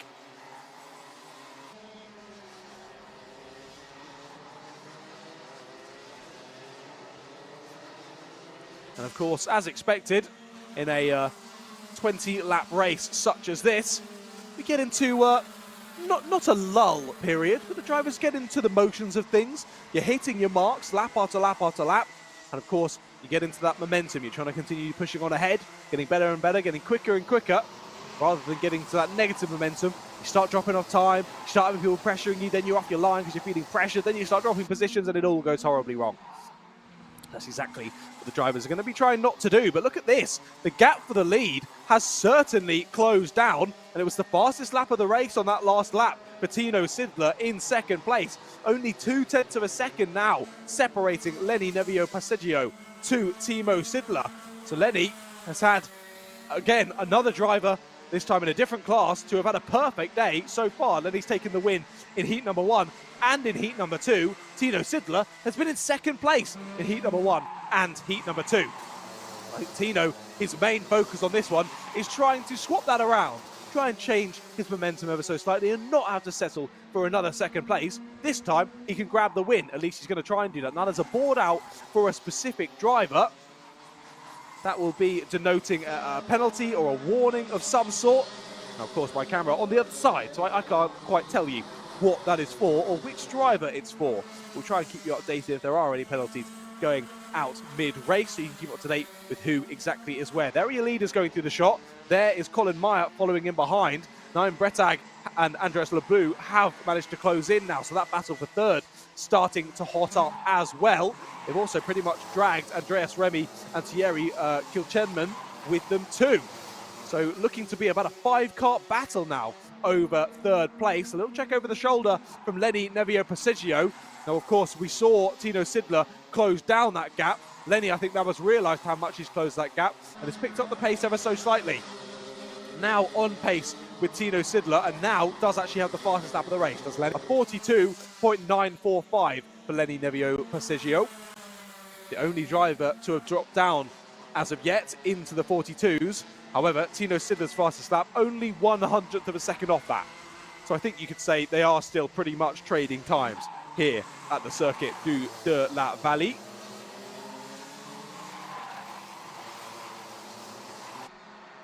So, coming through once more, almost at half race distance then, 11 laps to go then, around this 1100 metre track. And it looks to have changed slightly behind. Colin Meyer has lost a couple of positions then in the secondary pack. Naim Bretag and Andreas Lebu have got through. And also, Liam Flukiger has managed to clear a couple of other drivers and is now trying to chase down that pack as well. And it seems the timing's just updated and he has taken a position up to 6th place through on Sebastian Usuren. As oh, that's what's happened. Andrea Remy might have fallen off the back of this train a little bit here. It seems like he's dropped back down into 14th place, as here is the battle for the lead then. Has to go defensive, does Passeggio, and is staying defensive into the right-hander then. This could prove a cracking battle as we head through and past half race distance. They've got a really nice gap though. 3.5 seconds separates Lenny in the lead to the lead of the secondary pack. And if Naim and Andreas don't work together in as well, they're not going to be able to make the most if these two start battling. And Lenny is definitely still being a little defensive.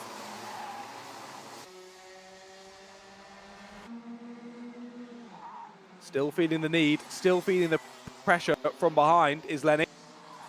But look at this secondary battle. Round goes 4th place. A little bit of contact on the inside of the 218 is Round. Andreas Lebu, after a great day, 2 third places so far today, now finds himself spinning and nearly out of the race. He manages to rejoin, but he's going to be right at the back of the pack.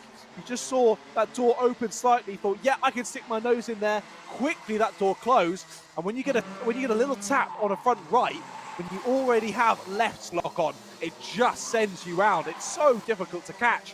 And indeed, we saw that there with Andreas Lebu. Couldn't catch it, went backwards, managed to get on the brakes and not go into the gravel and get stuck, at least.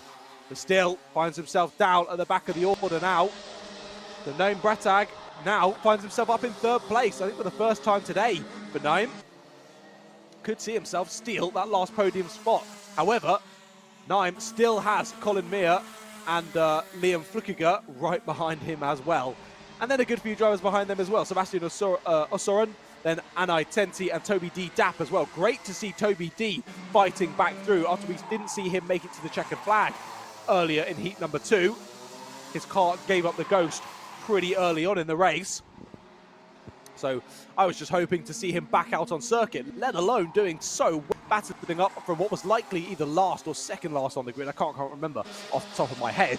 He's now up in 8th place. So really, really impressive race so far from Toby D. We'll see what he can continue doing. Move for the lead. That's a really late move for the lead. What's gone on the exit then? They're still side by side. No. I think Tino's had some feedback in, and he has. What an attempt. I wasn't even bothering to look at the screen through that corner. I just happened to glance back over and see he was going for the move down the inside. So if they didn't have such an amazing lead, I'd be saying, what are you doing, guys? You've still got 7 laps to go, but it doesn't matter. They've still got a 3.8 second lead over Nine Bretag, and they're still battling heading down into the first corner. Gets sent to the outside, does Tino Sidler. And indeed, is he going to have the door open? The door might open for him there down into the right-hander. That was looking really, really close between Passeggio and Sidler. And we'll try and have a look at what has happened there. But these three having a good battle as well. Down the middle of the pack, it is still as it was then. Passeggio leading Sidler. Sidler doing all he can, though, to try and open this door, but just not quite being able to do so. Here is, I believe that's Anne Tenti and Toby D Dapp running very closely with Sebastian Osoran just ahead of them. This is Nine Bretag with Colin Meyer just behind. A little bit of a gap back to Andrea Remy then. Oh no, he's dropped down the order now. I think my timing's getting a little bit confused.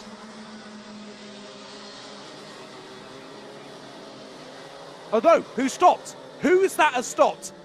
It's the 201. It's the 201. Tino Sidler from 2nd place. He seems to have got it back going maybe. So what's happened there then? Something has happened to Tino Sidler, something to do with the car. He looked totally fine, just the car was not going anywhere. So what looked like it was going to turn into an absolutely epic battle between Passeggio and Sidler over the last 5 laps of this race might have just fizzled out. Indeed it has, and that gap had closed massively. So whether they've come together, and that was Tino Sidler recovering from an incident, I'm not so sure, because that gap between Lenny Passeggio and Name Bretag has more than halved. That was almost 4 seconds when I last looked. It's now 1.5 seconds between Lenny and Name. So an interesting one there. Of course, we only saw the aftermath, so I don't want to speculate as to how that has happened. Either way, Tino Sidler now finds himself in 11th place. Ahead of Andrea Remy, they're in 12th, but has got it back going. So maybe it could have been an incident then. Not so sure. However, Lenny is still a bit off the pace, whether he's got a bit of damage on his car from that incident or whether he simply is finding it difficult to get back in the groove. That gap now closing to 1.3 seconds. 3 laps to go, including this one that we are already on. And here is the 288, that's Anai Tenti, up in 6th place now, being gifted an extra position due to Tino having those issues. So now it's Name Bretag and Colin Meyer who find themselves on the podium. Can they stay there, though, after, over these last couple of laps? Lenny's about to cross the line and start the penultimate lap of this Junior Max final. And it's ebbed and flowed, that's for sure. It's ebbed and flowed in a way that Lenny will be very happy with out there in the lead now. Still about 1.3 seconds. Nine, the only driver still lapping in the 42s, who's near the front of the field. And the only other drivers are Andreas Lebu, who had that problem earlier, and Tino Sidler, who also just had a problem. So they're trying to fight their way back in 10th and 11th, respectively. But both of them about 4-5 seconds off of everyone else. The next driver being Leonardo Fischer in 9th place. So it's not good ideally for either of those two in the final, but that's just what can happen in karting sometimes. And Lenny Nevio Passeggio, as you can see from the board there, will lead us on to the final lap of the race. Live timing now says it's 35 degrees out there in eastern France. You can probably tell by the fantastic tans that all of the track staff have out at the Circuit de la Vallée in Vesoul. The driver's leading us through now. Here is your leader, the number 211, Lenny Nevio-Passeggio, looks to be about to complete a perfect day here in Vesoul. He took the win in heat number 1. He took the win in heat number 2. He had to fight pretty hard for this final, but he's going to take the win there as well. Lenny Nevio-Passeggio, again, unfazed as he crossed the line, takes the win. Naim Bretag very happy with the second place, and I loved the pump of the fist in the air for Colin Meyer. He's super pleased with the third place, and both himself, Naim Bretag and Lenny Nevio-Passeggio all taking some silverware home with them this evening. Liam Flukiger, what a race through for Liam, up into 4th place. He should be very happy with that performance as well. The Sebastian Osoren rounding out that top 5. Then was Ade Tenti and Toby D. Dapp. Brilliant race through from Toby D as well. Some really fantastic performances to be seen in that Junior Max final, with Leandro Fischer behind him in 8th. Then Thierry Kilchenman in 9th, and Andreas Lebu, after that earlier incident, rounding out the top 10 behind him. Also having an incident was Tino Sidler. Looked perfectly game for a second place there, but sadly having to settle for an 11th place. Definitely not what he was hoping for this afternoon. Then Andrea Remy there in 12th. Damiano Leneve in 13th, with Charles Troxler bringing up the rear in 14th. And sadly, Darlo Steger not making it even to the end of lap number 1 in that race. His car giving up the ghost pretty early on. But that brings us to the end of our Senior Max and Senior Max... to the end of our Senior Max, to the end of our Junior Max final. And of course now Junior Max is done, we bring on the big brothers and the even bigger brothers in our Senior Maxes and our Senior Max Masterclass. And here they are then, getting ready to go out. Gets a sort of handshake of approval, or getting dapped up, as I think that's how the kids say it, at the front of the grid then. Of course, it's going to be our 2 Samuels at the front of the field. It will be, I do believe, Samuel Shah on pole position for this one, with Samuel Ifrid alongside him on the front row. Those Samuels have been controlling the pace. Oh, bit of a love heart. That was very cute. I'm doing a love heart back to you. You can't see me because I'm in the commentary box. But we love you. We love you out there on circuit. And there is one of the Samuels. Samuel Ifrid. He'll be on second on the grid then for this one. No emotion from Samuel. He's ready to go. He's in the zone. And as I was saying, it's the 2 Samuels there at the front in those 2 blue karts who have been controlling the pace in the Senior Max class. And they've been controlling the action out there on circuit as well. And they're going to be the ones that lead us out of the collecting area and onto the race for them to complete those warming up laps, get themselves dialed in once again to this fantastic circuit.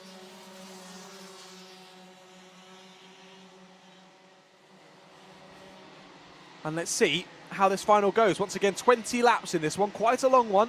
Just as the Junior Max was, it can ebb and flow. Gives more time for you to get those moves done, but it gives more time for things to go wrong, as we saw in that first 20-lap final of the day in the Junior Maxes. A couple people having incidents in laps that wouldn't have existed in the earlier heats. So definitely one to think about as you head into the second half of the race. You've got to keep those tyres going as best as you can and make sure you look after that kart, because in a split second, everything can go wrong. Has someone made it onto the gravel on the outside there, or am I seeing things? No, they have. The 1 pixel that I can see from it's the 342. The 342 will not be making it to the grid for this one, and that's Saskia Boss. So Saskia is going to be gutted about that one. Where's the steering wheel? What happened there? Where was the steering wheel?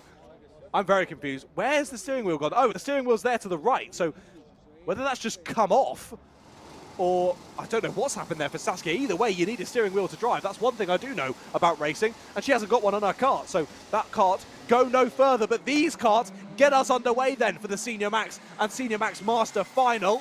Our only split grid of the day, but that gives us 24 karts in total. That'll be 23 now that we've lost Saskia. But a great start for the 2 blue karts, and look at that dive down the inside. Who's that trying to get involved? We'll see who it is when they come across the line. Then who's off? The 305 is that, off in the wall in a big way, and someone pulling off to the side as well. That's Jan Koch, who's off in the wall on the outside. I hope Jan's all okay. I think whoever was involved in the incident with them then pulled off to the side of the circuit just after that section as well. But I think we could assume there's going to be some yellow flags down there. Look at this battle for second place, though. Can they get it done? They do get it done. So one of our Samuels getting demoted out of second place for the first time today. But he's going to immediately re-overtake as we head down into the first corner. So James Bischoff, what a brilliant day James has had. He's been an absolute master at these opening laps. James Bischoff makes his way up into second, but immediately is re-overtaken by Samuel Ifrid. Gives a little bit of breathing room out front to Samuel Shah. A gap about 0.8 of a second or so when they crossed the line on the last lap. Of course, with that bit of battling at the end of the lap and the start of the next one, it may be even up to around a second now. As you can see, he's already building out a good few kart lengths. There's a late move down the inside from the 3-2-4. That's Marko Dakic trying to get the move done, and does, but just about holds the line through that fast left-right-hander as they end the line, end the lap even. He takes the position away from Henry Dos Santos. Drops the 322 of Dos Santos down into 7th place then. So some great battling already kicking off in the Senior Max final. And we've only completed 3 laps of this one so far. Still 17 to go. Look at that gaggle in behind. They're nearly 3 wide down into the fast right-hander. That's ridiculous. This is down near the bottom of the order. I think this might be from 10th place backwards even. It's a little bit further down than that. I think it is. So who's close on pace? I mean, it seems to be the entire field who's in a line from about 10th place backwards. As there's a cheeky move, going to get squeezed right to the outside there. It's one of our drivers. Loses 1, 2, 3 places in the end. I thought it could be 4. That was the 302 it was of Samuel Satelli. Just dropping down a couple of places there. Jan Koch even, who was involved in that incident, I thought they hadn't made it onto the circuit. My timing seems to think that they're involved in this battle now. There they are, is Jan Koch. So I'm not sure who it was that ended up going off. It was the 306 maybe of Killian Boss. Saskia Boss, of course, we lost earlier on in this race, but on the last lap, Kevin Hummel and Killian Boss both had very, very slow lap times. So possibly it was one of those two drivers. Maybe it was the 306 rather than the 305 of Jan Koch. It must have been. So gutting. Saskia Boss out before the race even starts. Killian Boss out on lap number 2. As there's a cheeky move down the inside. Really, really nicely done there. That would have been, I think, the 336, was it? I think possibly. Try and keep an eye on them. There's the 315. And there's the 312 off as well. So they're dropping like flies in this one. That's Kevin Hummel pulling off to the side of the circuit. He's out the race, so it was indeed Killian Boss who was the one who we saw whack into the tyre wall. So hopefully it's Killian that's okay. I wish my respect to Jan earlier. I didn't mean Jan, apologies. It was Killian. Hopefully he is all okay. But all of them looking to be out of the kart now. So hopefully all unscathed. Here's another move down the inside then at the first corner. The drivers absolutely love that move, and the 336 loves that move as well. That's Nevio Fischer. He's been very quick through today. Takes away 11th place from Tristan Conning. These 4 still following line astir then. Battles galore throughout the field in this one. With 25 karts involved, that's sort of what you'd expect. Another late move. Not quite able to get to the inside though, and going to get a bad exit. And thus loses the position. So that was 329. Aaron Barissel, sorry, getting through into 7th. Henry Dos Santos dropping to 8th. Change on the last lap as well, just ahead. Marko Dakic got through on Kai Traub. So they're still chopping and changing as we head towards the halfway point of this race. 13 laps left to go on the live timing. Once again, to remind you, if you want to keep up to date on that live timing, speedhive.mylaps.com/live timing. And you should easily be able to find the Rotax Max Challenge on there. Round number 4 here at Vesoul. And it certainly doesn't look like that weather is going to be getting any worse anytime soon. Absolutely beautiful out there in eastern France. But still, somehow, after a bit of a rocky start for Samuel Ifrid, it is once again the 2 Samuels leading the way. And on that last lap, Samuel Ifrid 0.2 of a second faster than both Samuel Shaw ahead and James Bischoff behind. This could be quite interesting. Of course, Samuel Ifrid has had to play as the second Samuel so far today. Now he's closing in, and he's closing in pretty quickly on Samuel Shaw. Now, how many times, get your bingo card out again, how many times have I said, it doesn't matter, even if you're a bit faster, even if you're closing up, if you can't make that move stick, it doesn't matter how fast you are. If Samuel Shaw is able to hold the line and fend off from Samuel Ifrid, then it doesn't matter. But even then, it might not even get to that point. Last lap, it was an identical time, pretty much, between Samuel Shaw, Samuel Ifrid, and James Bischoff there in third. But what a race that James Bischoff has had. He's slowly gotten better throughout today, from heat number 1 to heat number 2 to heat number 3. I think off the top of my head, it was a 6th, a 4th, and then now, it's looking like a podium. It could be for James Bischoff. Again, I don't want to commentator's curse him. He has very much got Luca Pozzo there, who we focus on through that final right-hander. He's still very much there for company. Not a very long time in between the two of them. And I can tell you, it's about just over a second in between them, to be exact. 1.2, 0.8 of a second between Ifrid and Bischoff, and half a second between Ifrid and Shah in the lead of this one. We now move through half race distance then, just under 8 minutes completed of the race. 10 laps done and dusted. 10 more laps to go then, as this will be our third to last race of the entire day here for round number 4 of the Rotax Max Challenge Switzerland. And what a day of racing it has been. Absolutely fantastic. If you enjoyed the coverage here, once again to remind you, make sure you subscribe to Alpha Live for lots more future content, and of course the final few rounds of the Rotax Max Challenge Switzerland, alongside lots of other karting, lots of other circuit racing as well, and all sorts of other both sporting and other events on Alpha Live. Is that someone new who's come off there, or have they simply gone back over to their karts? It looks like it might be Maximilian Kammerlander. He has been off the circuit for a little while. So Maximilian Kammerlander was up near, fighting near the sharp end of the field, now out of this race. I'm interested to see whether that one we actually just saw might have been Tristan Conning, as he was a lot higher than 20th place earlier on in this one. So whether the 367 it was that's given up the ghost there on the outside of turn number 3. But here is a great little battle going on then. There's a move to the inside.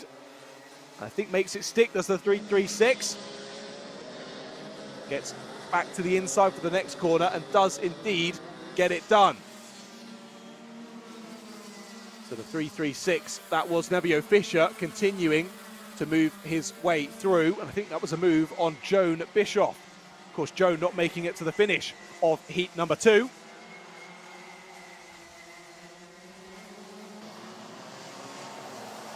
So doing an impressive job nonetheless to be up here and fighting in these top 10 position. Wow. That was my most interesting amalgamation of words there, I would say. The top 10 positions for Joan Bischoff is what I was trying to say. So an impressive race, yeah, from Joan. Up there in 9th place at the moment. As we saw, relinquished 8th to Nevio Fischer. And Nevio continuing to press on now all over the rear bumper of Alain Vesoul. It's going to want to be taking away that 7th place. Henry Dos Santos still running a good race just ahead of them. However, hasn't quite been able to keep on the pace of Marko Dakic and Luca Pozzo, who passed him earlier on. Now leading this train with about 4 or 5 karts. There is the move then down the inside. We didn't have to wait for very long, did we? Through goes Nevio Fischer, up into 7th place then. Relegates Alain Vesoul down into 8th. So Nevio has got some serious pace underneath him on that 336 plated kart, and now firmly focusing forward to Henry Dos Santos. Still a couple of karts there you can see stricken at the side of the circuit, and there you can see further down the drivers who are stricken at the side of the circuit. Helmets off, head in hands, I think, for one of them. So gutted that they don't make it to the checkered flag at this final. It's never nice, and never a nice way to end your day at a kart circuit, being sat by the side of the circuit, watching all your mates continue to race around. That's just the way it goes sometimes in motorsport. You've got to deal with the lows to enjoy the highs. I think that's quite a good martyr for life as well, not just kart racing. But there you can see helpers, mechanics, parents, all on the side of the circuit, just giving that little bit of assistance. As there's a late move down the inside. We were expecting it from Nevio Fischer. Dos Santos is trying to fight back. isn't able to do so though and has to feed in behind. And I think Alan Vesoul was trying to get involved too as they got down to the fast right-hander. But if he's got a brain inside that head, he would have fed in behind. And yes, indeed, he's done just that. So what a couple of corners between those 3 of 4 karts. Bischoff still there as well, and Bischoff going for a move down the inside then. It's going to relegate Alan Vesoul to 9th place.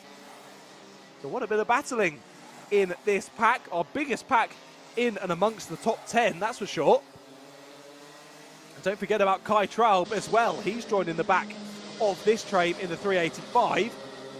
Then it's not too much further back to Dominic Dunner and Maxime Harder as well. Who's that off? Wow, he's gone well off the 315. That is Alessandro Jimenez from 15th place there. That has seriously gone off. It looks to be the first corner, I think, and he's made it all the way to the tyre barrier on the outside. Impressive, to be fair, but quite the off there for Jimenez, so never nice to see. Looked like he was just about to get up and out of the kart, though, so I think all okay for Alessandro. And there you can see, yeah, the yellow flags down into the first corner, green flags for corner 2. I think we can definitely assume that Jimenez has indeed gone off there at turn number 2. As there you go, indeed confirmed on your timing that he is indeed off circuit. Whether he was able to rejoin, though, I'm not 100% sure. It didn't look likely, though. It didn't look likely. A few laps ago, though, when I noticed Maximilian Kammerlander was off. No way is that the move for the lead. Oh, my goodness, that was so close. This lead battle has suddenly kicked off.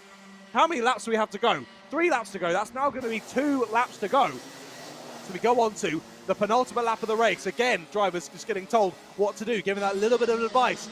But it was a bit opportunistic, I think a bit over-opportunistic with Samuel Ifrid. He's managed to close that gap. But as we get down onto the penultimate race now, look at that. A little bit over-ambitious has allowed for Samuel Shah to reopen that gap by a couple of tenths of a second once again. Just to highlight what I was going to mention a second ago, Maximilian Kammerlander had got off, but it was also Tristan Conning who we saw stranded in the orange car by the side of turn number 3 it was. But sadly, Tristan sadly not Tristan, also not making it to the checker flag either. These drivers looking like they will, as they're now going to see the last lap board. We made it to the final lap of 20 here in the Senior Max Final and Senior Max Master Final. And it is still, it's deja vu from Heat 1 and Heat number 2. Samuel Shah and Samuel Ifrid battling over the lead. But if anything kicks off here, James Bischoff is in the perfect position to steal away a cheeky race win. Is Samuel Ifrid going to be close enough to even challenge? He was a bit over opportunistic on that third to last lap, and I think that might have scuppered him through these last couple of laps. If he could have just waited a little bit longer for the opportunity to arise, it might have arisen, but it hasn't arisen over this last lap. It's a win in Heat 1, a win in Heat 2, and a win in the final for Samuel Shah. What a fantastic day, and another perfect day for another driver. Brilliant bit of racing throughout the field, throughout that race, but it is going to be the 2 Samuels who take the 1-2. Samuel Shah in the lead, Samuel Ifrid in second place, and James Bischoff, what a final. Just continue to improve throughout the day and make sure he gets on the podium and he gets himself a bit of silverware here at Vesoul. Marco Dakic and Luca Pozzo rounded out the top 5. Then Nevio Fischer and Henry Dos Santos there in 7th. Then it was Joan Bischoff and Alan Bariswil. And then Kai Traub rounded out the top 10 in that one. Behind them, Dominic Dunner and Maxime Harder. Then it was Miro Svagusa. Then Jan Koch, Lorenzo Ron Caroni. Then Ella Geramin, Martin Passandin, and then Samuel Satelli rounding out the 18 finishes in that one. Only 18 of the 24 karts there finished that race. It was the biggest race of attrition that we have seen so far today, for sure. Alessandro Jimenez, Tristan Conning, Maximilian Kammerlander, Kevin Ummel, Kilian Boss, and Saskia Boss not making it to the checkered flag. A serious race of attrition, but what a race it was. Absolutely fantastic. Now I can imagine we're going to have a couple of minutes to wait, as there were a number of karts out on the circuit which now need to be dealt with. Now I've looked outside the window here at Wilton Mill and it's absolutely bucketing it down here in Northamptonshire. So I'm now extremely jealous of the beautiful scenes that I can see on my screen. But that brings us to the end of the Senior Max Final and, of course, the Senior Max Masters as well. We've got 2 more finals to round out the day of racing here. It's going to be the DD2s who kick us off first. They've had some brilliant brilliant racing today in the DD2s, both the DD2s and the DD2 Masters, to be fair. So I, for one, am very excited to see how these finals unfold. So let's have a look at the chat then. I've got a couple of people just saying hello in the chat. Just a quick hello to Bubby15, who's racing in Micromax in Super 1, who will be at Wilton Mill. I assume that's probably next weekend or maybe the weekend after. So I wish you the best of luck there, Bubby. But thank you everyone who's saying hello in the chat, who's joined us for the fantastic racing today. And I hope you enjoy the last two finals coming up very shortly.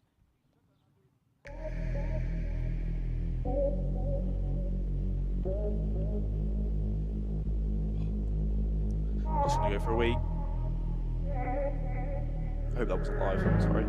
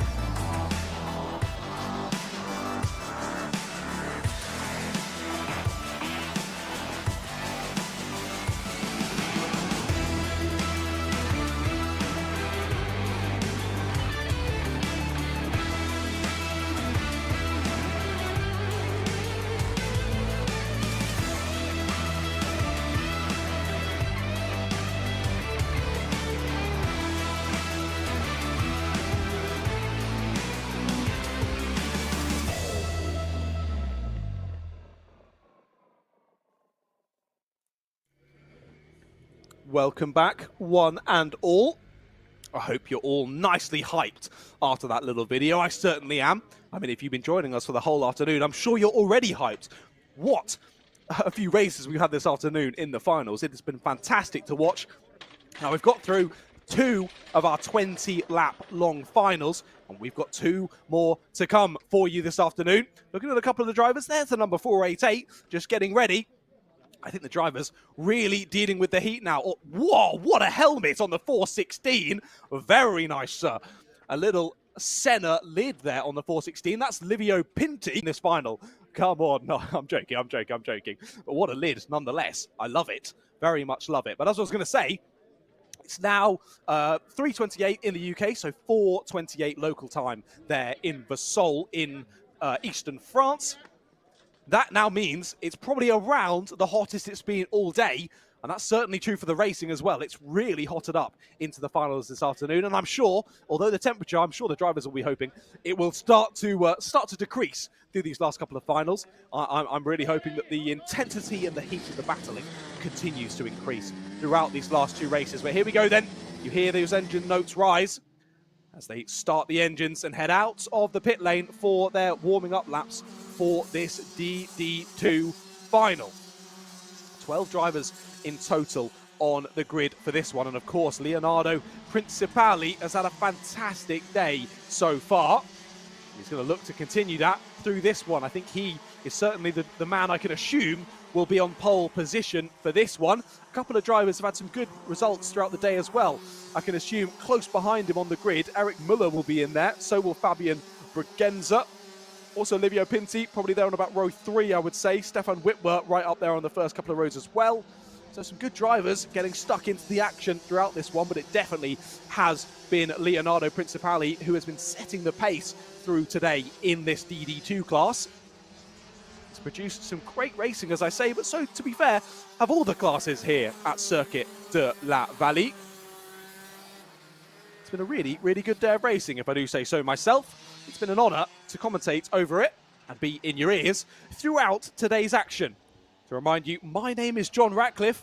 If you want to drop me a follow on your social medias at Ratters Media, Instagram and TikTok are probably your best places to find me. So if you do that, I would really appreciate that. But enough about me, boring old me. Let's look back to the action then. The DD2s look to be guiding us around the last couple of corners. And we'll be taking the race start very shortly. We've got 20 laps of action here for the DD2 final. Let's get it underway. First time of asking, chaps and chapettes, and we do. And what has happened to that start? The right-hand side of the grid, as you look at the picture, just didn't get underway. So first, third, and fifth on the grid, and now up to first, second, and third. A great start from that left-hand side, and we'll confirm for you when they cross the line after lap number 1, who exactly has managed to make the most of that start. It looked to be over the line Leonardo Principali, Stefan Whitwer, and Fabian Bregenza in first, second, and third, respectively. We'll double check that when they come through after this first 1,100 metres of the Circuit de la Vallée. But Leonardo Principali already building a stonking lead. There's a move for third place. So down the inside goes the 417 of Mike Zerka. He's been right up there battling to the front throughout today as well, and he retakes third position as they now cross the line to end lap number 1. It is Stefan Whitwer in second, now Mike Zerka in third, and Fabian Bregenza down to fourth. He's trying to fight back now into the right-hander down the inside. He might try it. I think the door was just closed, though, before he was able to sneak to the apex there. And yes, indeed, settles back into fourth place, does Fabian Bregenza. So lap 1 of 20 done and dusted. They're already flying through lap number 2. And after one lap, once again, Principali builds a second lead over the rest of the field. That's just ridiculous for Principali. That's a late dive, though. For fourth or fifth place, that is. A great little battle, but has to feed in once more. Livio Pinti tries the send. Oh, no, Pinti's in behind. So maybe it's Philip Locker. Yes, it is. It was Philip Locker who was trying to go for the move there. And it ends up having to sit behind Yannick Sen once again. These battles up and down the pack continuing once more. This is fantastic. But already some gaps starting to form and some drivers starting to break away from others. One of those drivers, of course, being Principali in the lead. You can barely even still see him in the same camera shot. That's ridiculous when we've had, what, 2 laps of running, 2.5 laps of running so far in this one. Absolutely mental scenes from Leonardo, but a very well-deserved victory if he's able to hold on to it for the next 17 laps of this one as he crosses the line to start lap number 4 of the race. Bit of defensive driving from the mid-pack there, 2 CRG karts going at it, hammer and tong. 417 there in the middle of a bit of a sandwich. That's Mike Zerka. He's got Stefan Whitwer ahead and Fabian Bregenza behind. 3 drivers who have shown a lot of pace throughout today. I think Mike Zerka will be thinking he should be in second place, so I do believe it was Mike who started on second on the grid, and he's going to try and retake that position. Does just that. Really, really nice textbook move to the inside. Perfectly weighted on the brakes there from Mike, and he does take back that second place, which he clearly feels he deserved. Because, of course, I think it was Mike who bogged on that start, didn't get a good getaway, and held up his side of the grid. And look at that, late move to the inside. Fabian Bregenza tries to steal it away, and he has done it. Fabian through into third place then. Really opportunistic on the brakes there, just saw the door open and went for it. Very nice move from Fabian, sees himself up into the podium position. So within the space of about a lap, about 1,000 metres of circuit, Stefan Whitwer finds himself down from second, now into fourth place. Look at that gaggle going on behind, though. They're still battling. The 411 of Yannick Sen still at the front of it, but Philip Locker all over his rear end. And with the battling that's happened ahead, almost bridging that gap between second, third and fourth, and then basically fifth downwards. You can see there, It's Livio Pinti, who's right in the centre of that gaggle in 7th place. So we've got Yannick Sen leading Philip Locker, then Livio Pinti, Matteo Benella, and Kunz Michael there in this group of 5. And just behind, the slight stragglers, Giuliani Cucciolillo. That's my best attempt so far, Giuliani, so you're going to have to take it. Then Yves Schaub there as well. Was that Yves going for a move? No, it wasn't. That was Kunz Michael getting through on Mattia Benella. So a change to 8th place there through the final couple of corners. And a good move from Kunz to take away that spot. Gap at the front now, 3 seconds. Leonardo Principali has a 3-second lead over Mike Zerka. So impressive, and of course, has the fastest lap as well. No one would have guessed that. 41.363 for Leonardo out in front. He doesn't need anyone to punch a hole through the air. He can drive that fast himself. He doesn't care all about that, all about those shenanigans. As there's a move, late move, could be a bit of contact. 424 goes through and through, sneaks. The 414 was that as well. 443 maybe it was of Kunz Michael. No, it was Livio Pinti, sorry, I should have known, by the yellow helmet. Very, very silly me. So Philip Luca up to 5th, Livio Pinti into 6th. Yannick Sen, who was leading this gaggle, now down into 7th. You just see how that momentum can shift so quickly in kart racing. You're leading a pack, suddenly 2 corners later, you're in the middle of it. So Yannick Sen now finding his race very, very different. Before driving your defensive lines, trying to hit your markers and just keep that pace up. Now you're driving more aggressively, and you've got to think about in front and behind as well. Never a nice place to be. Very mentally draining place to be. And I mean, driving this circuit by yourself is enough physically draining for me today. Just watching it, I'm pretty physically drained, so I can't imagine what it's like there in 34-degree heat, driving a DD2 car. But hey, the crazy things that we motorsport lovers do.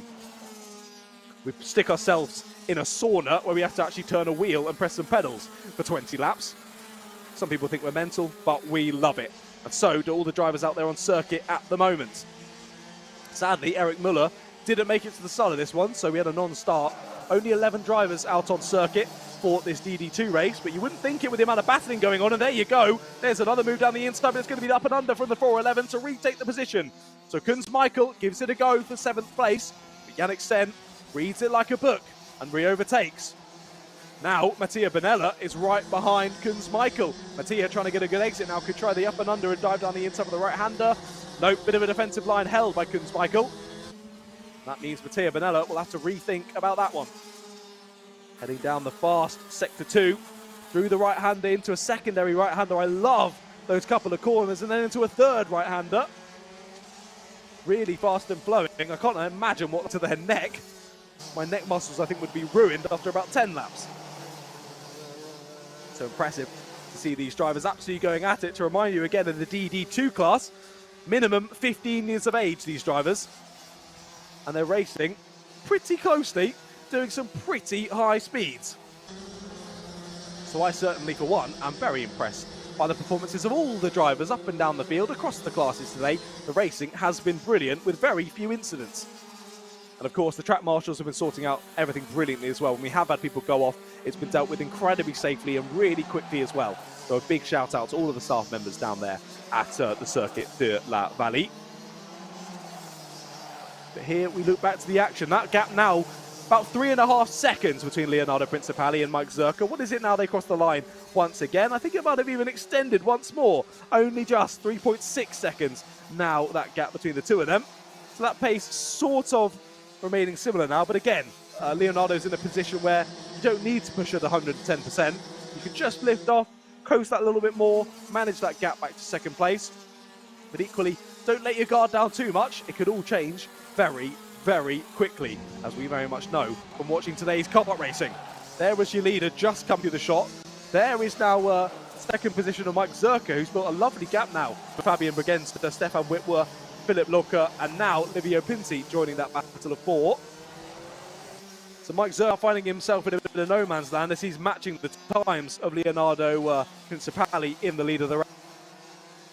Both of those two are half a second of a lap quicker than Bregenzer and the drivers in behind.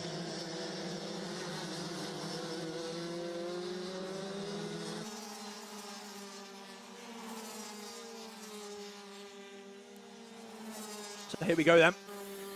8 laps still to go in this one. Take a cheeky snaffle of my blueberries to help me through these last couple of finals. But it is still Leonardo leading this one pretty comfortably as well, I must say. But Fabian Braganza leading the first proper battle there in third place, and of course, leading that battle for a trophy.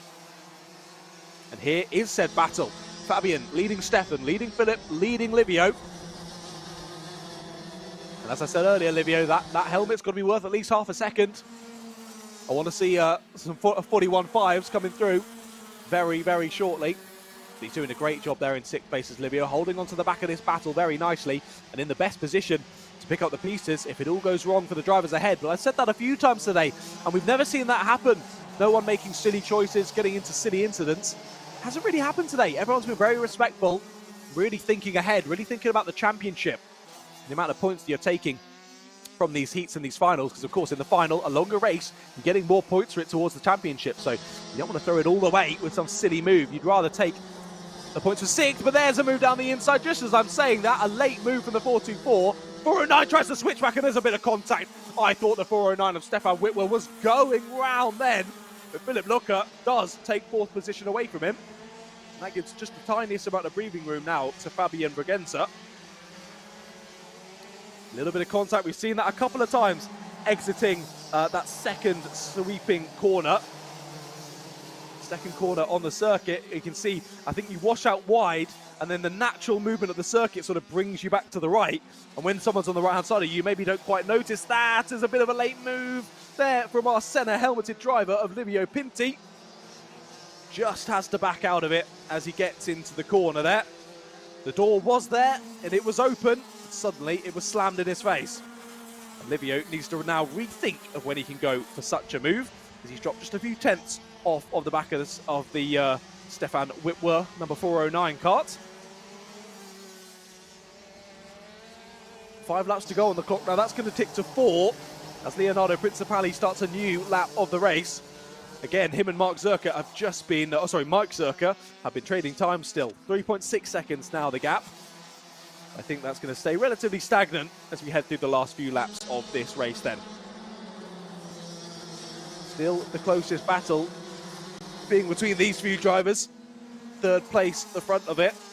41.8 for Fabian, 41.7 for Philip, 41.7 for Stefan, and a 42 dead on that last lap for Livio, just losing a bit of time there. Only a few tenths of a second. It looks like he might have been able to close that gap a little bit more on this lap. He's really close actually heading into the final sector. He could think about it, he does think about it. Just about giving enough room on the inside, but not quite committed enough. So Livio Pinti, again, sitting behind Stefan Whitwer once more.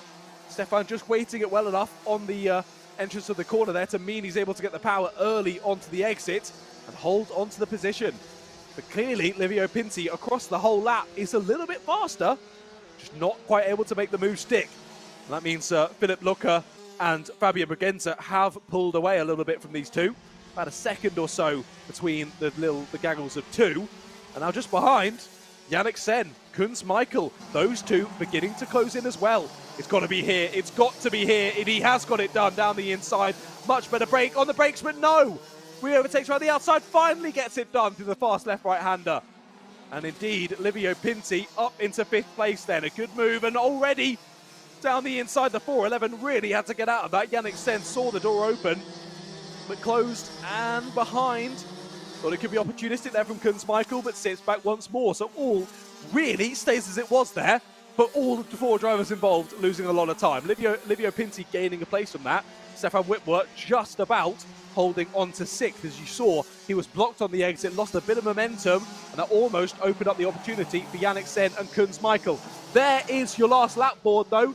Leonardo Principali, I always say when I'm commentating over karting, if I barely speak about you, you're either having a really good race or a really terrible race. And for sure, Leonardo is having one of the best races I've seen in a while. These two drivers still going side by side though. This is, I think, the battle for 3rd place, is it not? Yes, it is. So Philip Lucca all over the back of Fabian Braganza. It hasn't taken very long to close down that gap once again, and he's right there, right on the rear bumper of Fabian. Only half a lap to go for him to do something about it, but here is Leonardo Principali.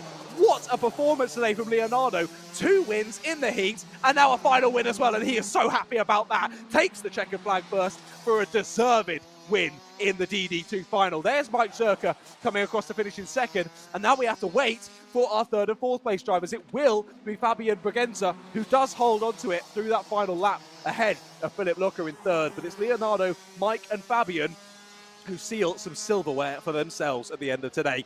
Livio Pinti, with a lovely move, gets themselves up into 5th by the end of that one. And I was right, the centre helmet definitely gave half a second or so, I've got to say, for Livio there. So a great race from them. Then 6th place was Stefan Witwer, Yannick Sen there in 7th, then Kunz Michael in 8th, with Mattia Benella and Giuliano Cucciolili. I'm so sorry, Giuliano. I'm so glad it's the last time I have to say your name today, because I cannot pronounce that with my British tongue. But he was there in 10th, a good race with him nonetheless. Then Yves Schaub there in 11th. And that was all of our 11 runners. All made it to the checkered flag in that one. So from a race of attrition where we lost about 6 or 7 drivers, I think, to a race where we didn't lose anyone. Had one non-starter in Eric Muller, who I think we haven't seen since their heat number 1. So I think quite a catastrophic end to the day for Eric earlier on, with something going seriously wrong with his kart. But another fantastic final done and dusted. The DD2s are gone. However, they're immediately back, because we have DD2s once again, but this time it is, of course, our masterclass. To remind you once again, the masterclass, ages 32 and up for the Masters. So the slightly older boys, now I'm continuing to close in really quickly on 30, so I'm going to let them off and say the slightly older boys rather than calling them the ancient lads. But they produce some brilliant racing throughout today, have the DD2 Masters, so let's hope that that continues into their final. Once again, 20 laps for this one, but great to see all the drivers in the pits once more. I think that was either Dimo Nota Francesco or Keith Wilson there. I saw the 5.9. There is either Tommaso Danieli or Jean-Claude Zabriggan lining up on the grid, getting ready to go then for our final race of the day. Engines get started, and out they go then. Drivers see the green flag and exit the pit lane onto the circuit for the last time today here at La Circuit de la Vallée in Vesoul in France for round number 4 of the Rotax Max Challenge Switzerland. Of course, to remind you, this some of our classes today, I've hit the wrong button on my PC. Some of the classes today, including this DD2 Masterclass, the winner at the end of the season will represent Switzerland for their class at the Rotax Grand Finals later on this year. What a prize that is. To remind you, it's our Junior Max, our Senior Max, our DD2s and our DD2 Masters who have that honour of representing Switzerland if they're the ones that are able to get to the front of the championship by the end of the season. What a prize that is, to be invited to represent your country at a European karting event. That's amazing, absolutely amazing. So best of luck to all the drivers in all those classes throughout the rest of the season. If I don't get the opportunity of commentating over the fantastic championship that is the Rotax Max Challenge Switzerland later on in this year. Of course, this is round number 4. 2 more rounds to come this season. I'm not going to try and pronounce the names. Okay, I'll go for it. Levier and Vollen left to go for round 5 and round 6. One on August 13th. One on September 23rd. So you've got a little bit of a wait, a month, and then another month to watch the rest of the championship this season. But here, we're about to bring round number 4 to a close. It's our DD2 Masters who are going to start this 20-minute final. We'll try and see who is on the front row, but it hasn't really been too obvious between this whole race, between this class even, throughout the racing today. Let's wait and see who leads us after lap number 1. Then the drivers look up to the lights. They're getting ready. You can see them playing with that throttle pedal. And as soon as you see those lights go out, they're ready and underway for the final bit of racing for round number 4. Who's going to take it into the first corner then? The leader looks to have chopped them off and taken the lead. Holds on to it. Drivers battling in behind, though. Couple of drivers diving to the apex there through turn number 2. One driver finding a bit too much of the apex. 3 wide on the exit. I thought we could see what we saw earlier there, where it all begins to tighten up, and suddenly there's contact, but no, all giving each other a good amount of racing room. and all seemingly making it through this first lap of racing. It is Alessandro Glauser, who had a brilliant win in heat number 2, who leads us through this lap number 1. And look at that late move to the inside. What a move from Michael Hitchcock. Takes away third place from Stefan Dudler. And a brilliant enter lap number 1. Look at this. Yannick Giano putting so much pressure on Alessandro Glauser. Of course, Yannick Giano had a shocker of a heat number 2, not down to his own fault, but now puts himself back in good stead for this final, and he's there, and he is hungry for this race win. He's let Alessandro Glauser have one in heat number 2, and he's not going to let it happen again here in the final. We're going to continue watching throughout this 20-lap long race. So Alessandro Glauser leads us. Yannick Giardo in second. Now Hitchcock up into third place with Stefan Dudler in fourth. Werner Eichenberger is in fifth. Then Keith Wilson. Marcel Mockley is there in sixth. He's been very quick throughout today. Oh, sorry, Marcel is in seventh, my apologies. He's been quick through today. Looking forward to see what he does in this. Tommaso Danieli, I saw some love for him in the chat earlier. We'll see how he can do. And Dimo Nota Francesco crashed out, I think it was heat number 1. Had a great run through in heat number 2. Now having a decent go in heat 3 as well. We'll see if he can get any higher than 9th place through this one. And rounding out the top 10, Ueli Fischi for the moment. Now I'm already getting very excited for this race. Still 18 laps to go, though. Again, another pretty long race here. But of course, that fastest lap of the race currently going the way of Alessandro Glauser. Yannick Giano trying his absolute best to stick with him, but proving very tough when Alessandro has that sort of pace out there in the lead of the race. Here's a cheeky move, might be down the inside, not quite. That was the 591, might have him on the exit though. Keith Wilson's got a brilliant exit. He's going to be on the outside there for the right hander, might open him up to a move from behind. Nearly does. Mockley trying to get his nose in there, has to feed back out of it, but Keith Wilson still all over the back of Werner Eichenberger. We shall keep an eye on those two. They stay as they were for now anyway. But Eichenberger dealing with a lot of pressure from behind then. Yannick Giano, after that initial absolute burst of speed at the start of the race, now has settled back into second and now finds Michael Hitchcock actually all over his rear bumper. So see how the momentum, once again, as I mentioned a few times today, it ebbs and it flows between the drivers. And there you go. There is the move for second. Michael Hitchcock down the inside on Yannick Giano, takes away that P2. And I think Yannick Giano's best bet now is to try and sit behind Hitchcock and try and follow him through, because Hitchcock's down in the 41s. So is Alessandro Glauser. Yannick Giano still in the 42.1s then. So hopefully he can try and gain a bit of pace off these drivers now ahead of him.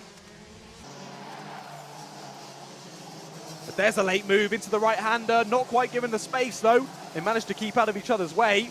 That's Marcel Mockley trying to get through on Werner Eichenberger now after Keith Wilson has got through. And there's a re-overtake for second place. Up and under though goes the 577 of Michael Hitchcock, and re-overtake. I like you thinking that Yannick Giano, but you've got to close him off a little bit more at the apex than that. We've seen what Michael Hitchcock can do, and you've all just seen it then. Back through he goes into second place. And all of this, again, is just benefiting your leader. Alessandro Glauser continues to extend that lead out in front. It was 1.3 seconds when they crossed the line last time around. It's going to be even more than that now after they've continued to battle through this lap. Battles galore throughout though. A little bit of a late one to the inside again. Marcel Mockley likes that move there. Isn't quite able to get a good enough exit though to draw alongside once he gets there. So Marcel going to have to wait again to get another opportunity at that overtake on Werner Eichenberger. But Keith Wilson, after getting past Werner for 5th place, has started to clear off. He is now chasing down Stefan Dudler, who's there in 4th place. Stefan in a little bit of no man's land between the battle, Michael Hitchcock and Yannick Giano, and then of course Keith Wilson behind, as we were just mentioning. 6 laps completed then. This is your 14 laps to go. When our leader crosses the line, there will be 13 more laps left on this one. 6 minutes completed on the clock then. And it's already been a very exciting one. We're going to see how that momentum continues to ebb and flow then, as all getting waved through. Possibly not. Thought he was waving him through there, but didn't decide to take it. I think that might have been Tommaso Danieli, and is that Dimo Nota Francesco? I think it is. I think it is those two battling.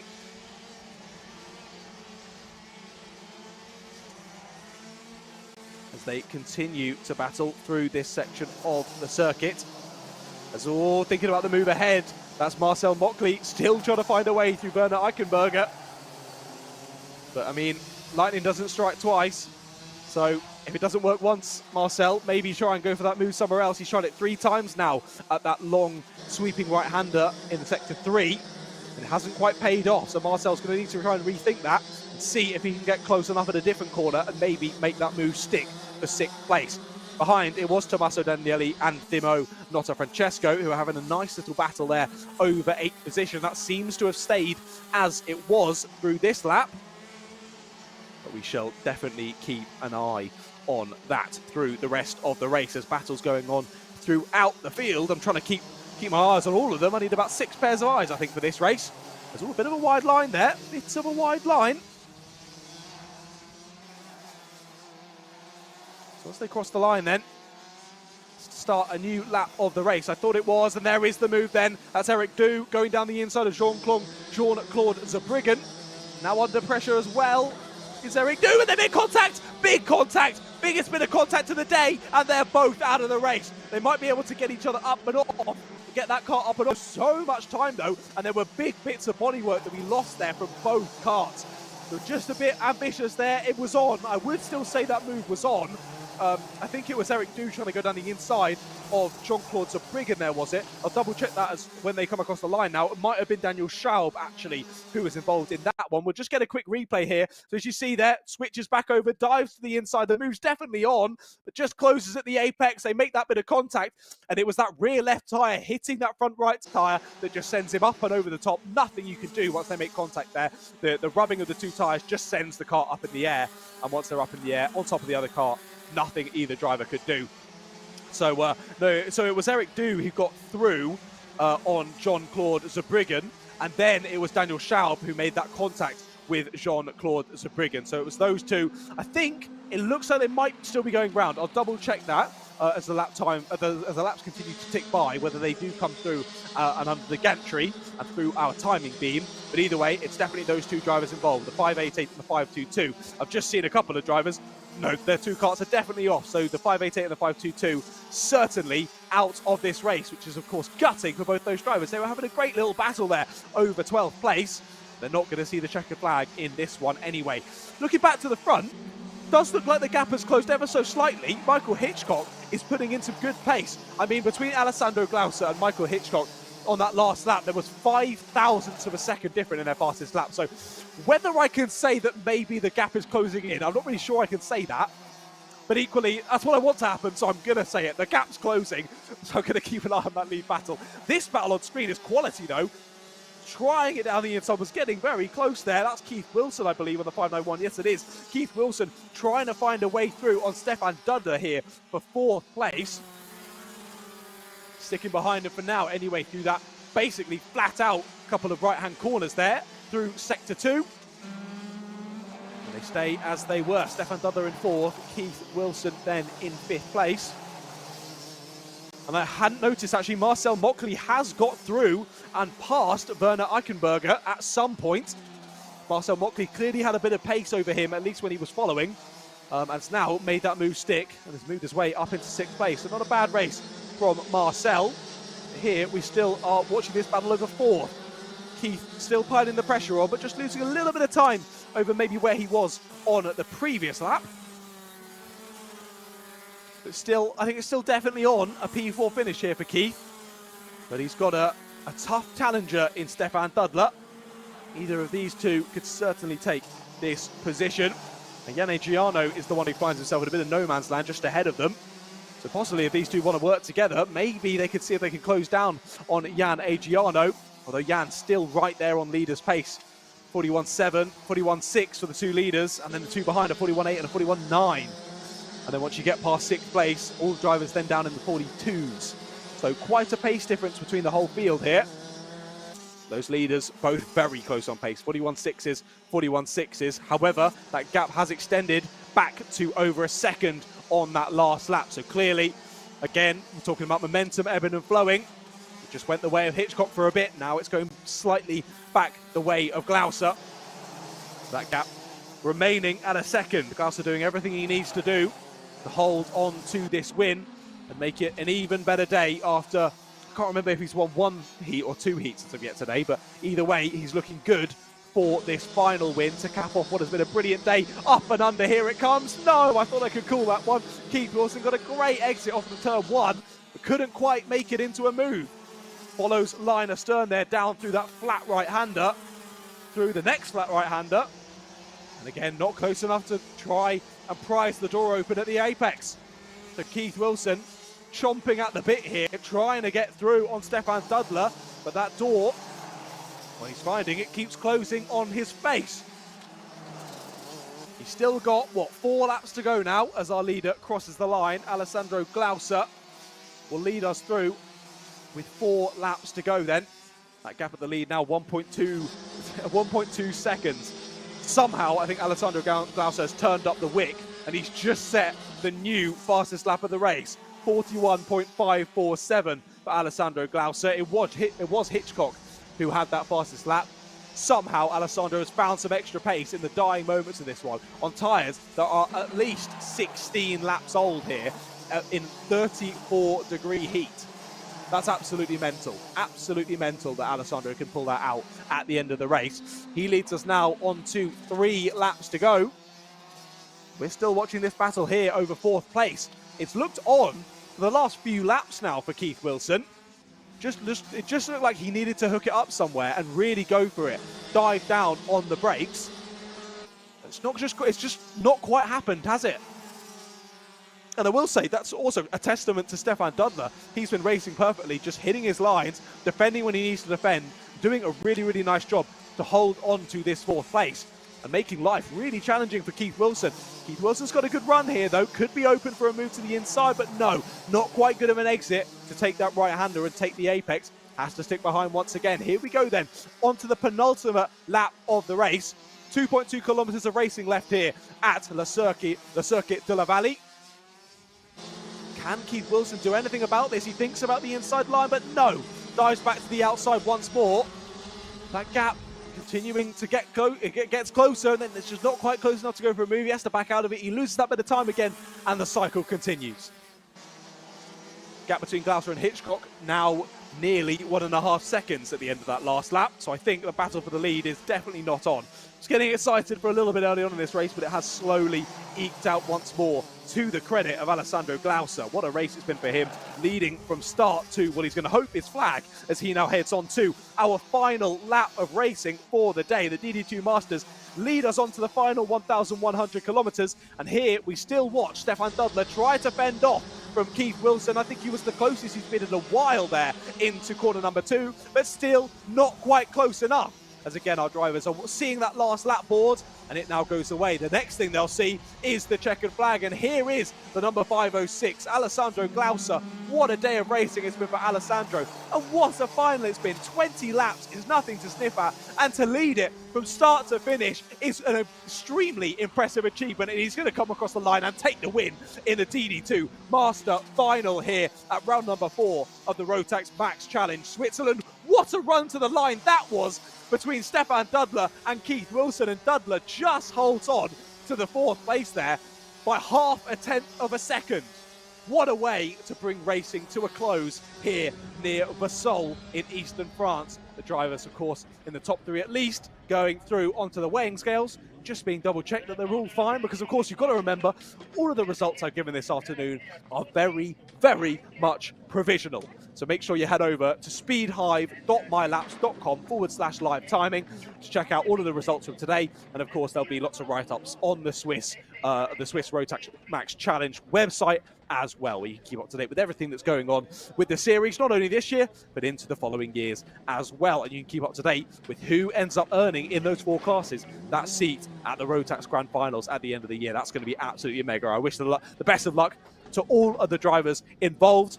But what a day of racing it has been today. Let's run you through the full finishing order then for that last one. Alessandro Glauser, Michael Hitchcock, and Jan Adriano rounds out the podium then in the DD2 Masters. Stefan Dudler just pipped Keith Wilson there to 4th place, with Marcel Mockley there in 6th, Werner Eichenberger in 7th, with Tommaso Danieli, Dimo Nottafrancesco, and Gilberto Lucca rounding out the top 10.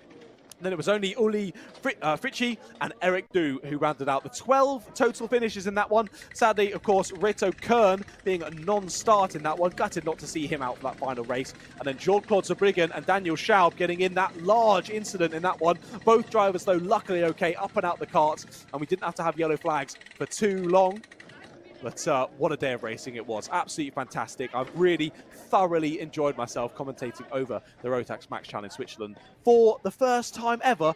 And I look forward, hopefully, in the future to doing it all again soon. Of course, 2 more rounds left of the season. Keep up to date with all of that on the Rotax Max Switzerland website, and of course by subscribing to Alpha Live as well. Not only will we have lots of coverage of this series in future, but lots of other karting action. We've got bike racing, we've got all sorts of other different sports as well. And if that hasn't whetted your appetite for more racing action, I don't know what will. Make sure you drop a subscribe onto the Alpha Live channel. Like the stream if you did enjoy it. A big shout out to everyone out there in Switzerland who's there with the Alpha Live team. I sort of envy you slightly, but also not at all, because nice sunny weather, but also I think I would be literally melting right now. So pretty nice that I'm here in rainy Northamptonshire, although the rain has managed to stop now, so at least I'm not going to get wet going to my car to go home. But again, what a fantastic day. A big shout out to all of the staff members there down at the circuit as well. We literally couldn't do it without the Orange Army, and a lovely little wave to end the day there from one of our DD2 master drivers. Once again, my name is John Ratcliffe. Make sure you drop me a follow at Ratters Media on Instagram and on TikTok and on YouTube as well. I'd really appreciate that. But as the drivers give us a little wave, it is quite hot. I can see that. The drivers a little bit sweaty, trying to cool down after that one. And I think we all need a bit of a break and a breather. Once again, my name is John Ratcliffe. Thank you very much for joining me for today's stream of round number 4 of the Rotax Max Challenge Switzerland there in Vesoul in eastern France. It was fantastic. I hope you've enjoyed it, and I hope you all have a lovely evening. We'll see you soon.